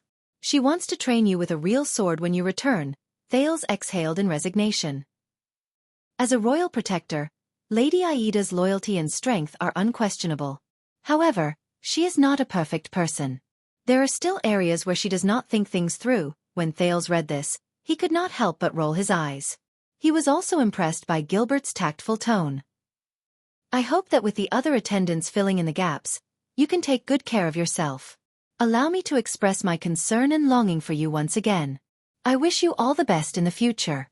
His Majesty is very concerned about your safety and the success of your journey. During the days you were away, he missed you very much. Thales was sure that Gilbert added the sentence later on.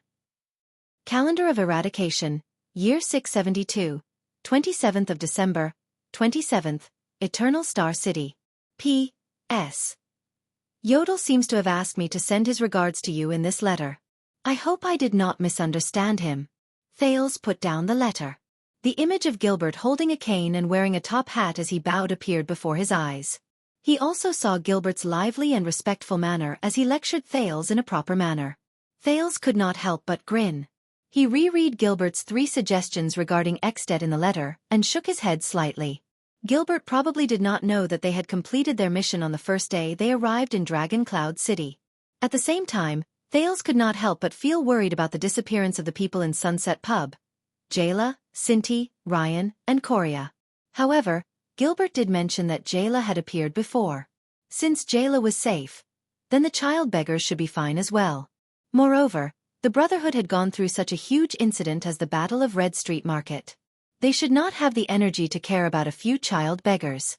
He exhaled and thought of his past as a child beggar. He thought of everyone in the 6th house and was filled with emotions. Fate is unpredictable, is it not? Just like Little Rascal who was sound asleep behind him. When he thought of this, Thales could not help but stretch his body and let out a satisfied moan. This trip to Ekstedt, aside from the strange things that happened, was actually quite smooth. Little Rascal's murmurs and mumbles in her sleep came from behind him. The remaining days in Ekstedt should be much easier. As he thought of this, Thales happily rolled up the letter. At this moment, Thales was stunned. He found a second letter where the original letter was. He did not notice it earlier, probably because his attention was attracted by Gilbert's letter. No. Thales picked up the thin, dark blue double-layered paper and furrowed his brows. This is not a letter. It's an invitation. Strange. Thales looked at the blue invitation in puzzlement and scratched his head. There were only 4 words written on the cover of the invitation. To my dear friend. It was written in beautiful, classical cursive. It reminded him of the treaty between Tormund and Raikaru in Raikaru's library. The cursive on it was equally beautiful. Thales furrowed his eyebrows slightly. He looked at the strange invitation and was a little hesitant. But what else do I need to be afraid of when I've already overcome a difficult situation like tonight? Thales shook his head in a self-deprecating manner and opened the invitation without hesitation. What entered his eyes was another beautiful cursive in the common language. Dear Thales, it has been a long time since we last met. I miss you very much. Especially after I went through so much trouble to find your whereabouts and learned that you have found your identity. I missed you and was sincerely happy for you. I hope that you can learn enough, good enough, broad enough, and profound knowledge during your time as a prince. After all, both Jadestar and Carluz are great names. Our last meeting was too hurried and too short, so much so that I did not have the time to tell you many things I wanted to tell you. There are simply no words that can express how regretful I am about this. This also reminds me of our mutual friend who is agile and wears a mask. I am very happy that he did not follow you to Northland. That is why I can send you this invitation. Of course, I miss him very much too. As I write this, I really can't wait to see you again. I am taking the liberty to send you an invitation for our next meeting. The location is up to you. As for the time, why don't we set it to be 15 minutes after you open the invitation? I wish you a happy mood. I look forward to our upcoming meeting. P.S. With reference to your complaint at Red Street Market, I have specially prepared an invitation this time. I've used a starry blue cover design that matches your family's colors. I hope it's to your liking. Yours faithfully and truly. Chapter 162. Dumbfounded, Thales stared at the invitation in his hand. His thoughts were a mess. No way. Is this real or fake? He blinked in disbelief, confirming that everything in front of him was not an illusion. Is someone playing a prank? A few seconds later, he put down the invitation and took a deep breath.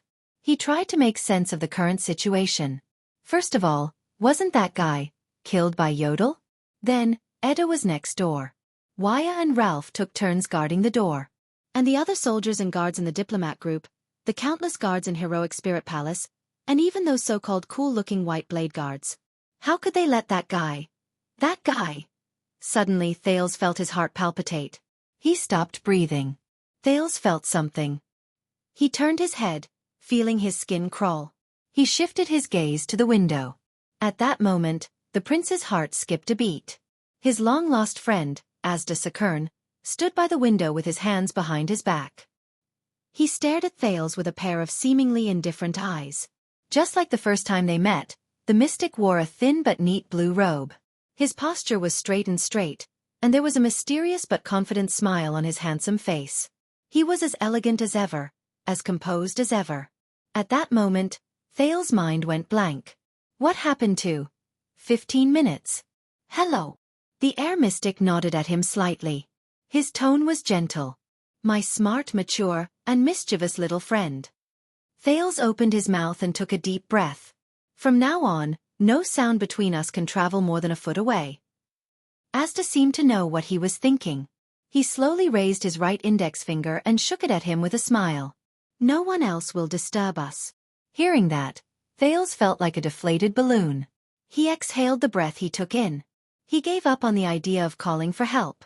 Asda's smile was so warm, but in Thales' eyes, it made his heart turn cold. Wait.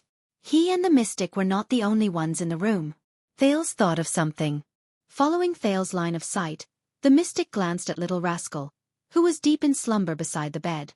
Of course your adorable little maid won't be woken up either. Little Rascal's mouth was still opening and closing in her dreams, but Thales could no longer hear her murmurs or even her breathing. Thales sighed softly. He turned his head and curled up the corners of his lips to reveal a smile that was uglier than crying. You're still the same. You're so considerate. Asda nodded politely. Thales forced himself to start thinking about everything he knew about this mystic. However, the first memory that popped up was the chess room in the center of Red Street Market, where 3 people were squeezed into balls. The second prince gulped and laughed dryly. He tried to imagine something acceptable. Like comparing him to the adorable Giza? Oh right. Thales shrugged in a feigned relaxed manner and waved the invitation card in his hand. He tried his best to speak in the most normal tone and said nonchalantly, I thought you would only arrive after 15 minutes. You know, Asda flashed his pearly white teeth, I like to enter early. Thales tried hard to keep his thoughts in check and swallowed the sarcasm that was at the tip of his tongue. Is that so? I thought you wouldn't appear so soon. Thales changed his sitting position and smiled awkwardly. Everyone said that you would disappear for a long time. Asda stared straight at him. His gaze was as calm as water, and it made Thales' skin crawl. The weapon in your masked friend's hand is obviously not complete, the air mystic said slowly. Otherwise, a legendary anti-mystic equipment that is in perfect condition and fully activated can seal a mystic for a period of time. It should be. Asda's gaze was still calm, but the words he spat out startled Thales slightly. Permanently. Legendary anti-mystic equipment. Sealed. Mystic. Permanently. Even so, that incomplete equipment can still seal me for at least 10 years. Asda curled up the corners of his mouth and continued to smile. But I received some small help, and that's why I was able to get out of prison so quickly. Thales did not know if it was due to the curiosity he inherited from the memory fragments of his previous life, his natural personality, or his anxiety towards the mystery of himself, but at that moment, Thales' exuberant desire to learn about mystics overwhelmed his fear of his identity as a calamity. He yearned to know more. First of all, I would like to congratulate you. Asda put his hands behind his back and walked towards Thales with a smile that was clearly friendly but inexplicably frightening. Thales, Your Highness? Although I know from your behavior that you are definitely not ordinary, I have to admit that this identity has surprised me. Thales watched Asda approach him, and his heart slowly raced. He forced himself to shrug. I remember that there are chairs for receiving guests in the room. We can sit down. Asda shook his head and said nonchalantly, Don't worry about it. The next moment, Thales felt his skin crawl as he watched Asda walk towards him. Then, he bent his knees and sat in an invisible space. Asda grinned brightly on the transparent chair. I brought my own chair. The prince looked at this strange scene and tried his best to control his facial muscles so that they would not twitch too much. Let's talk about your future. Asda watched Thales' performance with interest. Your Highness. Thales knew that although he addressed himself as Your Highness, the man before him did not care about this special identity at all. This made Thales, who had experienced all kinds of gazes after becoming a prince, instantly feel a strange feeling. Thales took a deep breath and forced himself to calm down. Only then could he understand the situation and protect himself, even if the existence before him was a calamity that could not be understood with common sense. Of course. He recalled his conversation with Ramon and muttered, During this period of time, I have thought of ways to investigate some things about air, mystics and magic. First of all, in this asymmetrical conversation, he had to seize the initiative. Very good. This will save us a lot of time. As expected, Asda's eyes brightened. What do you know? Not much, but not little either. Thales carefully chose his words. For example, what exactly is magic, and the 3 great magic towers? I met a person who is quite knowledgeable about magic. Asda's interest was piqued. While Thales was on tenterhooks, he briefly repeated what Ramon told him. Even Asda could not help but sigh softly. 1,000 years have passed since the collapse of the magic tower, and magic has been banned for 6 centuries. To think that there are still believers in magic. This is indeed beyond my expectations. Thales observed Asda's expression and at the same time, tried his best to think of a way to escape. The other party is a mystic. I don't even need to think about non-peaceful means. Stall for time. I can consider this. But can I really stall for time until help arrives? Or will help really work? The other party's goal should be to become one of them. Damn it, the mystic that everyone hates. Then, my best choice is to deal with the other party on this issue and achieve some results by making concessions and lowering my stance. So, is magic the kind of existence he mentioned? A kind of meaning, a kind of belief? At the thought of this, Thales asked cautiously. At the same time, he was really curious about this question. What do you think? But the air mystic did not answer immediately. Asta's lowered gaze did not move. Under Thales' curious gaze, he crossed his hands and remained silent for a long time. No. Magic is not like this. Not only that, it doesn't have to be like this. Finally, Asta shook his head slowly and spoke slowly. Everyone has their own understanding of magic, and they believe in the magic they understand. Thales was stunned when he heard this. Asta raised his left hand and looked at his palm. His gaze was complicated. At that moment, Thales felt that the Asda in front of him was more like a normal person than ever before. And not a terrifying calamity. Magic is a kind of choice. Asda stared at his palm and slowly clenched his fist. And these choices are neither exclusive nor mutually exclusive. There is no superiority or inferiority. This is the basic philosophy of the seat of all magic in Soul Tower. Thales shuddered. Wait a minute. He heard a special word. It is also one of the philosophy of magic that I agree with and recognize, Asda said flatly. Thales raised his hand subconsciously. This was a habit from his previous life in the memory fragments. He quickly realized that this was not his previous life, and there were only the two of them. Just as he was about to put his hand down in embarrassment, to Thales' surprise, Asda very skillfully and naturally extended his palm, tilted it up slightly, and then nodded. He was allowed to ask questions. That feeling was as if he had done this hundreds and thousands of times. Both of them looked at each other's actions and were stunned for a moment. Asda reacted and smiled slightly. Very good. It seems that I do not need to teach you the etiquette and habits of a wizard apprentice in class. Thales put his hand down and asked eagerly. Soul Tower? I know this, but what kind of magic tower is it?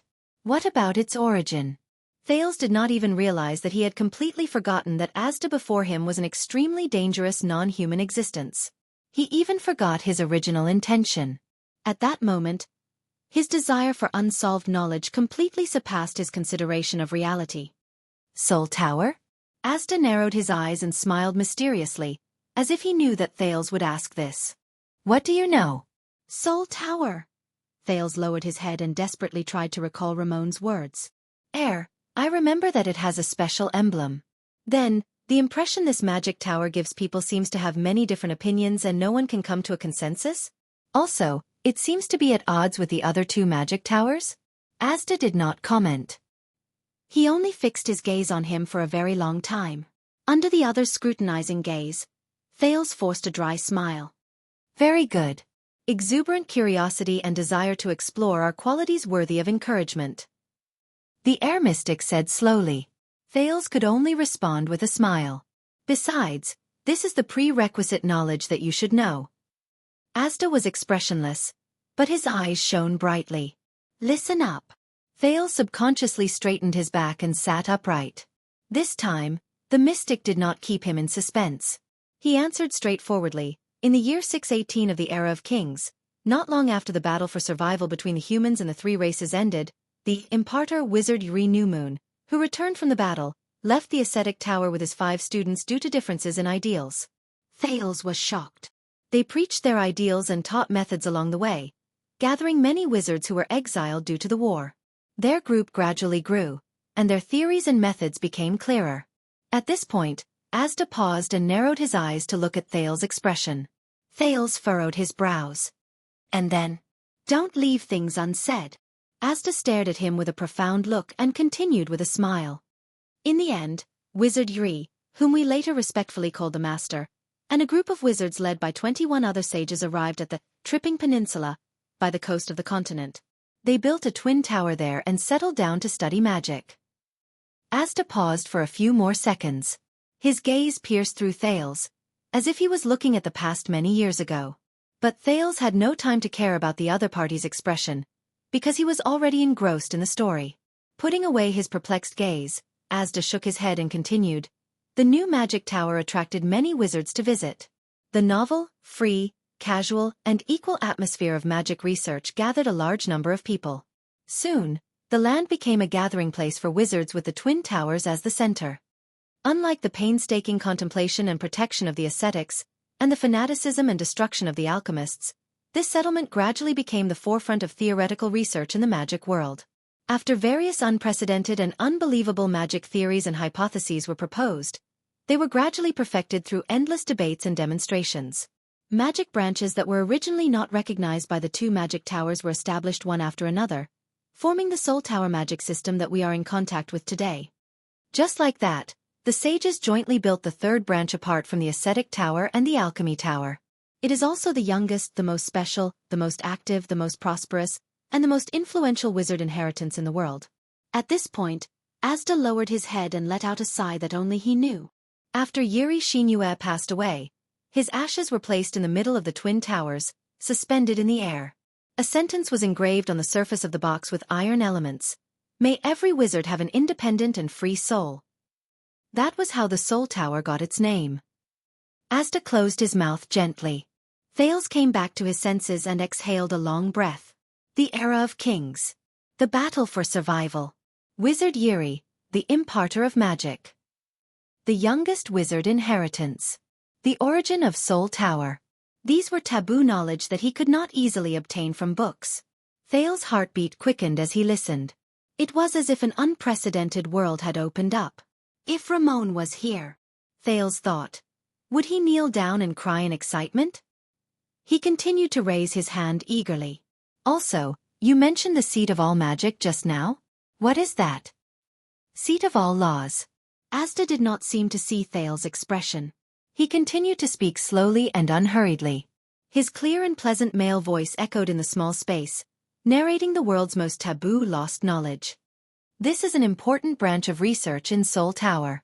It originated during the first civil strife in the Empire and was officially established in 373 of the Empire calendar. It flourished between the 5th and 7th centuries of the Empire calendar. At its peak, half of the wizards in Soul Tower came from the seat of all magic. Every time it opened, apprentices and wizards from the Alchemy Tower and the Ascetic Tower would come to listen, comment, and oppose each other. Asda paused again. He looked at Thales' face, which was filled with curiosity and thirst for knowledge, and nodded in satisfaction. Thales' heart stirred slightly. Only then did he realize that the initiative of the conversation had once again fallen into Asda's hands. But I really want to know.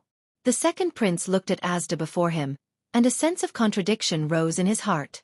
The mystic smiled and continued. I can't summarize the characteristics of this branch of theory with simple words. That would be irresponsible to the students. But I can give you a list of the most influential books of this branch. No, to be exact, it should be 23 important works. If you want to have a deeper understanding of the seat of all laws, I can give you a list of the most influential books. Thales' heart raced as he listened to the mystic's words. An inexplicable sense of excitement filled his brain. But he quickly calmed down and realized a problem. Mr. Asda, you are a wizard, right? Thales looked at Asda in surprise. Before you became a calamity? He did not even think about whether his choice of words had violated the other party's taboo. Wizard. That is a title that only those who have achieved publicly recognized achievements in a certain field of magic can obtain. At least in Soul Tower. Asda crossed his arms and grinned slightly. He shook his head slightly. I was just a small apprentice back then. Thales' heart stirred. Ah, so as expected you were once. Yes. Asda nodded. There was a strange light flowing in his eyes. An apprentice of Soul Tower. Thales frowned. But you just said, the magic tower has collapsed for 1,000 years? Collapsed for 1,000 years. So, I know what you want to ask. Asda looked at him and smiled faintly. 1,190 years old. That is my age this year. Thales was shocked. 1,190? In other words, this guy. Thales stared blankly at the young and handsome Asda Sakern, who had not changed at all compared to the first time he met him. Unbelievable. He's 500 years older than the king of Renaissance, Tormund Jadestar, and the hero Rikaru Extet. Thales opened his mouth wide. No need to be surprised. Every mystic is an immortal, indestructible, and immortal existence. Asda did not care when he saw Thales' expression. This age is very normal. The oldest mystic has even existed for more than 1,300 years. Thales subconsciously wanted to find a notebook until Asda stopped him with a hand gesture. There's no hurry. Asda raised his head and stared at him with a burning gaze. We still have a lot of time to spend together, and I have enough patience. I will teach you from the beginning, from the basics, from magic to the magic tower, to mystic energy and everything about being a mystic. From philosophy to power, from history to the future, all the secrets of the magic world will be open to you. Asda's tone was full of temptation. Then, you will obtain the secrets and power of mystics that are above all of them. Until you truly become a mystic. At that moment, Thales felt as if he was pulled back from a dream world to reality. Become a mystic. Thales swallowed hard. He remembered Gilbert's attitude towards the calamity, and the drama of the Battle of Eradication in Dark Knight Temple. And that crazy and unreasonable blood mystic. The mystic who is hated by everyone? Can I say no? But a voice also whispered in Thales' heart. But I am very curious. I want to know more, to learn more, to understand more. Thales realized that the knowledge that Asda described earlier had captured his thirst for knowledge and his thirst for knowledge. Moreover, with his obviously abnormal body, he had to understand his current situation better. Thales frowned with a bitter expression and said tentatively, "About this, if I don't want to become a mystic." The air mystic did not speak. But the prince felt that the atmosphere around him had become tense. Thales tried hard to control his breathing rate and waited anxiously for the answer. Thales. Asda stopped smiling and looked at him sternly. He said softly but seriously, "Becoming a mystic is your destiny. You cannot avoid it. There is no second choice." Thales panted slightly. "Looks like it's a little bad." Why don't you tell me first?" Tension and pressure returned to Thales' heart. He tried to smile and asked carefully, "Mystics, what are we?" This time, Asda stared at him expressionlessly for a long, long time. As he withstood the mystic's seemingly emotionless yet pressurizing gaze, embarrassment and helplessness crept onto Thales' face. Until Asda spoke slowly. "I cannot tell you the answer to this question, because you are still not a mystic." Asda's gaze was still fixed on him, but his tone and words had become cold and mysterious, as if he had returned to that night in Red Street Market. "Only when you truly become a mystic that only you can understand, will you finally know what a mystic is." Asda's gaze was still fixed on him. Thales furrowed his brows slightly. "He doesn't want to tell me? But before that, you have to tell me some basic information, right?" Thales scratched his head. As he thought of a plan to escape, he said, "At least tell me your understanding. What do you know about mystics?" But before he could finish, Asda's expression changed. He suddenly opened his mouth and used an unprecedented solemn tone to interrupt him. "No," Asda said solemnly. His expression became cold again, and he added solemnly, "Absolutely not.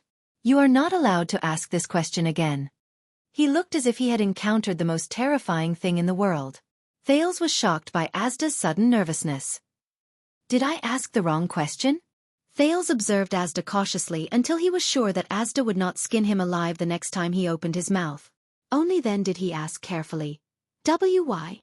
Asda narrowed his eyes, but his expression remained serious.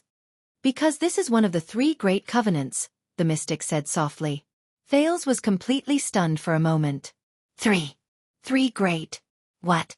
"Remember, what I am going to tell you next is a top secret that only we mystics know." Asda knew what Thales was puzzled about. He furrowed his brows and his gaze was as cold as frost. With a solemn expression and tone that Thales had never seen before, he said the following words under Thales' fearful gaze. "Revealing them is equivalent to betraying all the mystics in the world. Believe me, you will not like that outcome." Once he finished speaking, Asda's gaze was cold as he stared straight at Thales. Thales instantly froze. Top secret that only mystics know? At that moment, the air around them seemed to have frozen. Thales could only feel his heartbeat speeding up. He could only force a smile and nod with difficulty. After seeing Thales' reaction, Asda nodded slowly. "There are 3 rules that mystics must abide by. They are known as the 3 Great Covenants," Asda said softly in the frightening silence. What I just said is the first one. Thales frowned slightly. Chapter 163. First meeting? Do not investigate each other? Thales revealed a puzzled and doubtful expression. Mystic energy is the foundation and root of our existence. It is also the reason why we are called mystics. Never, ever, ever, ever ask another mystic about their understanding of mystic energy, and never reveal your own understanding of mystic energy to any other mystic. Asda's gaze was cold.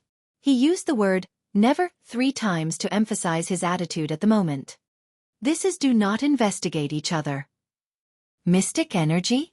Understanding of mystic energy?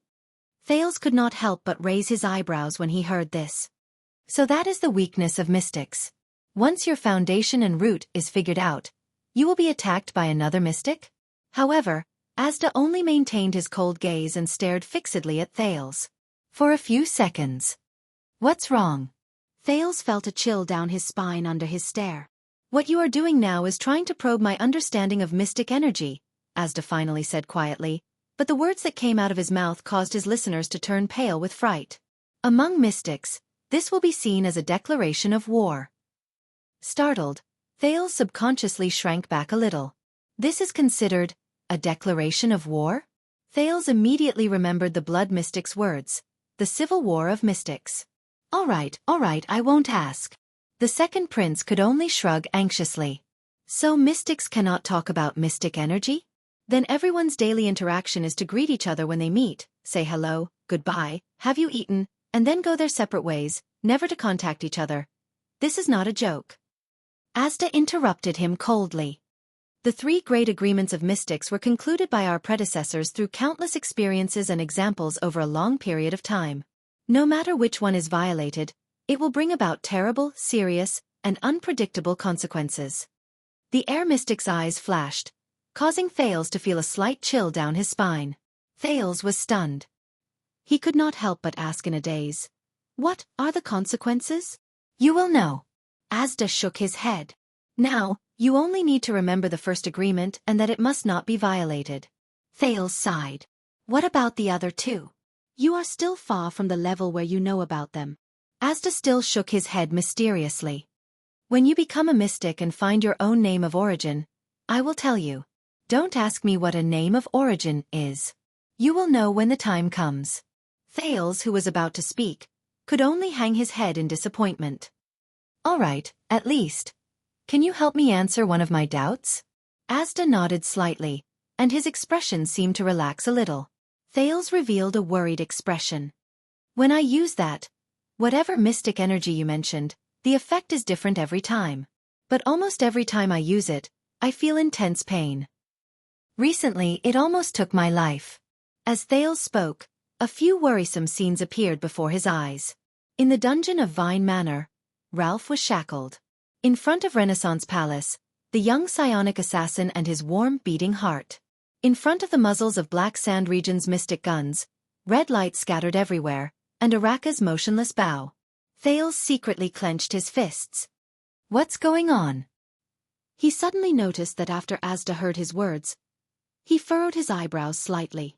The mystic had always looked indifferent, but this instead highlighted the unusual change in his expression. Use.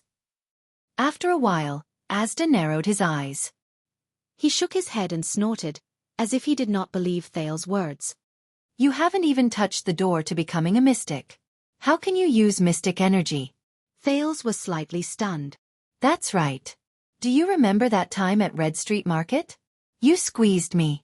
The second prince rubbed his hands in embarrassment. He observed Asda's expression and decided not to describe what happened that night in detail. In short, we blew up a house, and you discovered that I have a mystic's constitution or something. It was the feeling at that time. Later I realized that as long as I bleed I can use that power. It was the same feeling. Asda's expression changed slightly again. The room was quiet for a few seconds.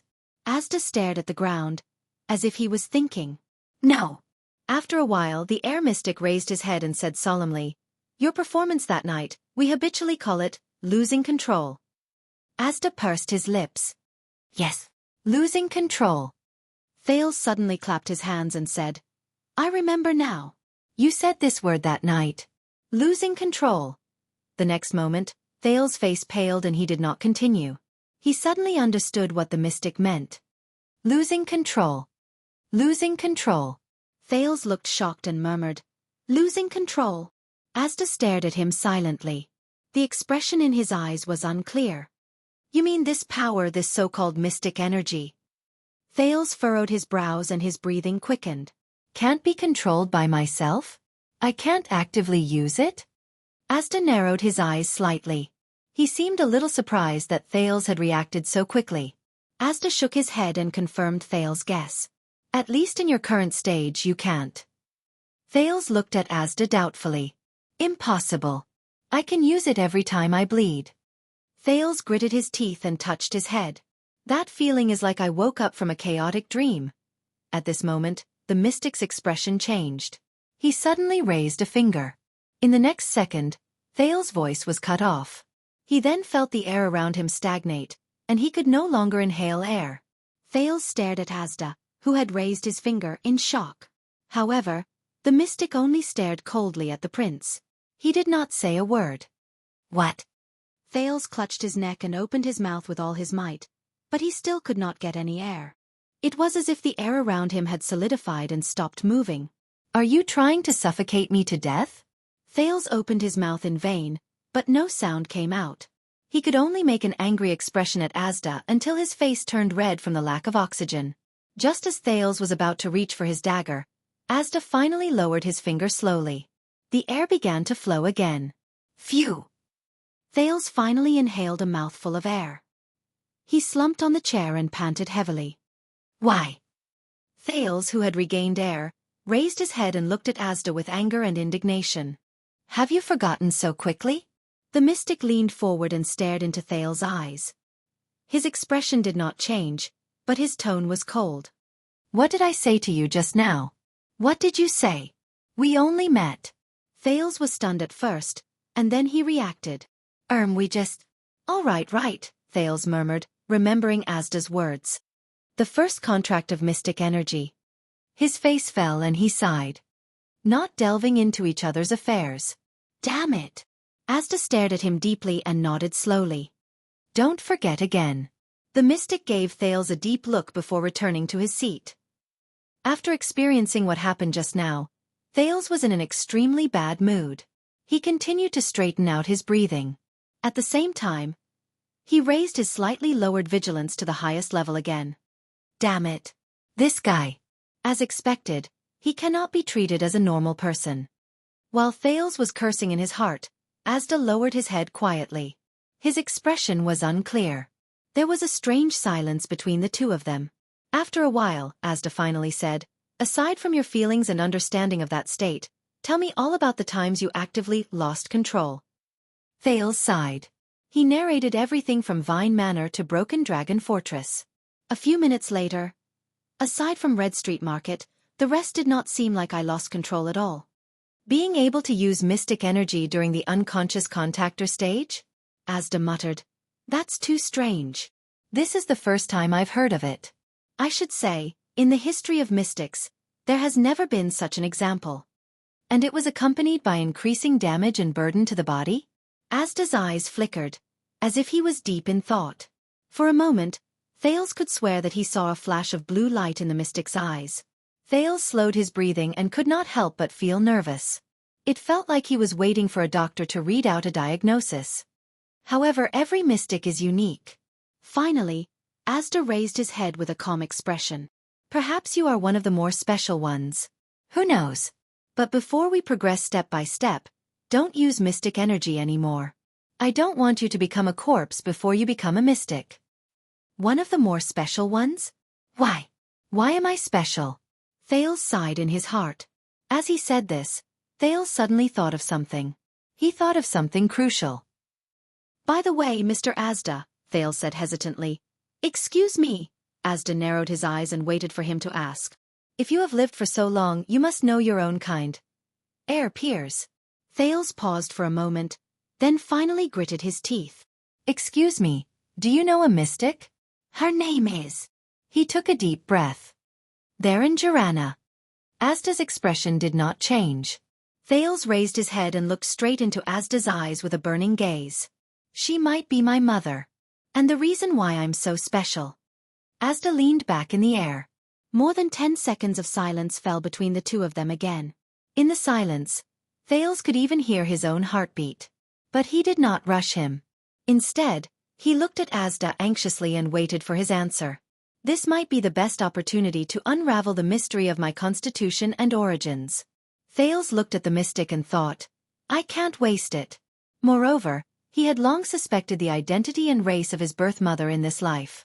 While Thales was distracted, Asda's voice rang slowly. Why do you think so? The mystic said flatly. Why do you think that your mother is a mystic? Thales was slightly stunned. The only possibility is that I inherited the constitution of a mystic from her, isn't it? Thales touched his head and said anxiously, and I was thinking, if my mystic constitution is hereditary, could my mother also be? And Thales anxiously thought of his strange and rough physique that recovered quickly, his abnormal brain capacity, and the memories of his previous life that often came back in the form of flashbacks. Not only that. From King Kessel, Gilbert and Gine's secretive attitude towards my mother, to the suspicious conversation between King Kessel and Licia during the bloodline ceremony, to the high ritual master's fear and hatred towards my mother, and Yodel's words about being entangled with calamities in Mindy's hall. Doesn't all this indicate? Impossible. A clear male voice rang. Thales was stunned and looked at Asda in front of him. Asda looked into his eyes and shook his head sternly and decisively. Firstly, Asda's gaze was indifferent. The constitution of a mystic is not inherited and has nothing to do with the bloodline. There was once an experiment conducted by wizards. They divided 5,000 people into 5 groups. Forget it, you don't want to know about this. After all, mystics are not hereditary. Thales frowned slightly. Asda closed his eyes and slowly opened them again. Secondly, mystics are no longer ordinary creatures. Once we completely become mystics, our physiques will undergo a huge change. Everyone is different, but there is one thing in common. We can no longer reproduce with other races. Asda closed his eyes and slowly opened them again. Thales opened his mouth in shock. Thirdly, Asda's expression was solemn and his tone was resolute. Other than you, there are a total of 14 mystics in the world, including those who have been sealed.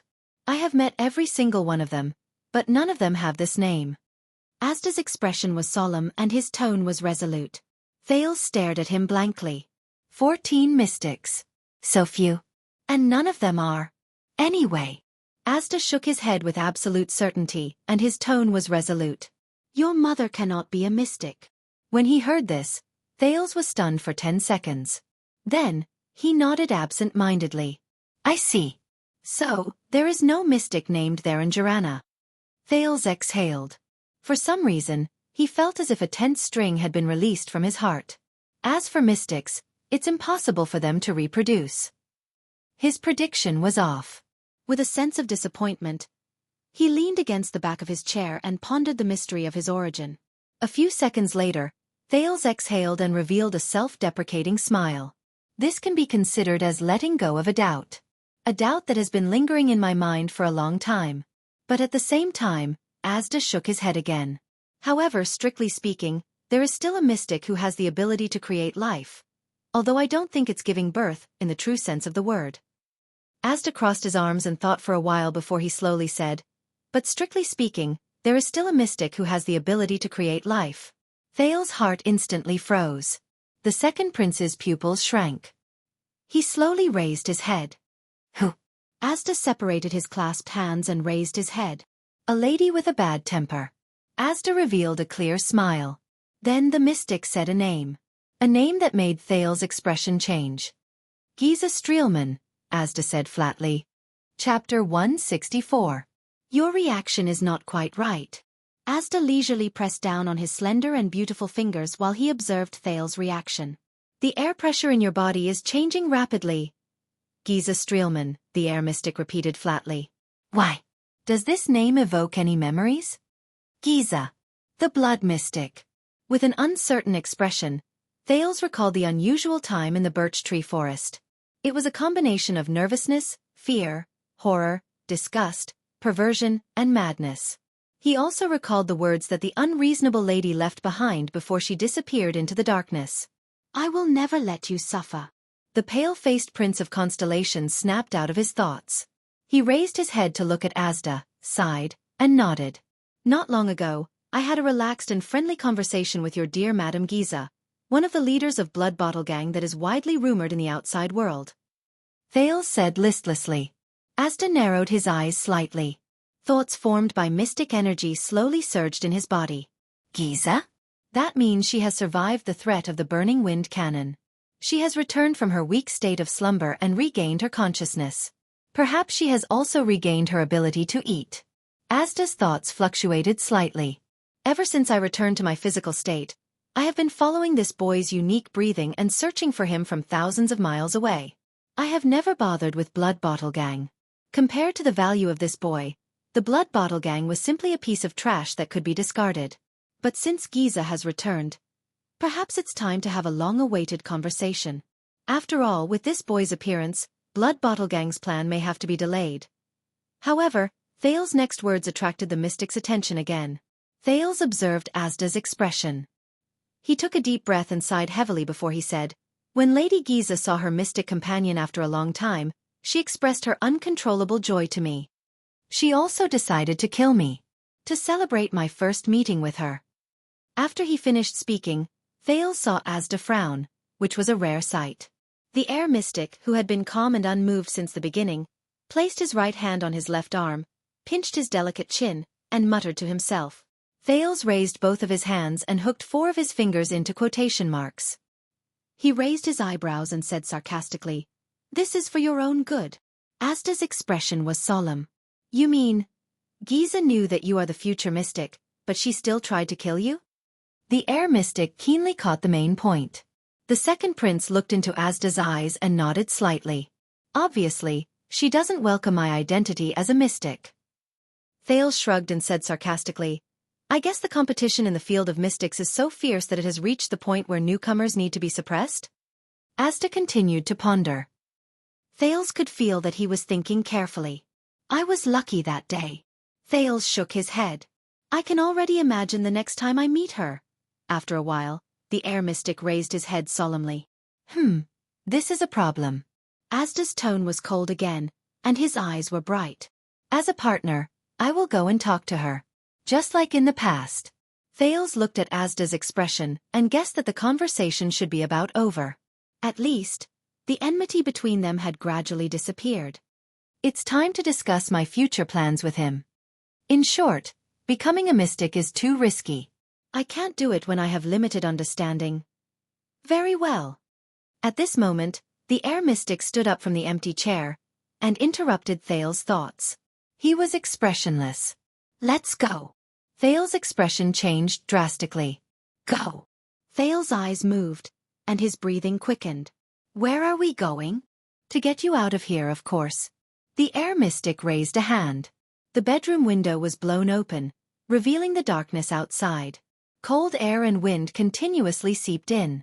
Little Rascal, who was sleeping soundly by the bed, unconsciously curled her body, licked her lips, and hugged the blanket tighter around her body.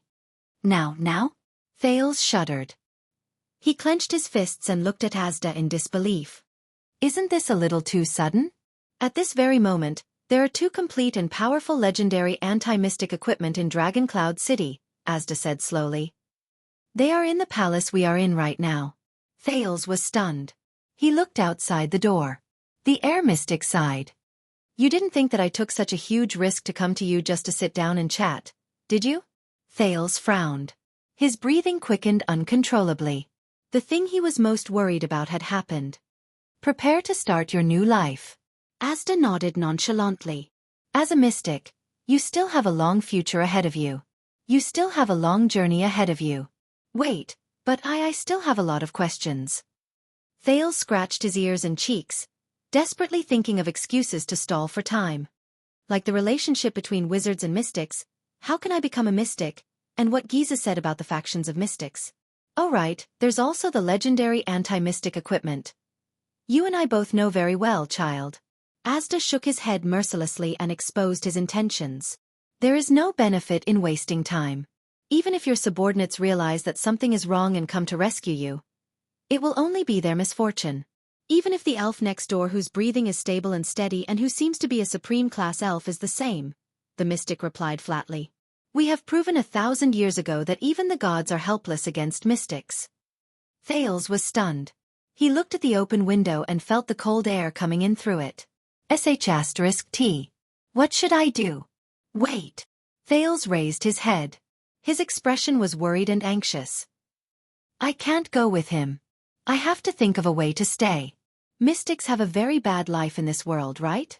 Thales looked at the air mystic and sighed. From the destruction of the ancient empire to the battle of eradication and the fission of the continent. Perhaps, following you is not a good idea? Perhaps I should stay, and we can regularly.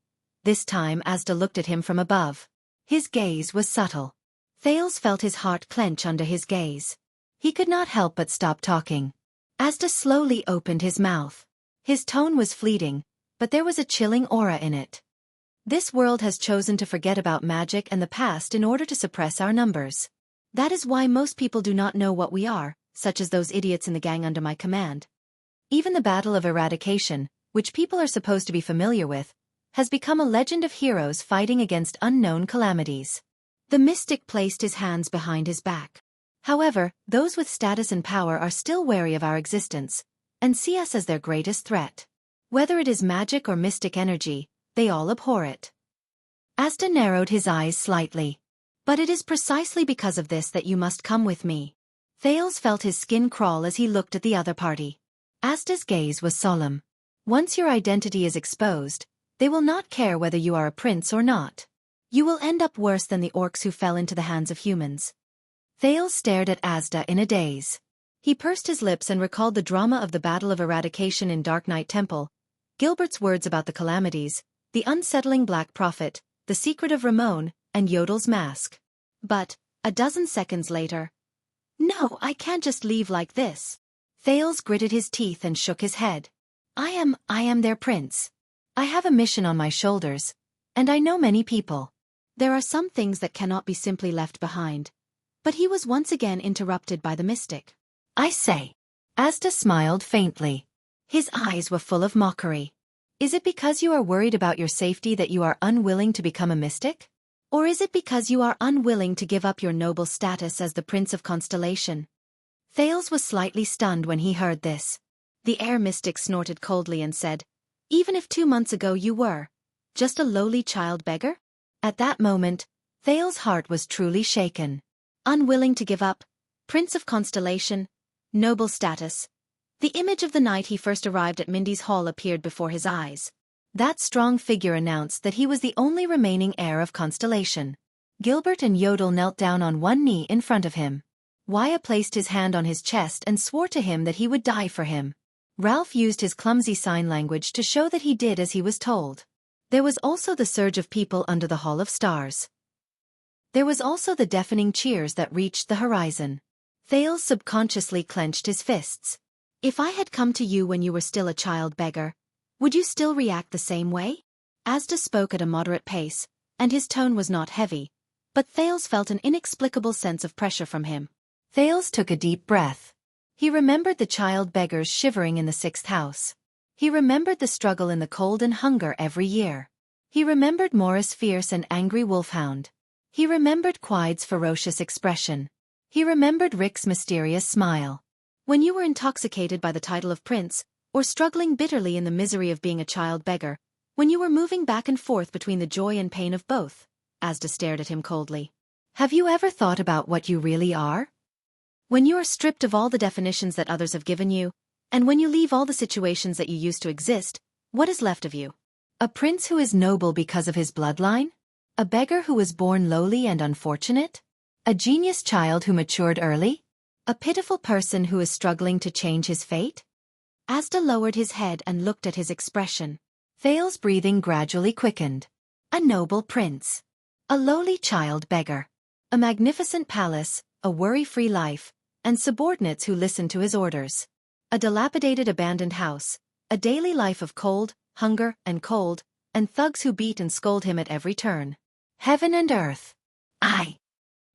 He opened his mouth slightly and subconsciously wanted to refute, but he realized that he could not say it out loud. Thales stared at the ground in a daze. Do I really think this way? I can't leave, can't bear to part with the nobility of a prince? Child, you have to understand that to become a mystic, the air mystic said coldly, you have to wave goodbye to your past, no matter how glorious and unforgettable it is. Don't let your past bind you. Only by decisively abandoning it can you finally ascend. Thales subconsciously grabbed his chest. It seemed that the wound made by the Mindy's silver coin was throbbing again. The inscription on the silver coin appeared in his mind. A king is not respected by his bloodline. Being a mystic is not a profession, it is not a job, and it is not a title, Asda said firmly. The meaning it represents is far beyond what you can imagine. This is an unprecedented choice.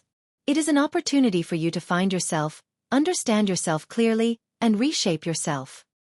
Now, you have such an opportunity to make your own choice. The mystic walked in front of him and extended his hand towards his face. Choose to return to your original life and continue your seemingly realistic, seemingly down-to-earth life, but in reality, you have no choice. You have no freedom, you are muddle-headed, and you are confused about your future. Asda's hand stopped in front of the mystic's nose. He flipped his palm over and a ray of blue light flashed from it. It spun continuously around the mystic's palm and eventually formed a deep blue light ball. Just like that night at Red Street Market. Or choose your own heart, the mystic continued. Choose to see how far you can climb and what kind of scenery you can see in the end. Discover who you really are. Thales stared at the ball of light in Asda's hand and frowned deeply. How far I can climb? What kind of scenery? Who am I? Asda slowly clenched his fist. As he moved, the ball of light in the mystic's hand was extinguished. Gusts of air blew past Thales' face. The mystic's gaze changed.